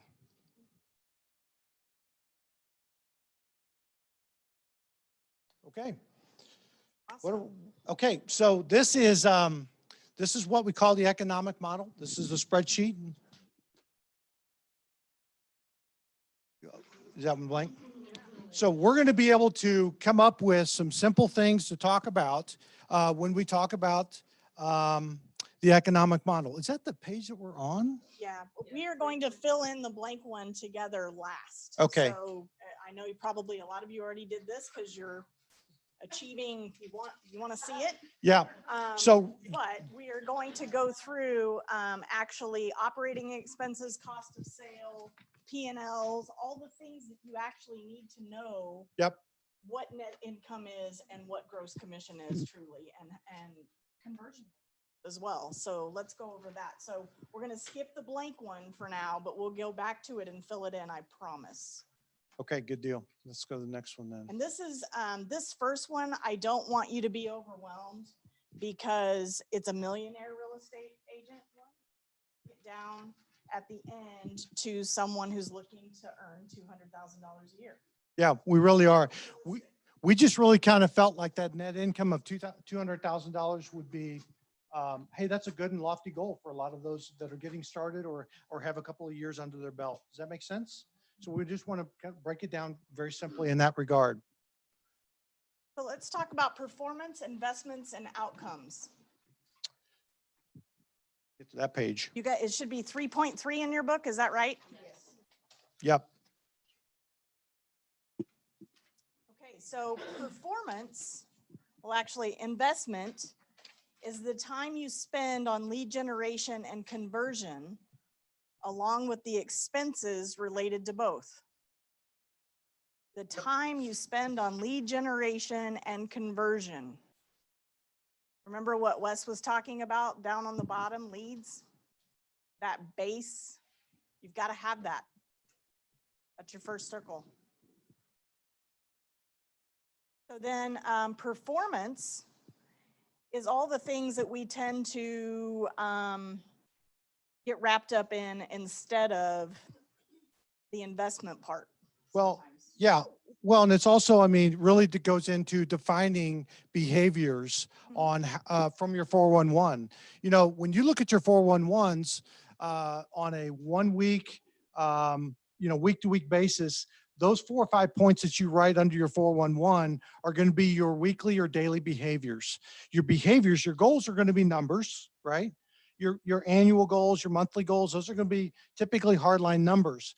But those weekly behaviors are going to be tied to numbers and also action items. Okay. So those behaviors are going to be critical. So in other words, so Chad, let's talk about your or Taylor, let's talk about your no, go Chad. Let's go to your 411 just a bit. What are 2 or 3 behaviors that are on your weekly 411 right now?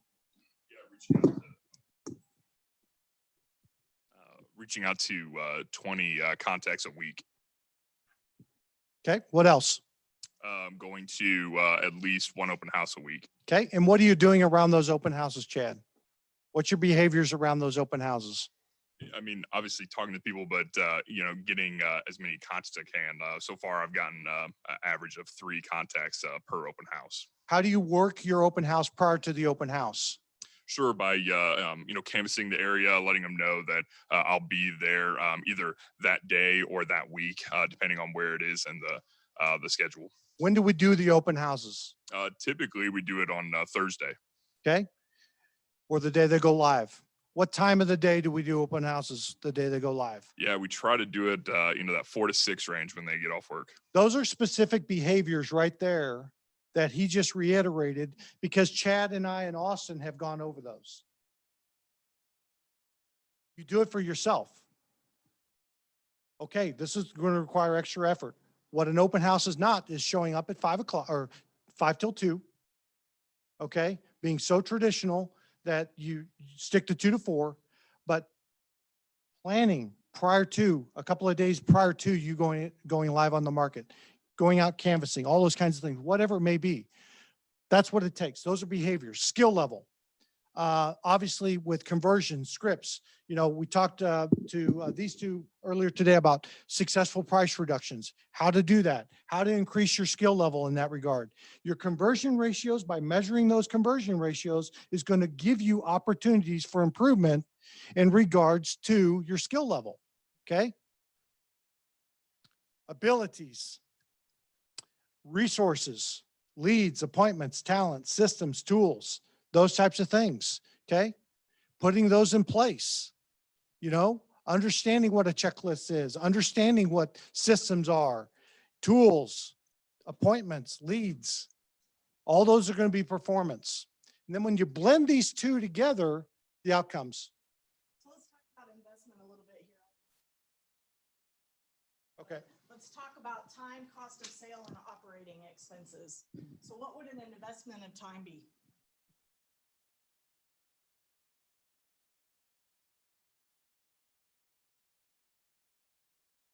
blocks time for lead generation on their calendar? Who in here sticks to those blocks? Hard to do, right? Really hard to do. So if somebody calls you and says, I want to look at something, you're going to move on that, right? And you're going to put away lead generation. The key to that, and I think Gary Keller said this in Quantum Leap, was if you're going to erase, you have to replace, right? So it doesn't just go away and you don't have to do lead generation because you got somebody hot that wants to look at a house, right? You have to replace that time. You have to be consistent with that. And time is also, and hear me on this, please. Time is also working on your business, not just in it. What's the difference between the two? Come on, no wrong answers. What's the difference between working on your business and in your business?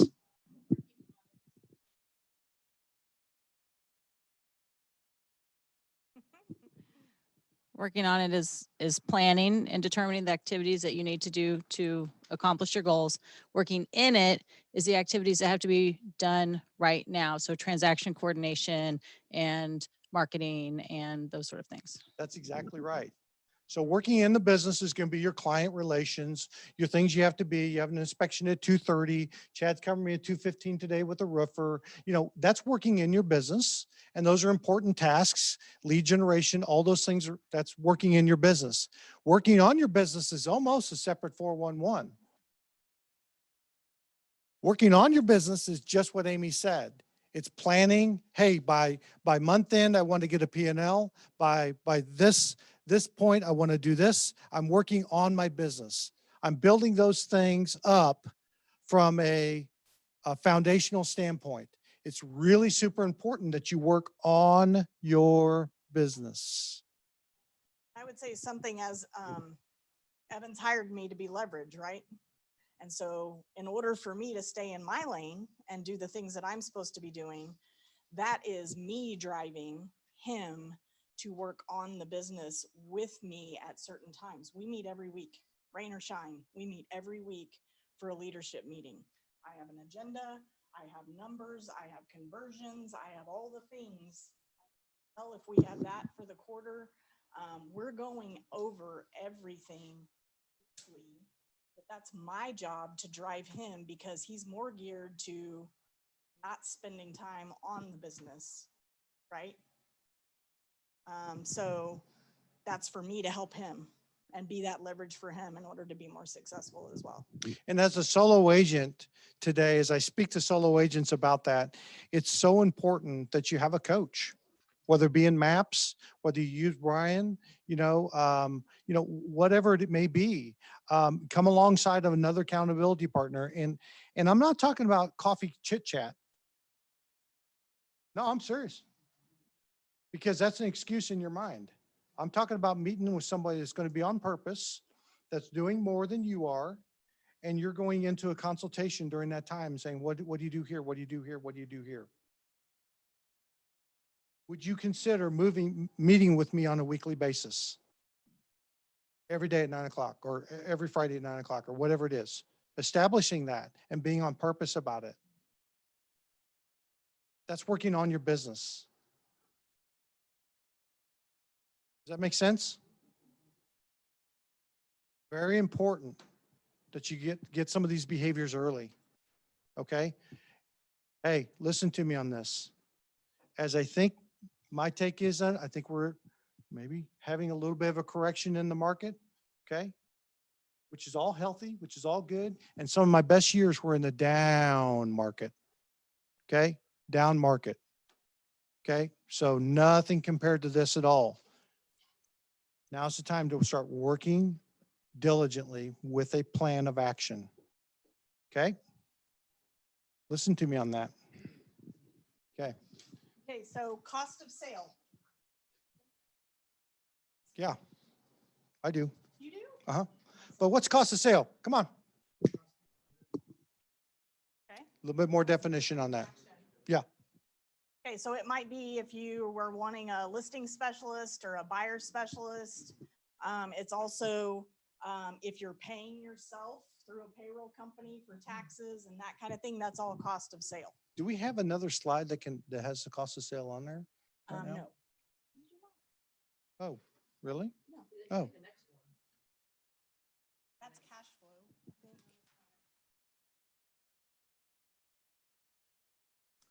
So we're gonna do some math there. We're gonna do some math there.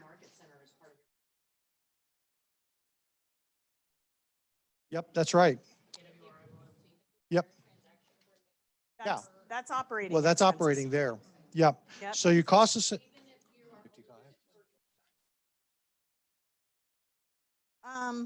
Yes, I would say still. I would say that's expensive. It's basically for the solo agent, it's going to be your cap and royalty. To kind of break things down. If you're on a team, it's going to be your splits, those types of things, because those splits are going to be money out to that agent in support of their family. Okay. That's what your cost of sale is going to be. Pretty much your cap and royalty. Okay. Your operating expenses are pretty much everything else. Whether how many of you guys have a separate bank account for your business, regardless of how small you are? Okay. If you don't, you need to. Okay. You need to get a separate banking account. And I would even go as far as, probably doing some things legally from an LLC standpoint, or holding company or whatever. But the bottom, I'm kind of rattling, but the bottom line is you want to establish that account and keep those expenses separately. Okay, so moving right along, What? Yep. Why is that wrong? We have 25 minutes? So moving on, any questions about Yeah, I need more time. operating expenses, cost of sale, net versus gross? Anybody have any questions on that, even if you're? So with that, we're going to be calculating in our economic model at the end, but I just really quickly want to go over this. If you pick net income, you can actually get to your gross and about what your operating expenses. So I'm more of a person that doesn't go off of how much GCI do I want to do? I want to know how much money. So in the economic model at the end, I'm going to show you how.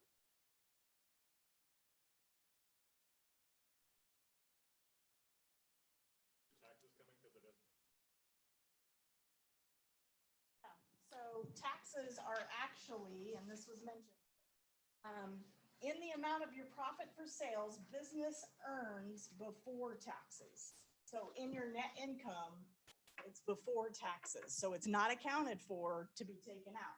Okay. So, and again, with a separate business account, I would also have another business account putting money for taxes in every transaction. Yep. So just another little thing you can do is, when I first got started, I'd receive that net commission check after all the splits were paid.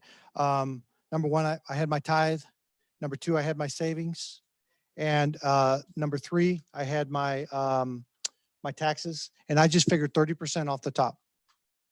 And I put that into a separate tax account.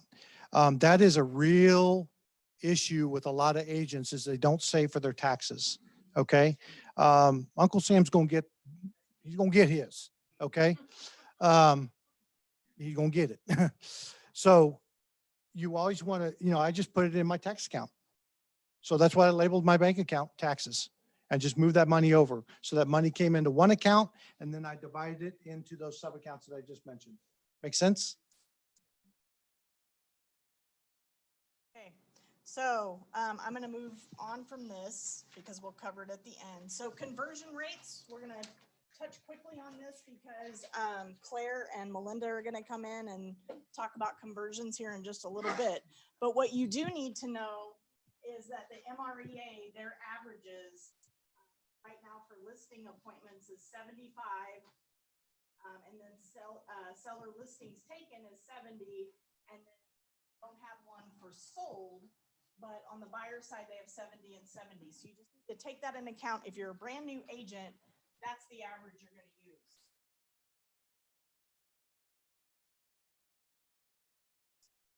that's an area of improvement. If you're not meeting those averages, if you're at 60% or 40% in some area, it's really an area for you to get a coach, seek help, get scripts, all those things. It's a great tool. It really is a great tool. And, you know, so this is how we break it down in a very practical way. And you can text yourself doing this. It's great. Okay. The first thing we do is we code things on our calendar. Okay. If you're by yourself and you're a solo agent, you can do the same thing. It's a really easy way of doing it. So we do a 2-step on ours, but you guys don't have to do a 2-step. We just do a 2-step. Okay. We track walkthroughs. So it goes on like, it'll go on Chad's calendar or it'll go on my calendar as a WT. Walkthrough with a particular person, you know, Jerry Jones. I'm not a Cowboys fan. You know, whatever. So you track, this is on a weekly basis. Okay. So it's WT on my calendar or Taylor's calendar, whatever it is. Okay. And then we have a process. I'll teach another class some other time. But from that, we do an LA. An LA would be our conversion at the walkthrough to a listing appointment. Okay. So we track that. We call it LAs. All right. And then signed. Once I go on the listing appointment, Taylor goes on the listing appointment or Chad, whatever. We get Austin. He's on vacation, by the way. So once we get signed, it'll be signed. And then that file is turned over to the girls. So this is how we code it right there on our calendars. Okay. On the buy side, Taylor, stand up real quick. So the conversion ratio right now on the buy side per the model is 70% conversion. What's that mean? 7 out of 10 buyers will sign an agency. Make sense? That boy right there is smoking. Now, it's a team effort. Well, you're doing good. He's helped lift this, but you know, the bottom line is because he's been taught. I mean, Austin is so good at the buyer agency, and wouldn't you agree? It's just the consultation, the buyer agency, and we transferred that knowledge to Taylor. And you know, how long you been in the business now, T? Yes, about 6 months now. He's at 104% right now in conversion. He's getting things signed he doesn't even meet with people on. But the bottom line is he understands that buyer's agency. He understands the importance of a consultation. But the beautiful thing about it is if he were at 57%, okay, we would be able to coach that and say, okay, hey, let's talk about your buyer appointments. If you're not getting the 70% or we're not getting the buyer appointments here, we need to talk about lead generation. We need to talk about getting you in front of more people. We need to talk about improving that. If he's getting in front of the people and he's converting at a really high basis, which he is, but he's not getting things signed, okay.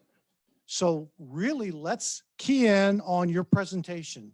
I want you to present to me. Let's coach together. Let's talk about what that is, and let's see what we can do to get you a better close ratio.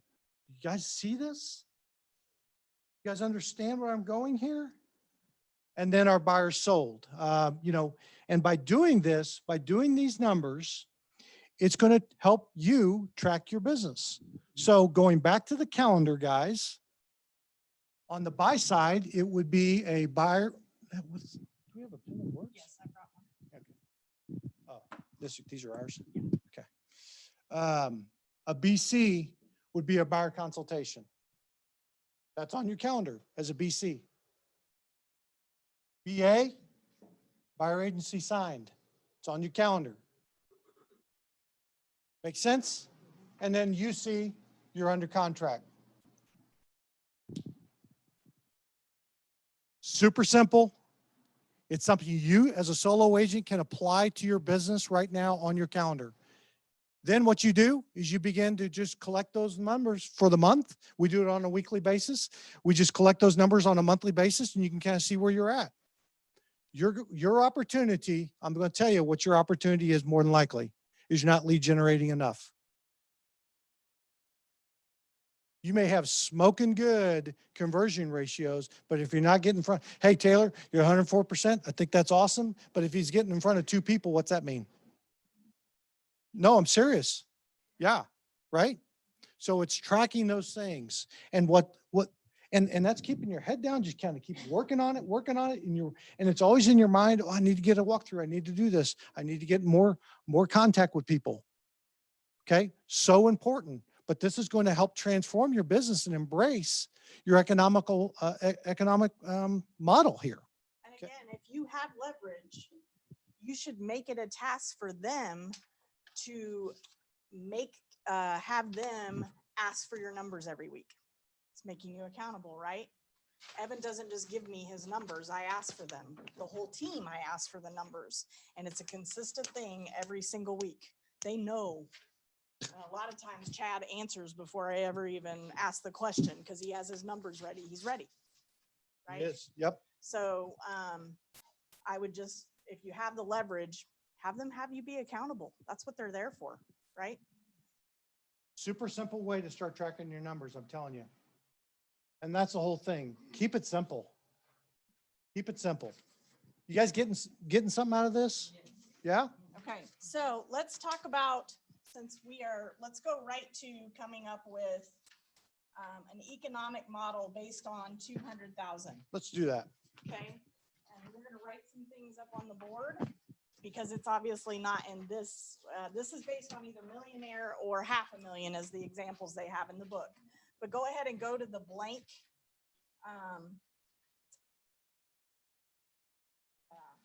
Thank you.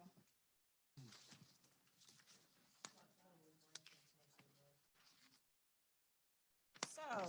All my papers came apart. So can I, or you want to write? You can. That's Okay. So if you are wanting to make 200,000 a year in net income, right? We know the difference now Right up between here. gross commission and net. Everybody have this sheet? Okay, good deal. Okay. So you can put whatever numbers you want in there. We just want to break it down. you can put whatever number you want, but I'm going to give you the example for 200,000. Okay. I am working on an Excel sheet for this where you.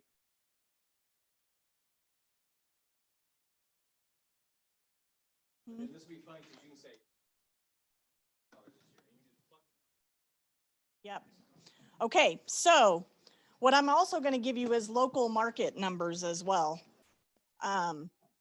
Because our average commission amount would be different than these examples, right? Because we're in a different location, right? So 200,000, I want to get to GCI. How do I do that? So how you do it is you divide by 0.4.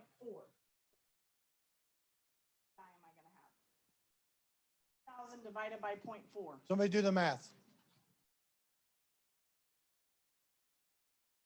What is St. Louis? What's your name? It's actually Don? 500,000. Okay. Okay, 500,000 gross commission income. This is what you're getting paid or your team is getting paid before any.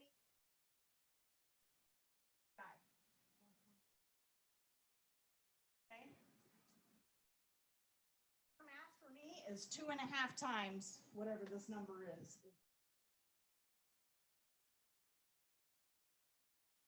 Okay, so what you're doing, you guys can look at my finger, is you're taking the 500,000 or you're taking the 200,000 divided by 0.4. That would be your GCI.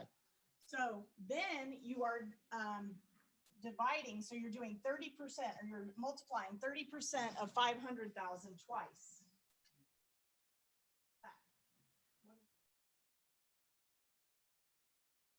So 150,000, 150,000, and those two are your operating expense and your cost of sale, COS.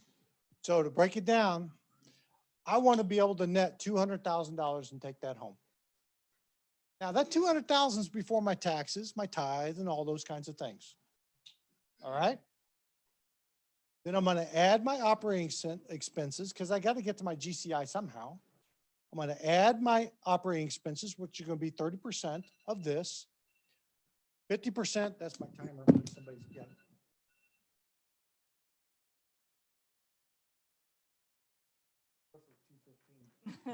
Trying to save a transaction, but Chad's getting me covered. Okay. So bottom line is you have your 200,000, whatever that number is that you want to take home, plus your 30% operating expenses, because you're going to have operating expenses and they're going to be about 30%, regardless of where you are as a solo agent on our team. Make sense? Plus you're going to add your cost of sale because that's going to be your cap and royalty and okay, take it. I can tell you operating expenses for our team, we actually stay right. Amazingly, We're our 29%. our biggest cost is employees, right? Okay, so what I'm going to give you now, thanks to Mr. Mike Brown. So average sales price year to date, this is October 8th numbers, average sales price in Springfield is 216. You need to know this number. 216,000. So 3% of 216,000 is 6480. We need that number for planning, right? We need 6480 as our average commission, because the next line you can see, what's our average commission amount? Well, it's 6480. Right? So again, you take the average sales price in the market times what? Hit that number. What? 3%. Or whatever you're charging. Exactly. And also here, as you get further along, you will know what your average sales price is and your average commission rate.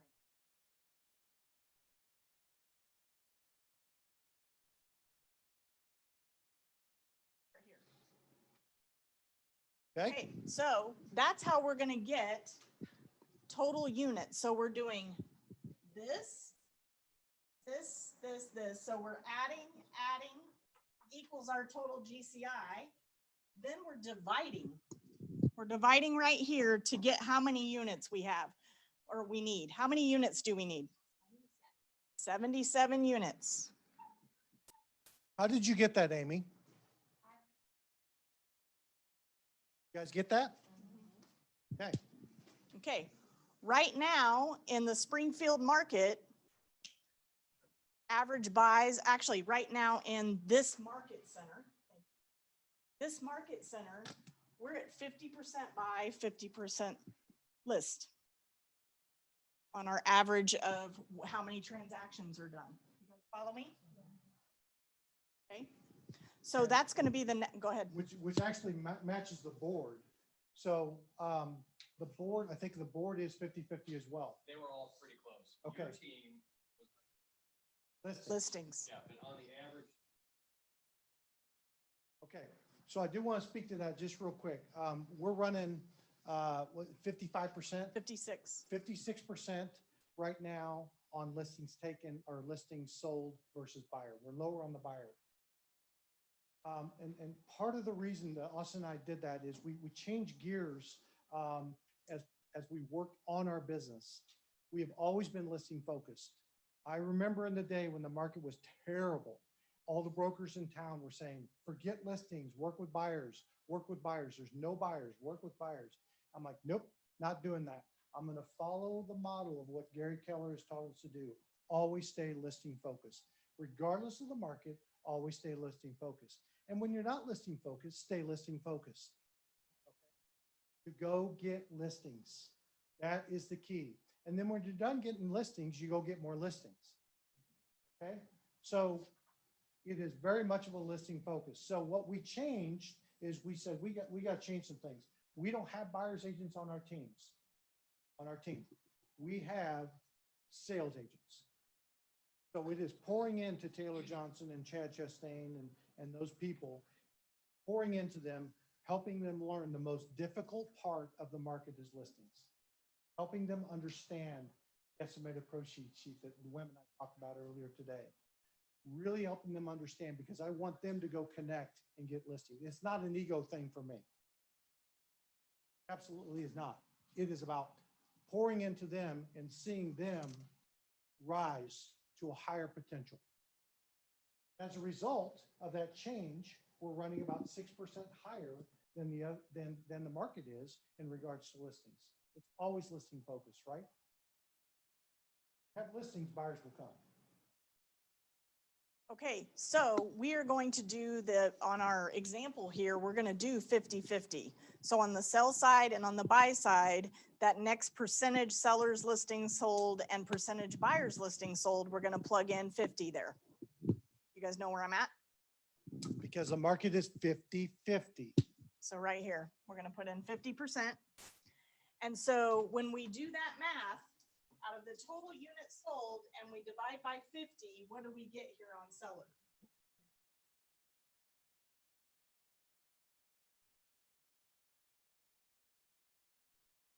So we need 39 listings and 38 buyers to sell this year or within the year that you're making goals. To hit that 500,000 in GCI. Is this making sense? Tim, are you getting this? Okay. Okay. So then we're going to go with sold conversion rate on both sell and buy. You guys remember the triangle and the averages? What was the average for listings? Was it 75? What was it for buyers? 70. So we're going to plug in 70 here. I'm sorry, 75 here and 70 here on conversion rates. What do we get on total seller listings needed?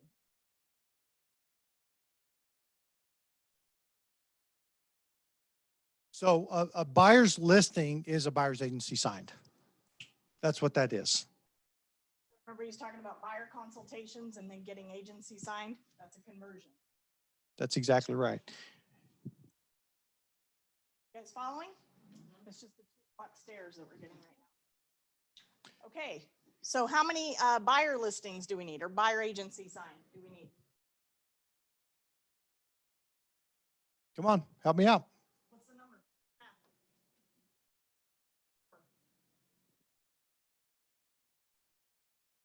Now, look at our appointment conversion rate, buyers and sellers. So what was that number in the triangle? You guys remember?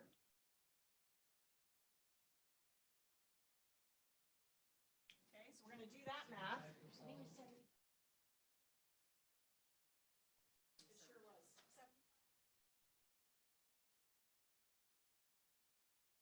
So what do we get on seller appointments needed when we do that math, when we divide? What's the math? Divided by 75%. What's that? 56 divided by 75%. What? 75. Okay. 75.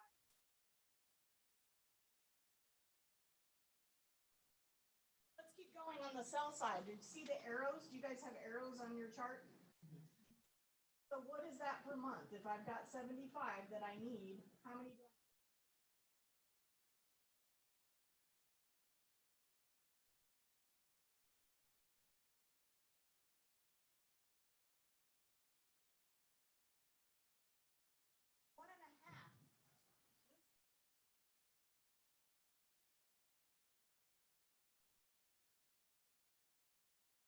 We needed 54 listings here. Our conversion rate is 70.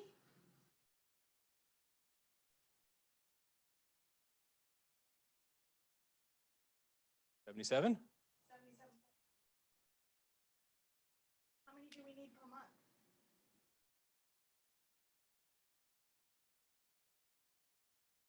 Six. Yeah. About 6. So how many do we need in a week? 1.5 roughly, right? So we're talking about 1.5 seller appointments a week and 1.5 buyers appointments in a week. Net $200,000 a year. This is how we break it down into behaviors on a weekly basis.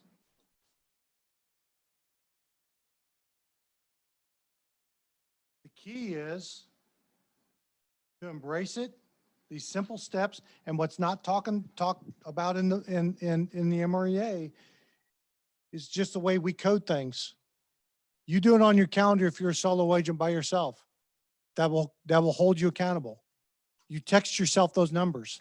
If you have zeros for the week, you do that. You text it to yourself and your accountability partner if you have one, because that should be motivation to go out there and get things going in that. But this is how easy it is to break things down. And the best way to make it even easier is get better at your conversion rate. That's exactly right. Because if you get that up to 80, 90%, then you need less appointments, or you can keep doing more appointments and go over that. You'll find that in the business. Evan's been in the business a while. So as people start referring people to him, guess what? His conversion ratios just went way up. I didn't know it does that. Referrals are a transfer of trust, right? Everybody hear what I just said? I get more time. Can I have a few more minutes? How many is few? 12. No, because they got to get down and do theirs before it gets down to 3. I understand. Okay, gotcha. I'll take 15. Just kidding. Does this help everybody? Light bulbs coming on? $1,000 is very doable. $1,000 is very doable. And you're already doing 200. You know, I think the important thing that you do is just you start tracking your numbers, certainly, and really just kind of come up with how much you want to make. Start with that net income and then work your way backwards. Keep it simple. It's already done for you. And like, you know, like Mike said, he's going to get the economic model and the spreadsheet out to you from a electronic standpoint. But guys, I'm going to tell you, it will transform your business and it'll keep your mindset focused in the right direction. And it gives you a breather because you're like, I'm on track. Yeah, absolutely. 100%. It allows you to keep yourself, you know, motivated, going in the right direction and improve your skill level. That's what I love. It just allows me to coach myself or coach others on how they can improve. I can't express enough how important a profit and loss statement is and a budget is. Yep. You need both of those. Yep. Profit and loss and budget. And, you know, pairing up with your CPA, you may think, oh, well, you know, I really don't need that. It's just me, myself, and I, you know, well, you do. You need to start tracking those numbers. And that's where that separate bank account, that debit card will help. It'll begin to separate and you know, your personal from your business. It'll begin, that's an action item, you know, for sure to do. And then getting with people around the market center, finding an accountability person to help you. What ahas did you guys get today? Let's talk about that. Come on, give me some energy. Put everybody to sleep.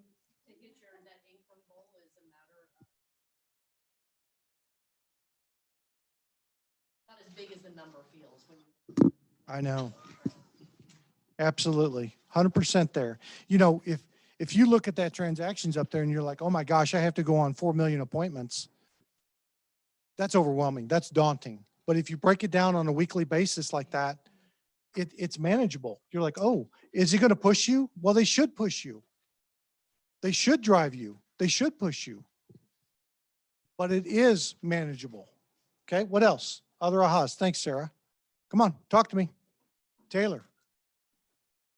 Whenever you like show the process like that, where you put like walk through LA, all that stuff, I think Jen, you kind of touched on it, but like for example, I wasn't doing so well on my signed listings. And so we saw what part in the process I wasn't doing well on that, which was at the very end. And so we were able to, I came to you and got scripts and stuff like that. So that really tracks where you are in the process and like what exactly that you're struggling with. So that's why I like that so much. That's awesome. It really is coaching a specific skill to improve that area for sure. Or giving an attaboy. What else? Anybody else? Back row. Come on, give me an aha. Kel. Yeah, give me something. I would just say, and I'm an admin, so take it with a grain of salt, I guess. But just seeing the breakdown of where you could be and just it's a one appointment a week, essentially, 2 appointments a week. And so I think that makes it super attainable. Yeah, awesome. Good. Anybody else on the back row? Come on. I'll land on one of you three. Aha, come on.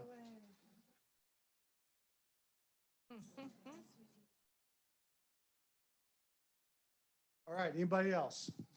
I'm Guy, just gonna how about do- you? I don't know if AHA, just hearing it as an opportunity again is powerful. And remembering that as you track these and you build this at 1 appointment a week, if you'll utilize that and track it every week and sit there, and if you don't go on one this week, let's go on 2 next week and utilize it, it will push you to achieve your goals. That's exactly right. You know, we had a team member mentioned earlier that, you know, we just kept doing this and working with her and all those kinds of things. And all of a sudden, I said, hey, have you seen your bottom line? No. We were so focused on the behaviors and WTs and the LAs and all those kinds of things, tracking all those conversions. And then I said, hey, I want you to take a sneak peek at your GCI. And she started crying. Because she was at the beginning of September, she was $3,000 away from her goal. And now I think she's already beat that. You know, when you touch somebody's life like that, that's powerful. That's what it's about. You know, I understand the accountability aspect of it. I get that. I love that. And that's all good. But it's also coming alongside people and helping them. It's pouring into them. It's helping them to develop and build a business, because you all got into real estate for some reason, to separate yourself, maybe to separate yourself from a 9 to 5 or whatever it is you were doing. You want, but this also takes discipline. It takes resolve. It takes purpose to build a business, not get a deal. You guys did get a profit and loss sheet. It was in the link I had put in the Facebook event. That'll get emailed out to you guys today too, because I'm gonna email you guys some stuff from the next portion as well. So I wrote all your names down. You'll be getting an email with all that information, okay? So thank you guys. You did an amazing job. Jen. And she's going on vacation. Yes, I am right now. Right now? No, tomorrow. Oh.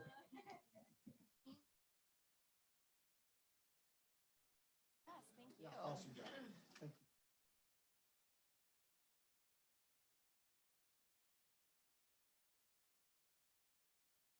Pulling up what she sent me. You got a good one right here. Thanks, Jen.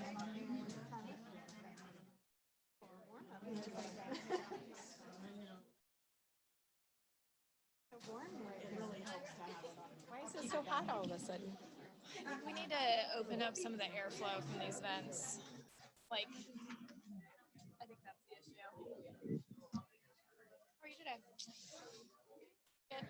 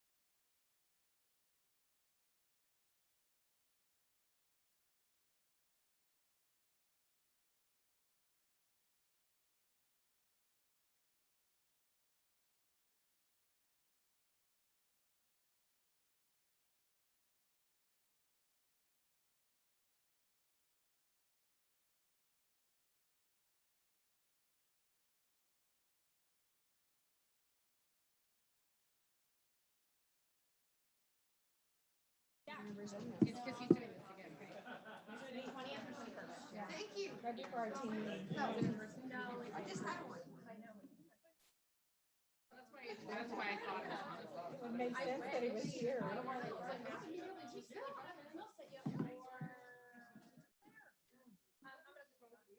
They're not muted anymore. You guys are more than welcome. Ready? Yeah. Ready. All right, we're gonna get started with our next section.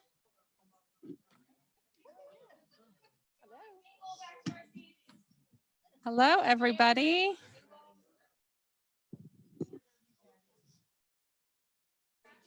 Hang on.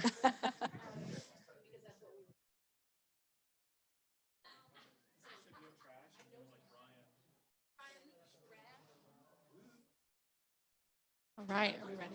Yes. Should we just get started? Yeah. Okay. We have to go really loud. Shh. Look at that. Great job. Great job. Okay. Yes. Melinda, can you tell me why you're wearing your headset today? So I wore my headset so you guys could see what you need to have when you're lead genning. You need to have a headset and you need to be focused and purposeful with your lead gen. Like that's going to help you really be in the game. So I brought this for you guys to see. And this is a really great headset too. It's a Jabra 75 Evolve and they are noise canceling and they just do a great job with our clients to have great communication. They can't hear everybody else in the office. So just thought I'd share that with you guys. Yes. I'm so sorry.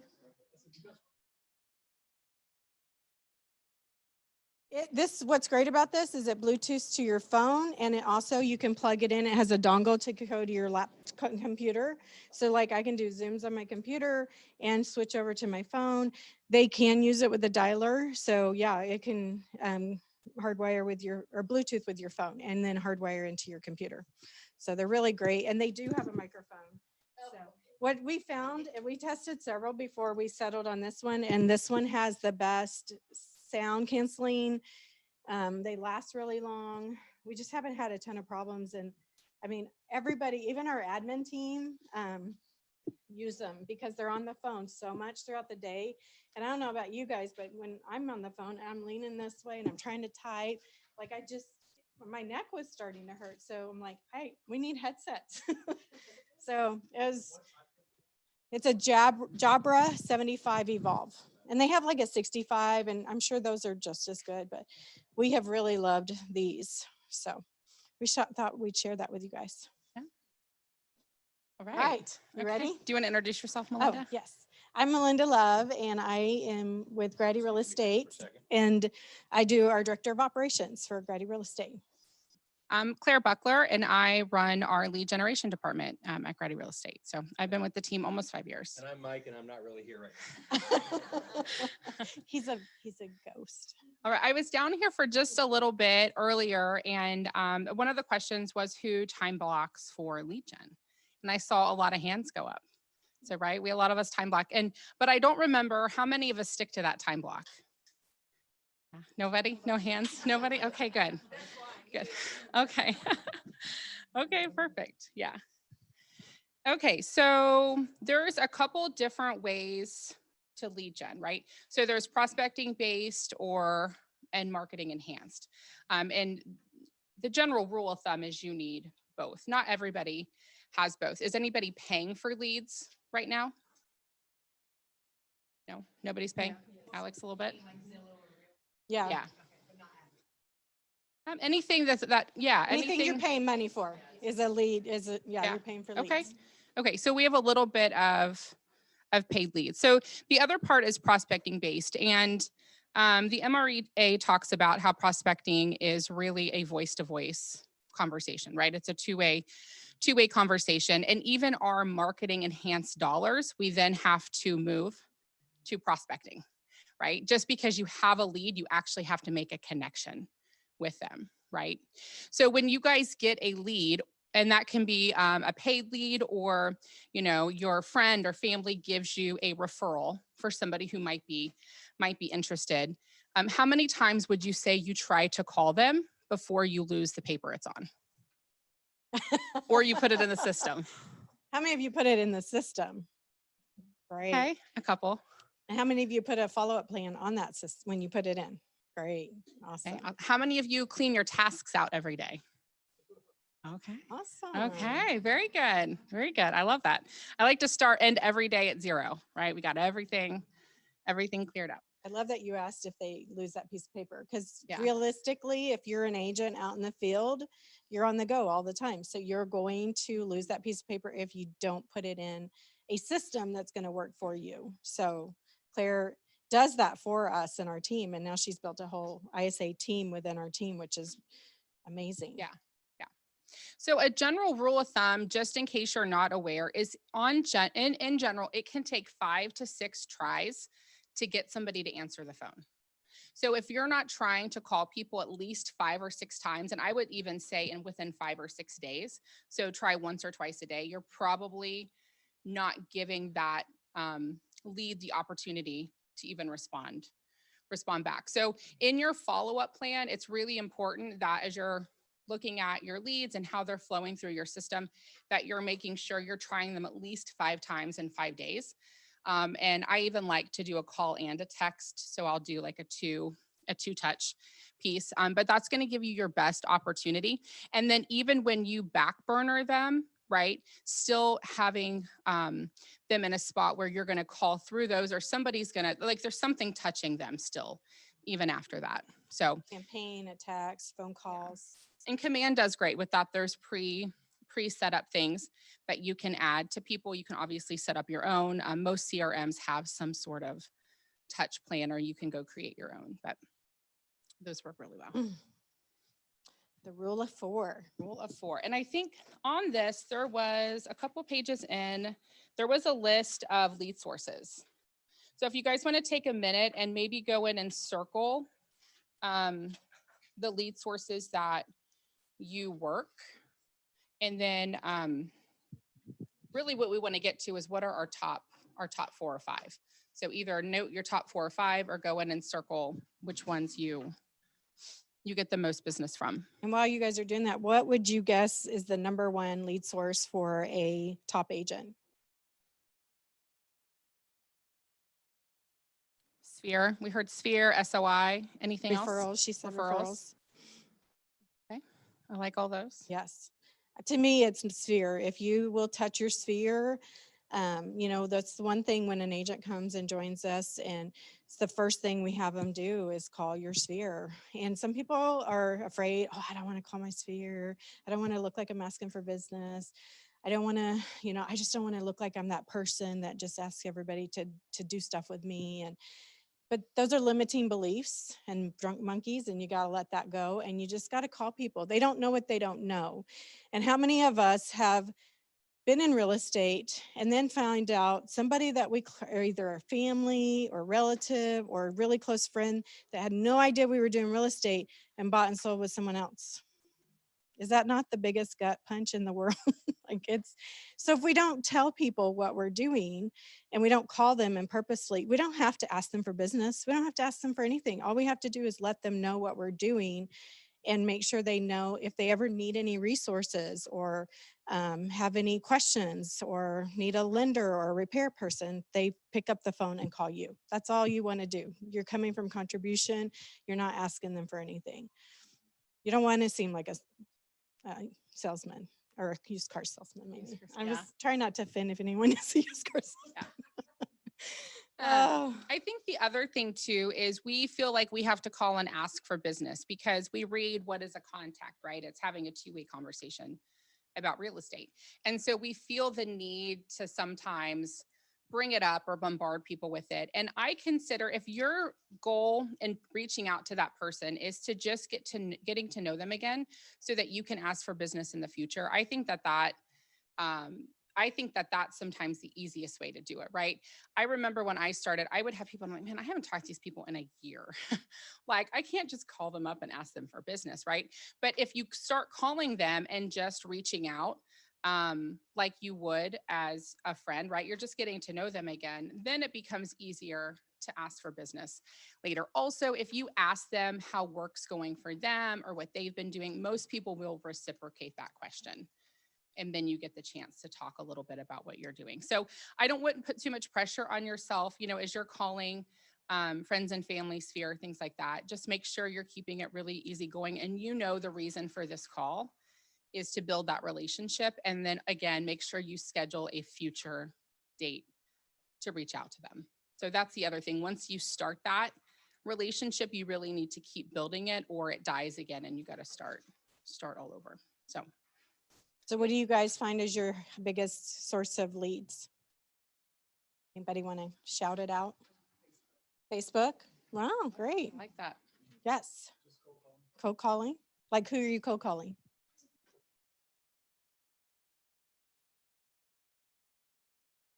Nice, perfect. That's awesome. Past clients, yes. It's a great open houses. That's awesome. Okay, community and charity events. I love that. Anybody else? And that's really, you're just getting yourself out there and door knocking, open houses. Like, I don't know. To me, being an agent is all about helping people. And if you love to help people, that passion and that it's going to come so natural to build a big business with real estate if you love to help people. So, all right. All right. Sorry, Claire. That's okay.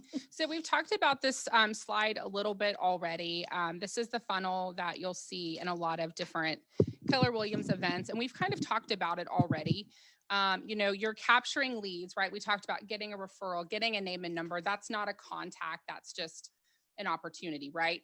And when we make contact with them, they move into the lead status. And that's where they need to go into your CRM. And we're really fortunate here to have Command and have a CRM that's ready. If you don't already have a system or something set up, it does a great job of managing your database and helping you keep track of everybody. And starting that at the beginning, you will thank yourself years from now when you have thousands and thousands and thousands of people and you have them organized versus having to go back and clean those up. It's a pretty painful process. So here are some connection plans. So they do a 19 to connect. I would say we run something similar to that with our past clients. The quarterly touches, in my opinion, is huge. So one big thing I see people do is they overcall their leads. I know I just said people don't call them enough. Then we move into sometimes we can overcall some of them, right? So 4 touches is pretty standard. And I use that for past clients in Sphere. I also use that for old leads. I mentioned back burner leads, those leads that never answered. They weren't interested or whatever the reason, right? Maybe they already bought something, who knows? So we have a quarterly call plan for those people too. And that is really good at making sure we're even staying in touch with those other people. And that again, those leads, especially if you're paying for leads, you want to make sure you're not leaving any money on the table. And we'll kind of talk about the ROI on lead sources here in a second, but it's pretty important. Don't call people on the do not call list. Yes. Please. All CRMs have a button that says you can mark people do not call, you can create a tag, make sure that you adhere to that. And if you have questions about that, Jim Bolin is an expert and John Klepper, they will tell you how we can get in big trouble and big fines for that. So definitely ask questions if you have any, if you're not scrubbing your list or if you are importing leads from a source and you're not scrubbing them, you definitely need to check and make sure you know what those fines look like. I can't remember the exact numbers, but they're hefty. Well, what the attorneys have figured out is it's not about finding a brokerage, it's a class action lawsuit. So they're looking for thousands and thousands and thousands of dollars. Gotcha. So Thank you. don't call somebody you ain't supposed to. It can get expensive. Do you guys have any questions so far?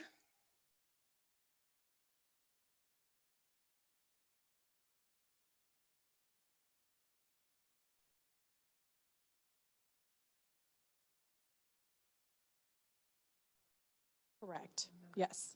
Yeah. If they've given you their information from an open house, they're giving you permission to have their information, right? So yeah, I would definitely say that.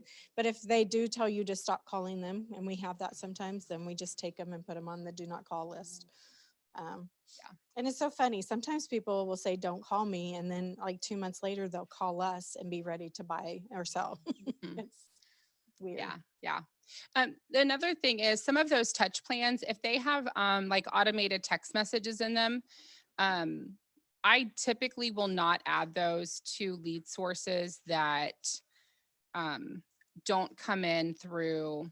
So like some of your paid marketing, like your Facebook lead ads, Zillow leads, realtor.com, any leads like that, they actually sign a terms and agreements that allow you to reach out to them, right?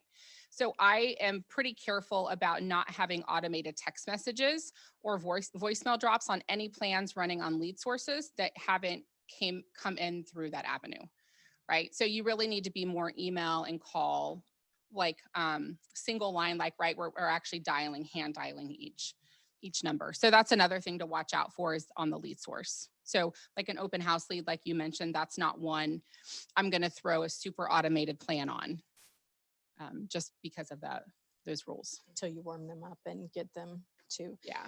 So how many would you guys say you have in your database currently? How much? 162. 162. Anybody have over 2,000 in their database? Mike? Oh, Mike does. Awesome. The guy back there, he has more than 3,000. Claire, what would you say is the percentage of, I know you've done these numbers on our database. We have what, 23,000 or so people in our database. And what's the percentage of our business that comes from that every year?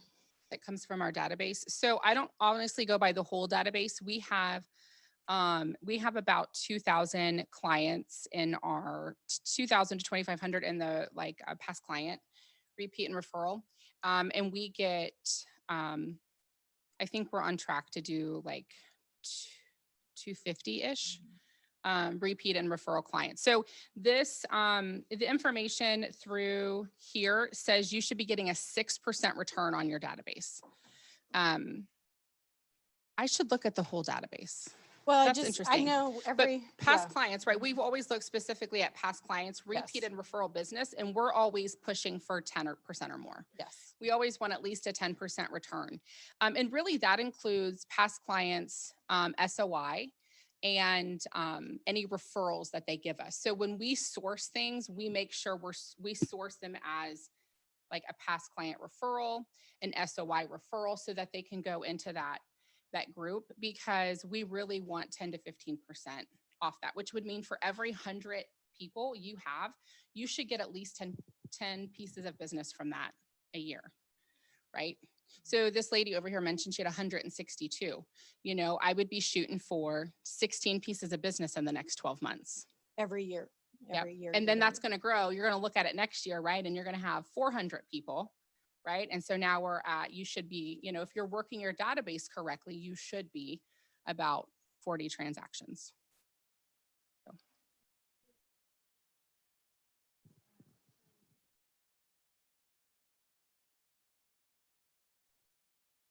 Twilio text plans are helpful. Yeah. Claire has actually done several campaigns where she sent text out to our database, not just our past clients, but also what we call the pond, which is all those leads that didn't respond.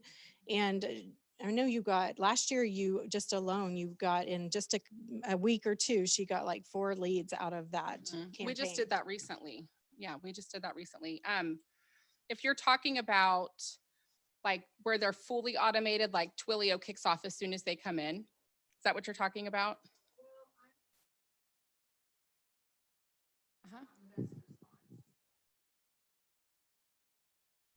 One of the popular smart plans out there is the Promote My App, and then a couple other things like that. Even just checking in. If it's someone in my SOI, they're like, is this you? They get kind of confused. Yeah. And if it's someone we don't know, they say unsubscribe. Sure. I know how to help on that a little bit. When you text out through Twilio, it goes through a different number, correct? Yeah. How many of you are on, like, I'm on an app from Hy-Vee and Casey's and all these different places. What's the first thing in their subject each time? It says Casey's or Hy-Vee. So I started putting Mike Brown, KW, and then they realized, oh, this is another number from Mike. So if you put something on the first line saying it's you, that kind of makes them go, okay, this must be a legit thing. So that's one way to help with it. Great information. How many of you track your actual business every year and you're tracking, this is my client, my address that I sold them, they were buy or sell, the property, close date, the amount of the property, and then what source it was. Does anybody do that? Yes. Well, Rachel can print out a report. It's out there on my KW. You can print out a report of all your closed business, but like we track it on an actual spreadsheet, and that way I can take that spreadsheet at any given time and I can sort it and do a real quick ROI on our lead sources, or I can look at who is the preferred lender of all of those. Like we track lenders as well. So it's just really great for you to know where you are and where you're going. And if you track your year over year transactions, it also helps you see, you know, what did you do last year versus this year? So I would definitely highly recommend, before we get into this, I just want to make sure the foundation is built. You really need to make sure you're tracking your business at a high level, because for so many times I'll run into an agent and I'll say, hey, how's your business and how's it going? And they'll say, oh, it's great. And I'm like, well, how many homes have you closed this year? And they don't even know. So for me, like if you want to treat this as a business, which it is a business, you're putting all your heart and soul into it, right? And you want something out of it, which is income and a business that's going to last forever, then you've really got to track it like a business. So if anyone ever needs help with that, just let us know. But we just do it on a quick Excel spreadsheet, and it's just, like I said, those things. And we track, you know, where that person came from. So we know at any given point, I can pull up for Adam and say, this is how many past clients we helped this year. Or this is how many leads we got from this source. And then this was our return on it. So it's just really good for you as you're building your business and knowing that you're looking at, like Claire said, as you grow your database, are you growing those past clients? You know, and you're hoping that you're giving them a great experience to keep giving you business and referrals from what you've done with them. So sorry. That's okay. Do you want to talk a little bit about how we calculate the ROI? Yeah. On something, especially your, oh, go ahead. No, you're fine. I was going to shut up for a second. How many, and I didn't want to jump too far ahead before touching on this section. How many leads would you guys say out of your 23,000 some in your database are in the pond, or is your pond going to be a separate entity off, you know, not associated with your database that are going to be past clients, referrals, things like that? And then what conversion rates are you guys seeing off of that pond compared to your actual database that are past clients, referrals, things like that? That's a really good question, and I don't have a really great answer for you, but I'll tell you why. So I would have to check. I think it was around 11 or 12,000 are in the pond. So about half the database is just old leads that we're going through. I track the first transaction as the original source. So I don't source it as the pond. The agent or the ISA may make a note of where it came from, but I want to track the original source. So I don't If it was change a for sale by owner lead, we're going to track it as a for sale by owner. It's going to be that regardless of if they're still selling a house. That's where we got the number to start with. So that's what I'm going to source the original.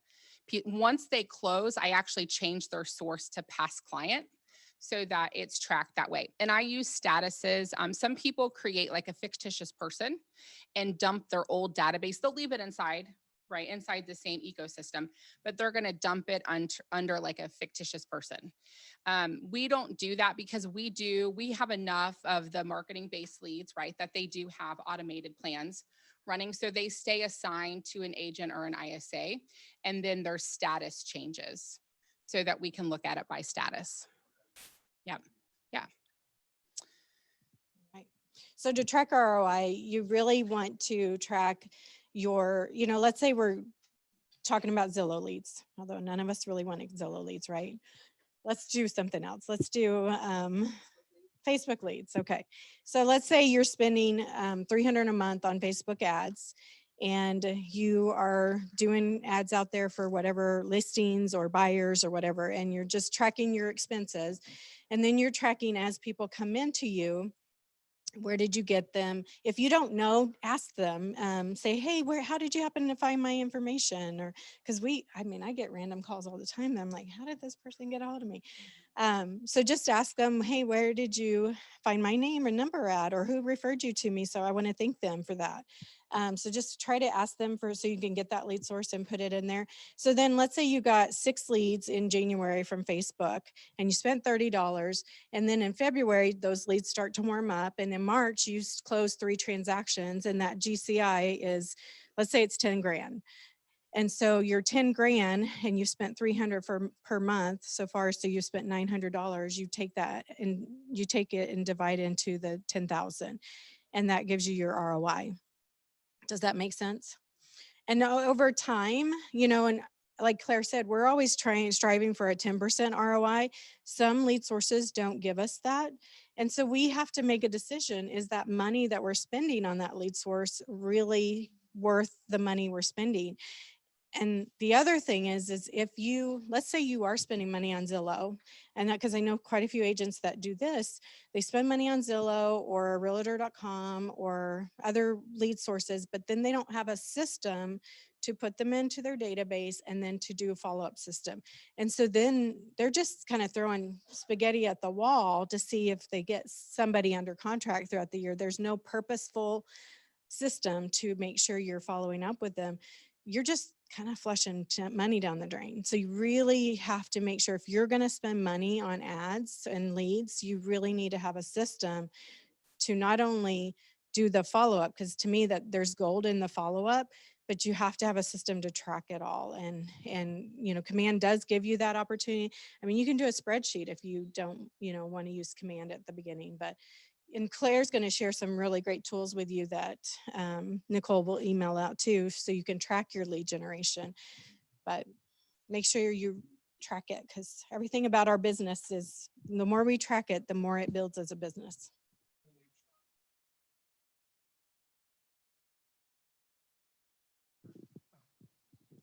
When you try a new avenue to invest to get leads like Facebook, how long do you do it for? When's the cutoff? That's a really great question. And I would say there's no exact number, so I think it's really up to you. But to me, again, if you track it for 6 months and you're seeing 0 return, because let's say farming is expensive, direct mail, postcards, farming's expensive, and it literally can take 6 months to a year to get 1 return off of that. So, and if you're going to do something, whatever you're going to do for leads, just make sure you're really purposeful about it. So if it's Facebook leads, making sure you're following up with them. I would at least give something 3 to 6 months to see if I'm getting any, am I putting leads in my funnel? Is any of those starting to get warm? Because it can take a little bit to get warm. And am I getting any traction with that? And if I'm not, then that may not be a source I'm going to keep spending money on. But like farming, farming is a great lead source, but you really have to really be invested in doing the activities for a year to really see that. But once you've done it for a year and you're consistent, it can be a really great lead source to be year over year compounding lead source for you. I would agree. Internet leads are going to be your longest term. Most internet leads are 12 to 18 months out from a real good return. You'll get some good ones here and there, but your real consistent stuff will come typically 12 months. Even a hot lead is 3 months out, right? You're 3 months out to payday on even a really great lead in most cases. A lead that's almost pre-approved and ready to go. Yes, that's okay.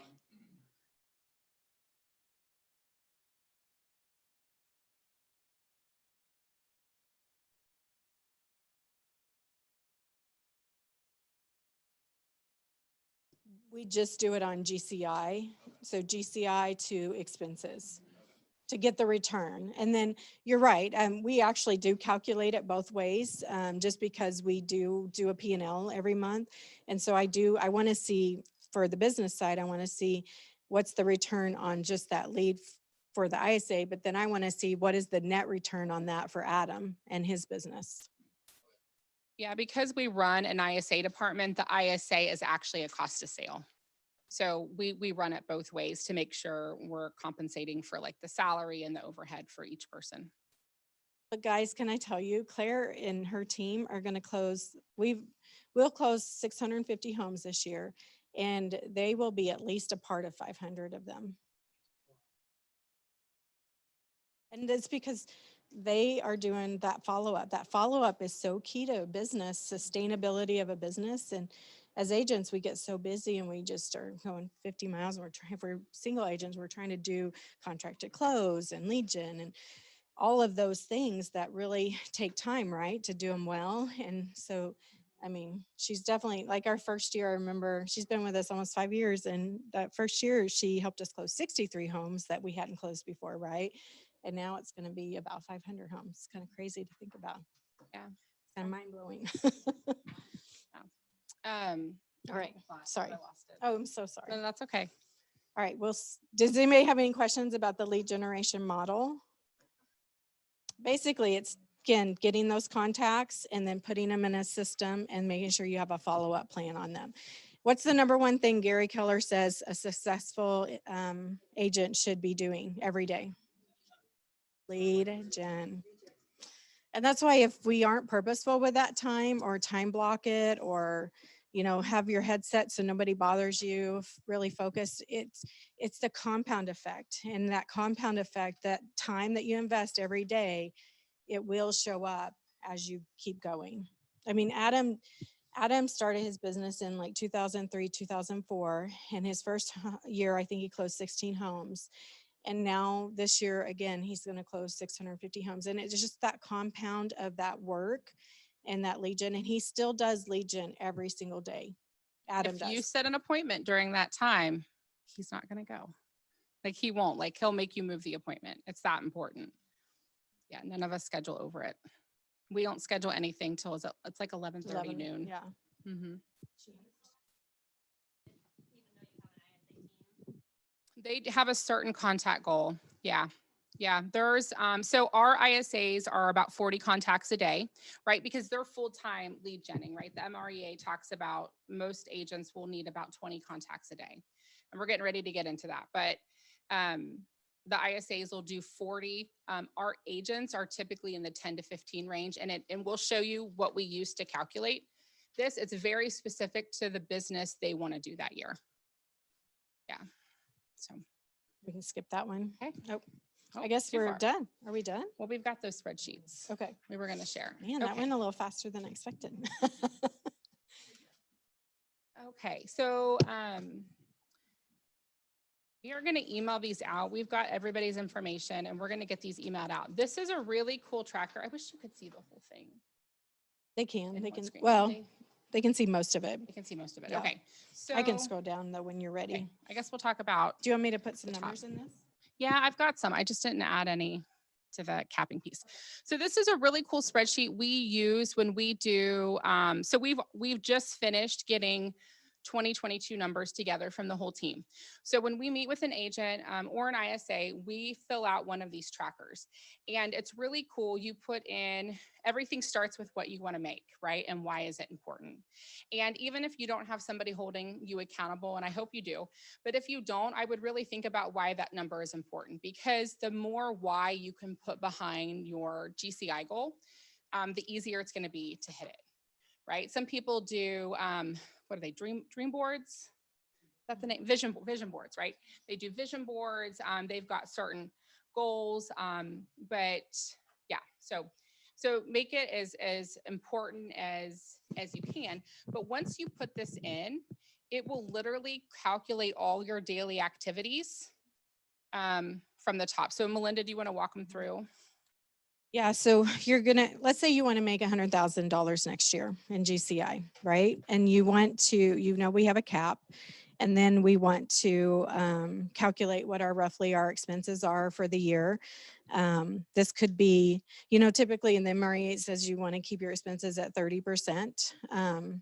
So that's our goal of your income. So if you put the cap in that together, that's right around 35%. So we're going to need 135,000 in order to hit the 100,000 net goal, or GCI, which is our income minus expenses. So is our net profit. So we need this much per month.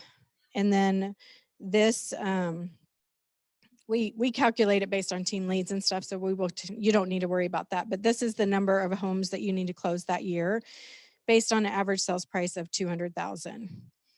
So if your average sales price, that's the one way you can really give yourself a raise year over year, is up your average sales price. Like some of our agents this year, I was doing their year over year calculations, and some of them were 63% year over year in their GCI.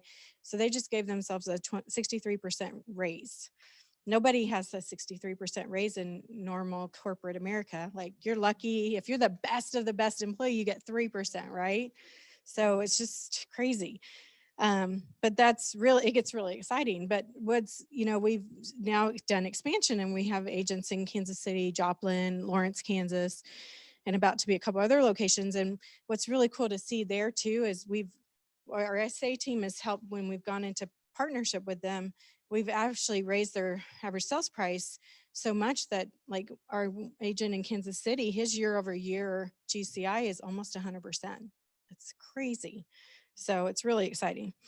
But this just kind of breaks it down for you based on, again, that average sales price. And this is your split with the market center.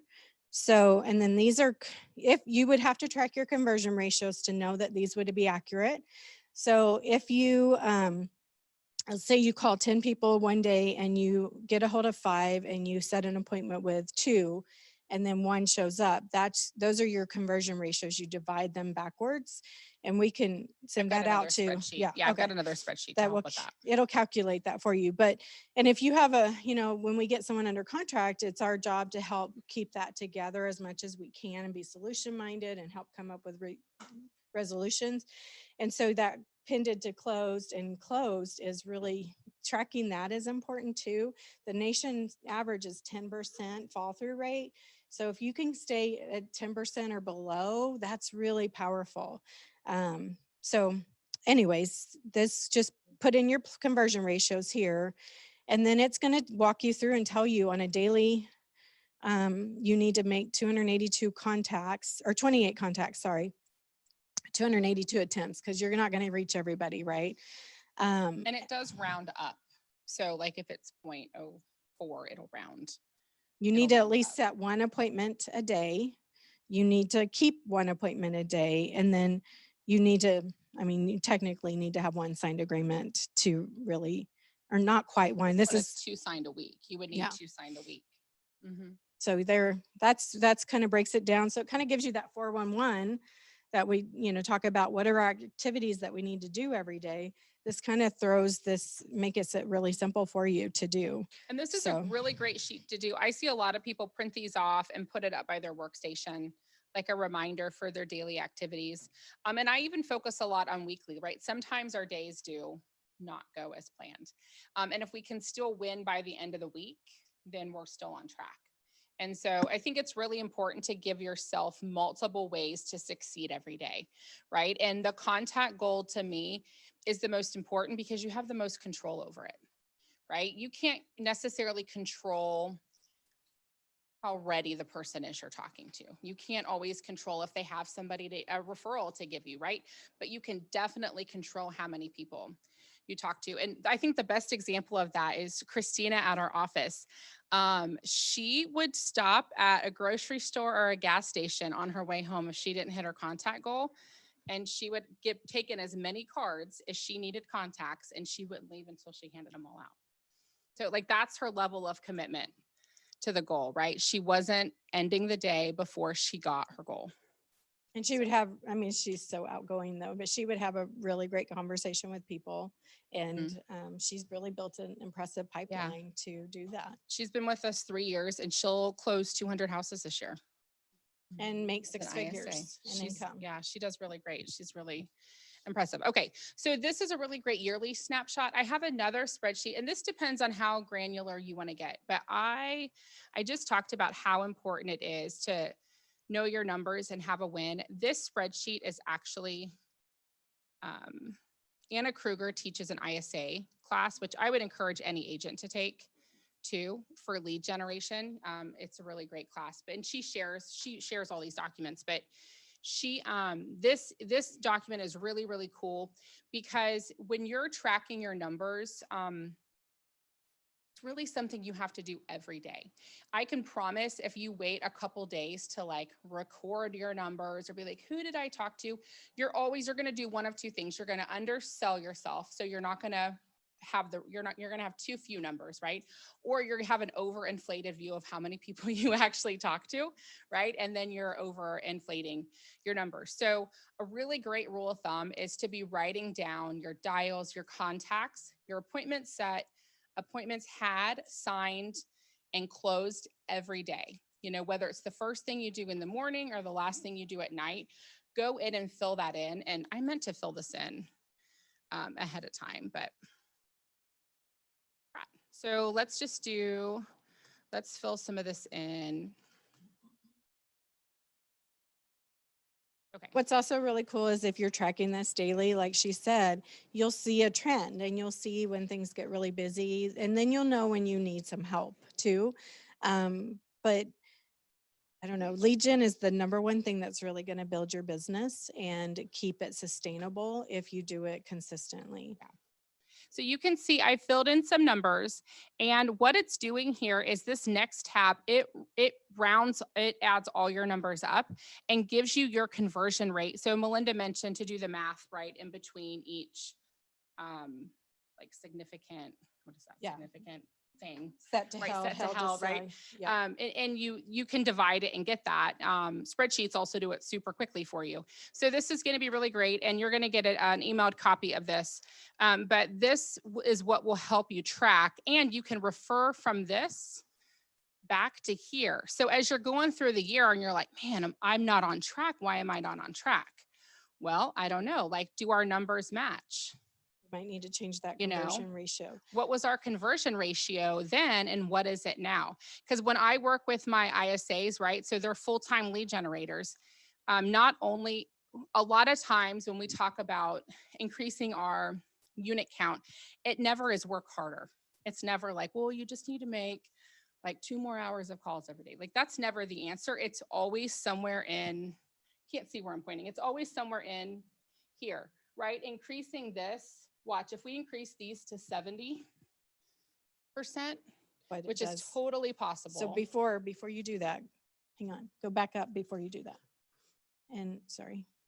So right now, based on those conversion ratios with our average sales price at 200, we need 44 homes closed. So I'm going to let her change that 50 to 70. So we're at 28 contacts a day, right? And if we can improve our skill to 70% on those two, we just dropped our contacts in half, right? Like 28, if you're making 20 a day and 20's hard, like 28's probably got to feel like, oh my gosh, right? Like 8 more, like where am I going to find that? But if you're doing 20 and all of a sudden your skill improves and you need 14, right? You just gave yourself a little more time in the day, or you get 6 more contacts and you probably end up with a lot more closings. Yeah. At the end of the year. And then you could, what if you want 150,000 in GCI? Then you can just change all of this. Yeah. What does my skill have to look like to make that number possible? I'll tell you guys a funny story. Back in 2018, sorry, Question. Tim.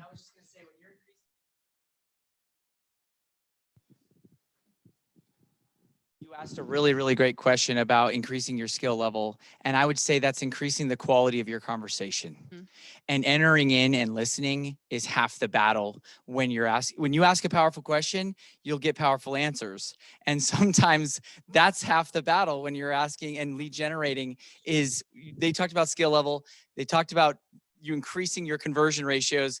How do you do that? You show that you care, you listen, and you enter into their world in your lead generation strategy. If you're meeting somebody at an open house, that's face to face. But if you're answering phone calls, if you're taking sign calls, if you're following up on a lead online, that's the name of the game, right?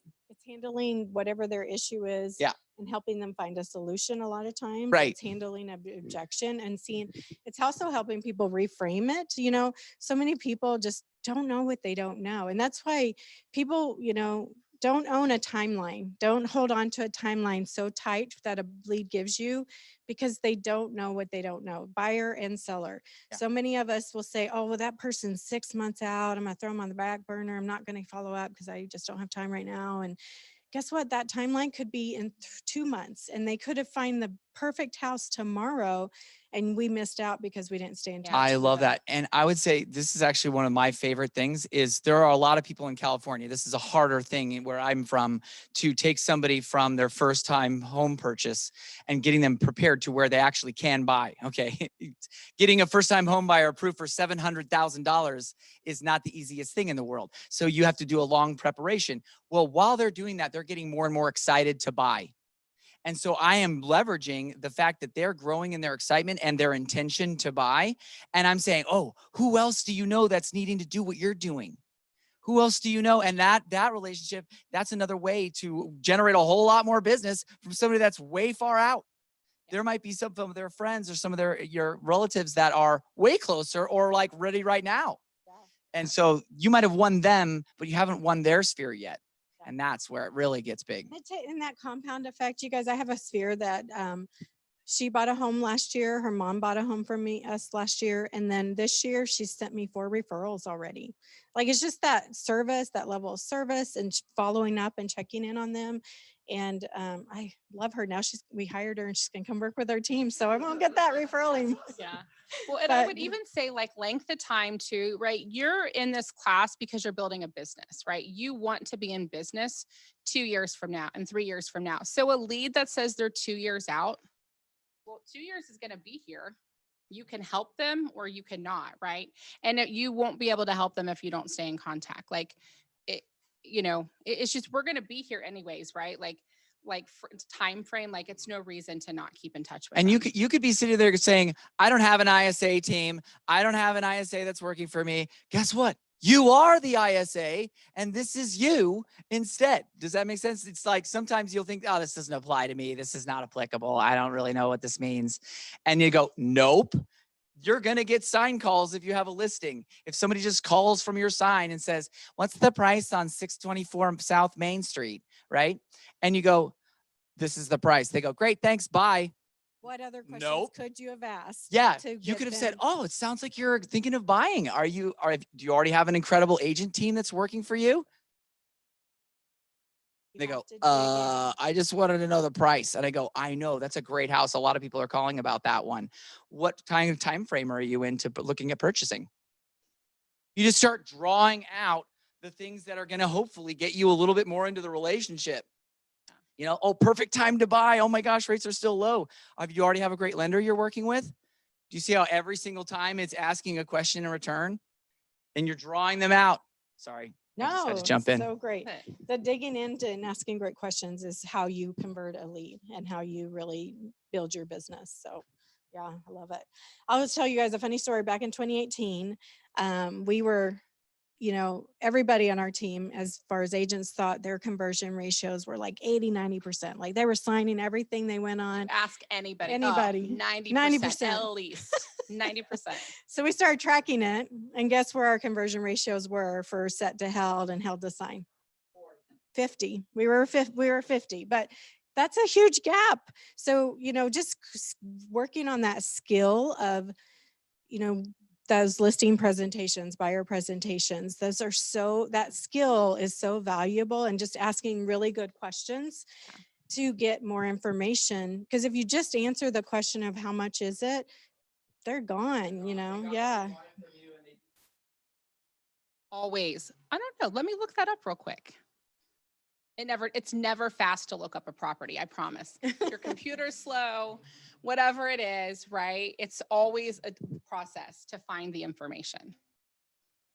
I had about a year ago, I had a sphere that came in. Her sister is a good friend of my oldest daughter. And she came in and her husband were buying and they were in a 6-month lease. And so they met with Carrie and we did the buyer consult and they're like, yeah, we're in the 6-month lease, but we're willing to break our lease.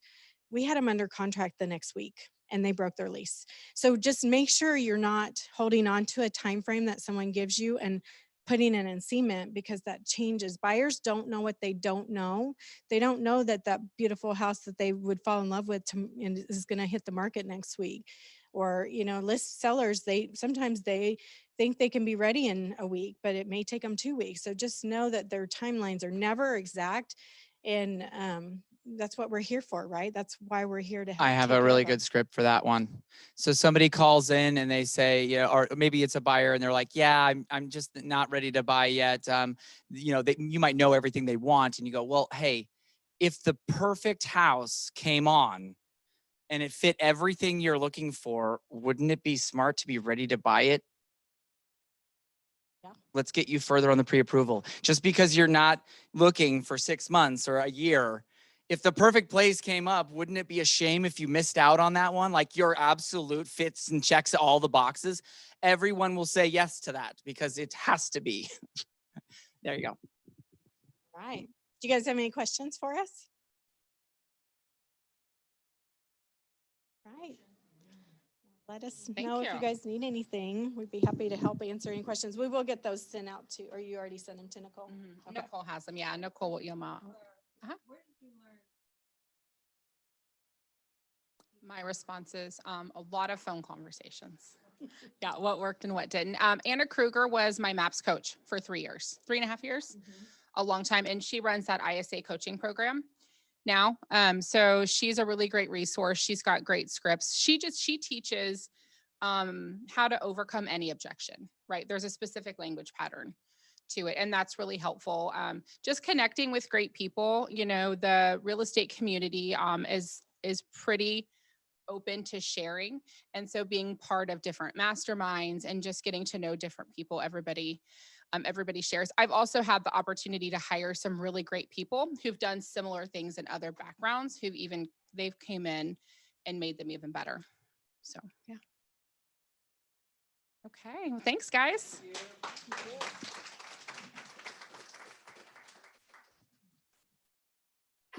Bless you. Don't forget your headset. Don't forget your headset. Oh, you got it. I got it.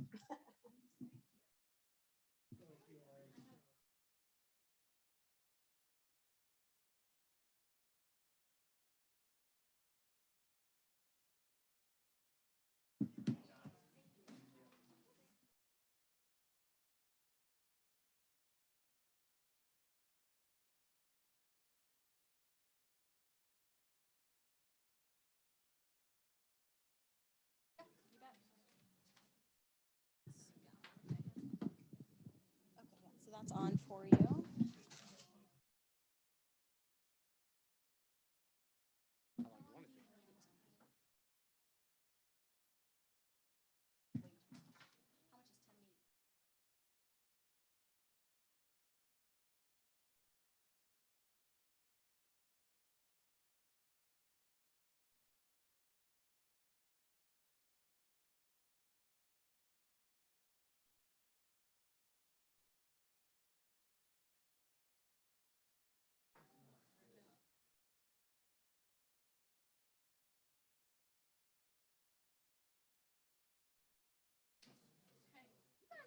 Right now, this is the most important model.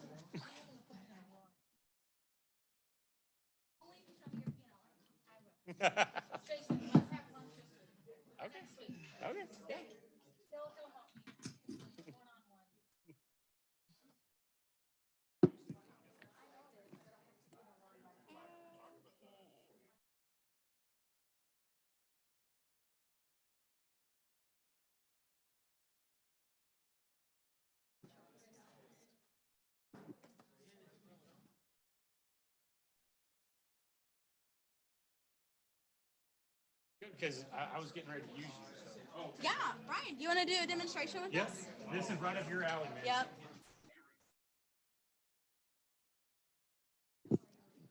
Yep. Let's do it. Yes, the red light's on. You're good. All right, guys. So, Brian, you want to come over here?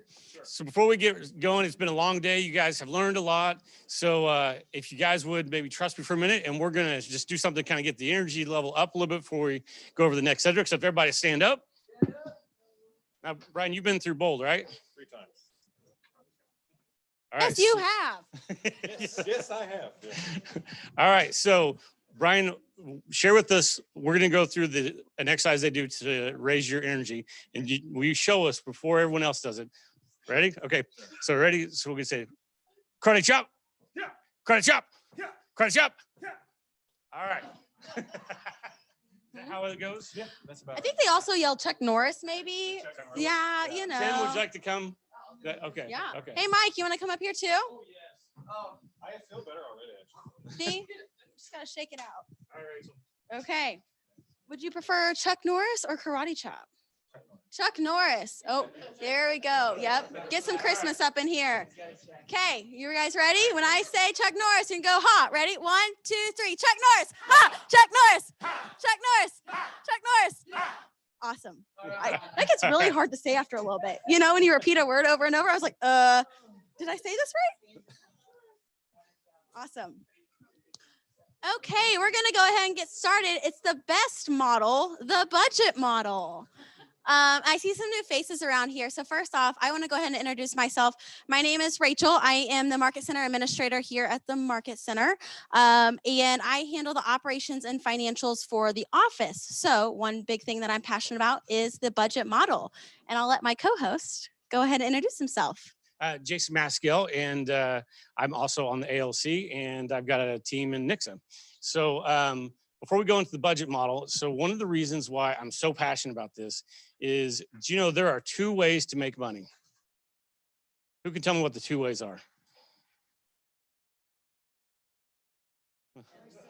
Guy, what's one of them? So you increase sales, so you sell more. What's the second one?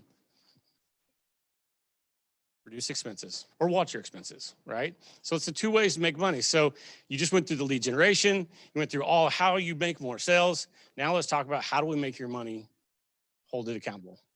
Awesome. So before we get started, how many of you know what a profit and loss statement is by a raise of hands? Show of hands. Okay, cool. How many of you have a profit and loss statement through your CPA? Okay, awesome. How many of you have a CPA? That's a great one. Yeah, okay. Awesome. So the biggest thing about running your business is you're a real estate agent, right? Congratulations. Now you have your own business. So we're going to show you how to run your business like a business. Cool. Let's see what our next one is. 2 tools in 1. Okay, so we have 2 different categories. We have your budget and profit and loss. So the difference between a budget and a profit and loss is the budget is more for planning. It's created annually. You project your expected returns and cash flow, and you restrain the gain. So budget is what we're planning on to building out for 2022. And then your profit and loss. This is more of a management tool. It says review bi-weekly. Here at the Market Center, we review it weekly and we close our books monthly. Then we show our actuals versus projections. So you compare what actually happened in the month to what you had budgeted.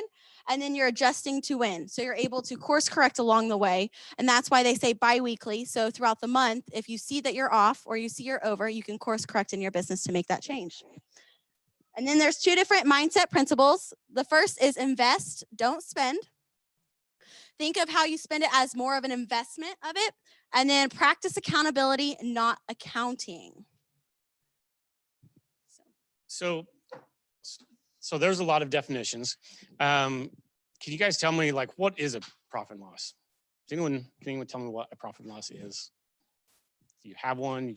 Yeah, please. Here, let me bring a microphone back to you so those online can hear.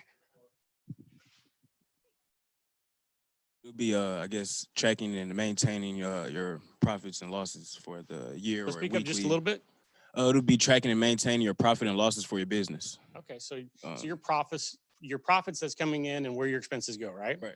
Okay, so what do you guys think are what are some advantages to having a profit and loss? Like, what would the benefit be?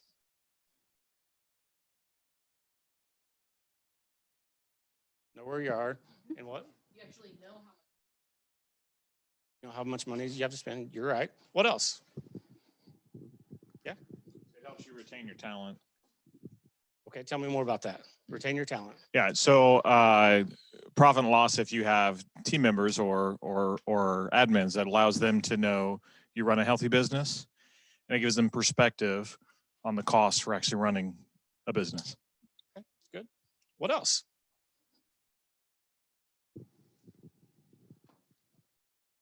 Anything? Yeah, Kirk. It should help you identify the efficiency and how you spend your money. Like if you have wasteful items that you're putting your money out on. That's great. Yes, definitely. What else? Cassie. I think the profit and loss should tell a story of what you're doing. So the sales that you're bringing in and what you're doing year over year, month over month, and how much you're spending year over year, and where you should be investing and where you should be cutting back. I love that. What? I was always told just because you have money in the bank doesn't mean you're profitable.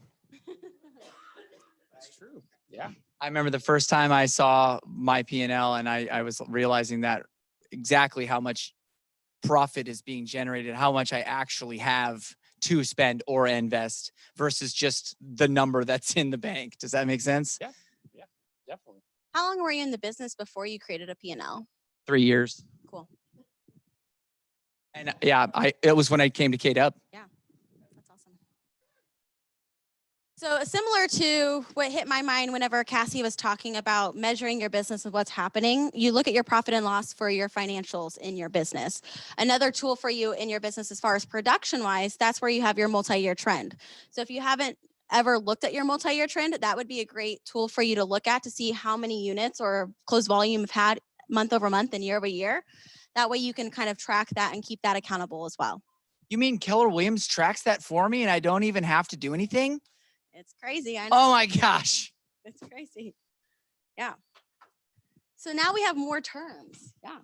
So before we kind of go into how the profit and loss works, let's go over like some terms of what you're going to see inside of it. And so that way we don't make assumptions. We go ahead and just cover what all parts of it are. So Rachel, go ahead. Yeah. The first one, cost of sales. Starting off with the hardest one.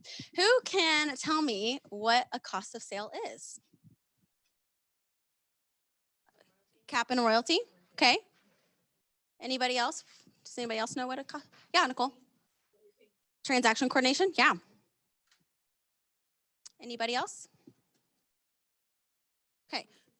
Listing specialist. Okay. So cost of sale is the cost of doing business. So how it is defined is you only pay that fee as you produce. So if you're not producing or your business isn't running, then you're not paying in that fee. That's what a cost of sale is. So similar to your cap, your royalty, any referrals being paid out, that's a cost of sale for those transactions. And to elaborate just a little bit, if you sell one more unit, what will it cost you to sell one more unit? Gross profit. On here, it says revenue left over after the cost of sales. So revenue, and in our book, they have it defined as company dollar. So it's the profit you have coming in or the gross income minus your cost of sales. And that is your gross profit. And that's how it's defined. The next one is operating expenses. So this is the cost of running your business, whether or not a transaction occurs. So common forms of these are salaries, rent, board dues, regardless if you produce a transaction or not, you still have your board fees coming up. Any sort of lead generation programs you're using on a monthly basis, anything that is just hitting your bank account on a regular time every single month. And then the last one on here is net income. It says pre-tax income after cost of sales and operating expenses. The thing I really want to stress is pre-tax income. So you, as a 1099 agent, you are responsible for your taxes. So as you're producing transactions, after you've consulted with your CPA, they will tell you a certain percentage that you need to pull aside after your closings and keep that away. So whenever you pay your quarterlies or your yearlies, you have that money to pay your taxes.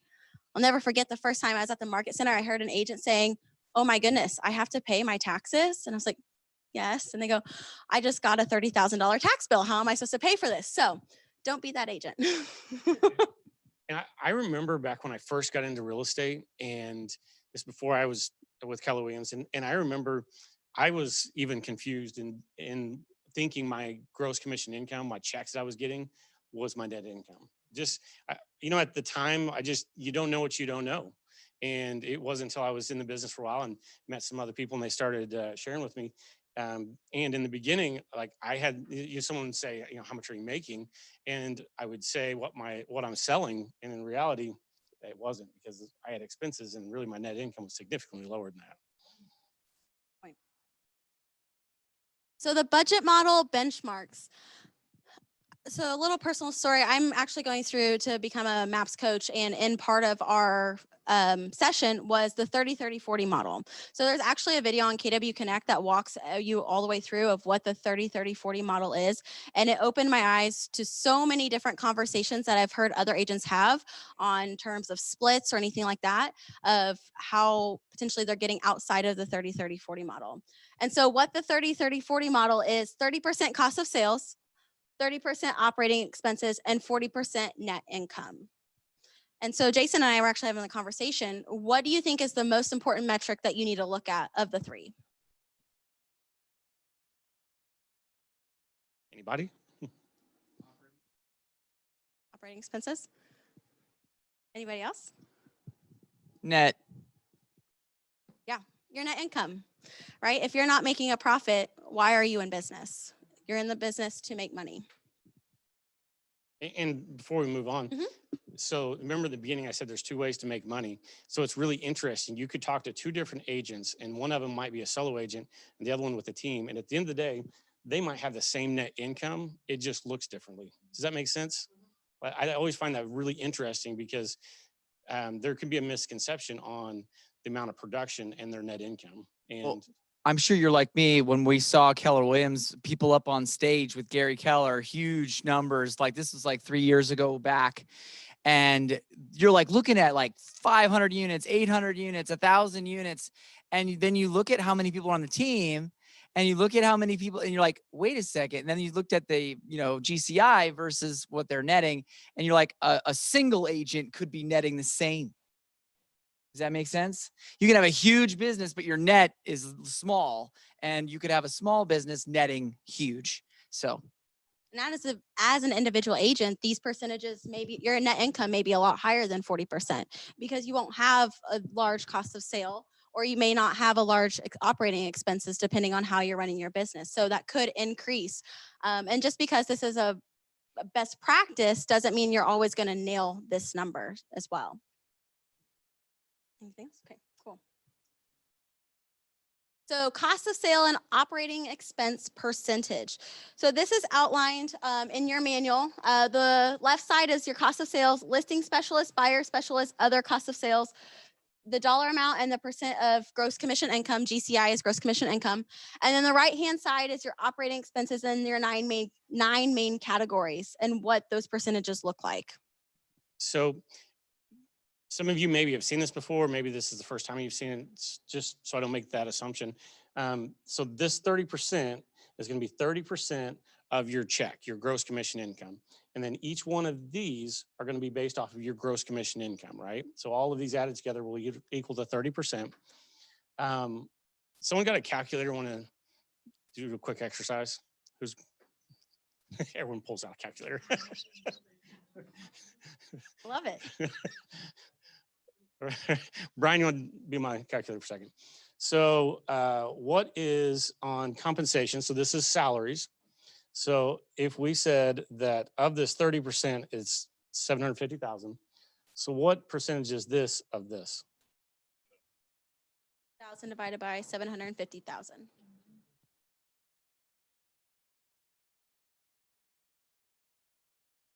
$48. Will someone write that down? 48%. Okay, now what about lead generation? What percentage is lead generation of your total operating expenses?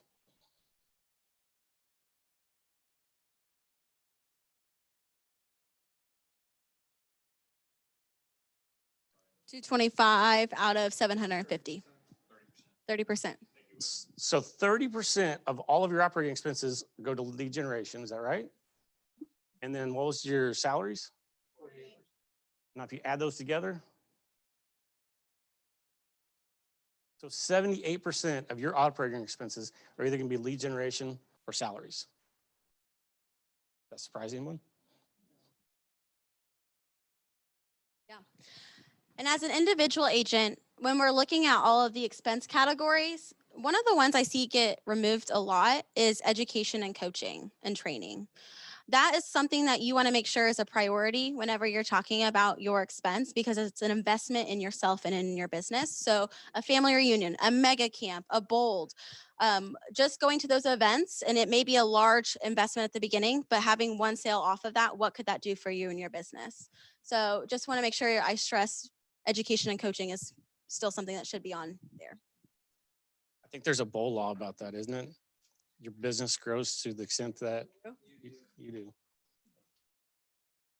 I read a stat one time that was the average CEO reads 52 books a year. So how it's important to reinvest in yourself. Yeah. So this is the budget benchmarks based on your gross commission income. This is out of the new MREA model that hasn't came out yet in the book. So what they have changed it up from this book to the number 2 that's coming out is we have our averages, and then we also have our best practices as well. So this is where if you're going to look at netting $1 million, or excuse me, grossing $1 million or grossing 2.5 million, here's the best practices of what they've seen. And then the other part is the averages of all the other agents that they have looked into their books. One of the, and Tim had mentioned it too as well, there was a big change a couple years ago that you see these big teams on there closing 1,000, 2,000 units and having all this much in gross commission income. Yet whenever you looked at their books, they weren't within the model. And so then Gary changed it, saying, if you want to have the honor of being on stage and having this platform to share what you're doing, you have to show me your books before you're even allowed to be on there. So this is probably one of my favorite slides we're going to go over today, because look at this, and making 150,000 GCI, what's your net income? 49%. And you can see as you start to build a team, it dips a little bit, right? Now, the 30, 30, 40 is your benchmark. So don't think of it as I have to stay right here the whole time. It's your benchmark just so you can say, where am I and how am I compared to the benchmark? This shows you, now these are averages and these are best practices, right? Yep. So averages, what teams are doing as they're growing.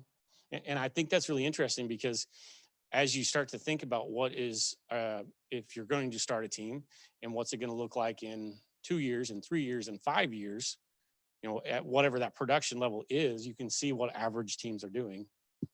And I would just interject there too, to say that these are things you find out what bucket you're in. You kind of have a good expectation of like, how am I doing? Like, you know what I mean? If you had an average temperature of 98.7 degrees, you kind of know that if you checked your temperature and you were 98 degrees, you'd be like, oh my God, I'm burning up. No, that's pretty normal. Does that make sense? Okay, so these are kind of normal in these ranges. These are kind of buckets to be put in at different stages of growth. Would you guys say that? Yes, and I'm going to say the important thing is to look to see where you in your net. If you're less than 40% net, where am I to the average? And then you back up to see which one am I off? Is it my operating expense, or is it my cost of sale, and why? Yeah.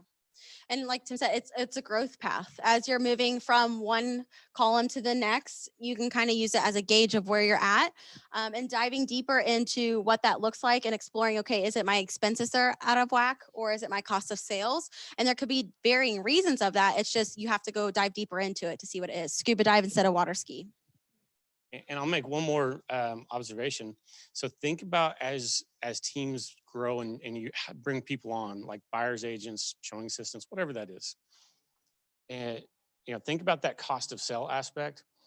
How are you going to keep your team at 25% or 30% with having a buyer's agent or other team members that have those splits?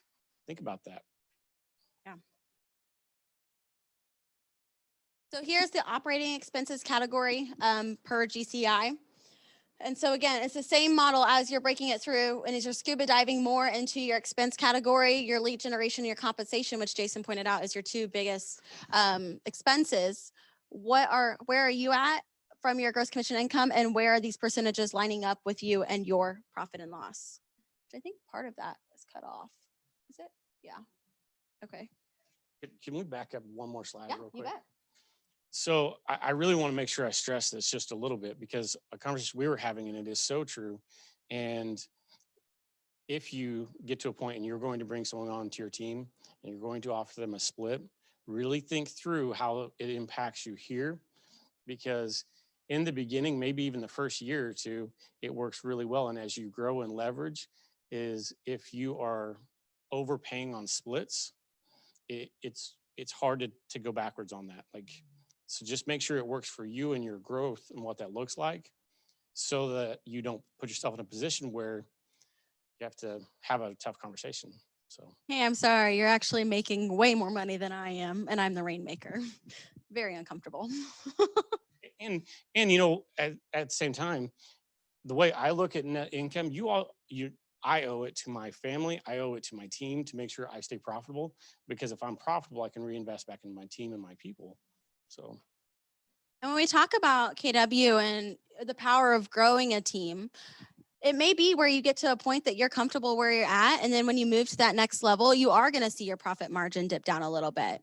And just knowing that that's a ceiling, and then you're going to break through it. And as you keep going, you can see the different percentages and how they're decreasing. And it comes down for me is when I talk to people is, what is your why? Why are you building a team? Is it for the purpose of more opportunity to allow your people to have more opportunity? Because this all seems great and flashy, but as your percentage is getting lower, what is that to you? Rachel, I love what you just said. And wouldn't you agree that that's also them leveraging their time off better? They're exchanging money for time and Yeah, just it quality of depends life. if they're wanting to still be in production or not. It kind of depends if they're trying to get themselves out or not. Yeah. I heard Gary one time say that a team business, really, he said any business that is at 10% profitability or less is going out of business so slowly they don't even realize it. And we're seeing that on the brokerage level at this point. Well, not our brokerage. Just disclaiming that. Just saying, not ours. I'll be out tomorrow. No, just kidding. So then we were talking about our expenses, and then here's kind of the larger vision of your monthly profit and loss.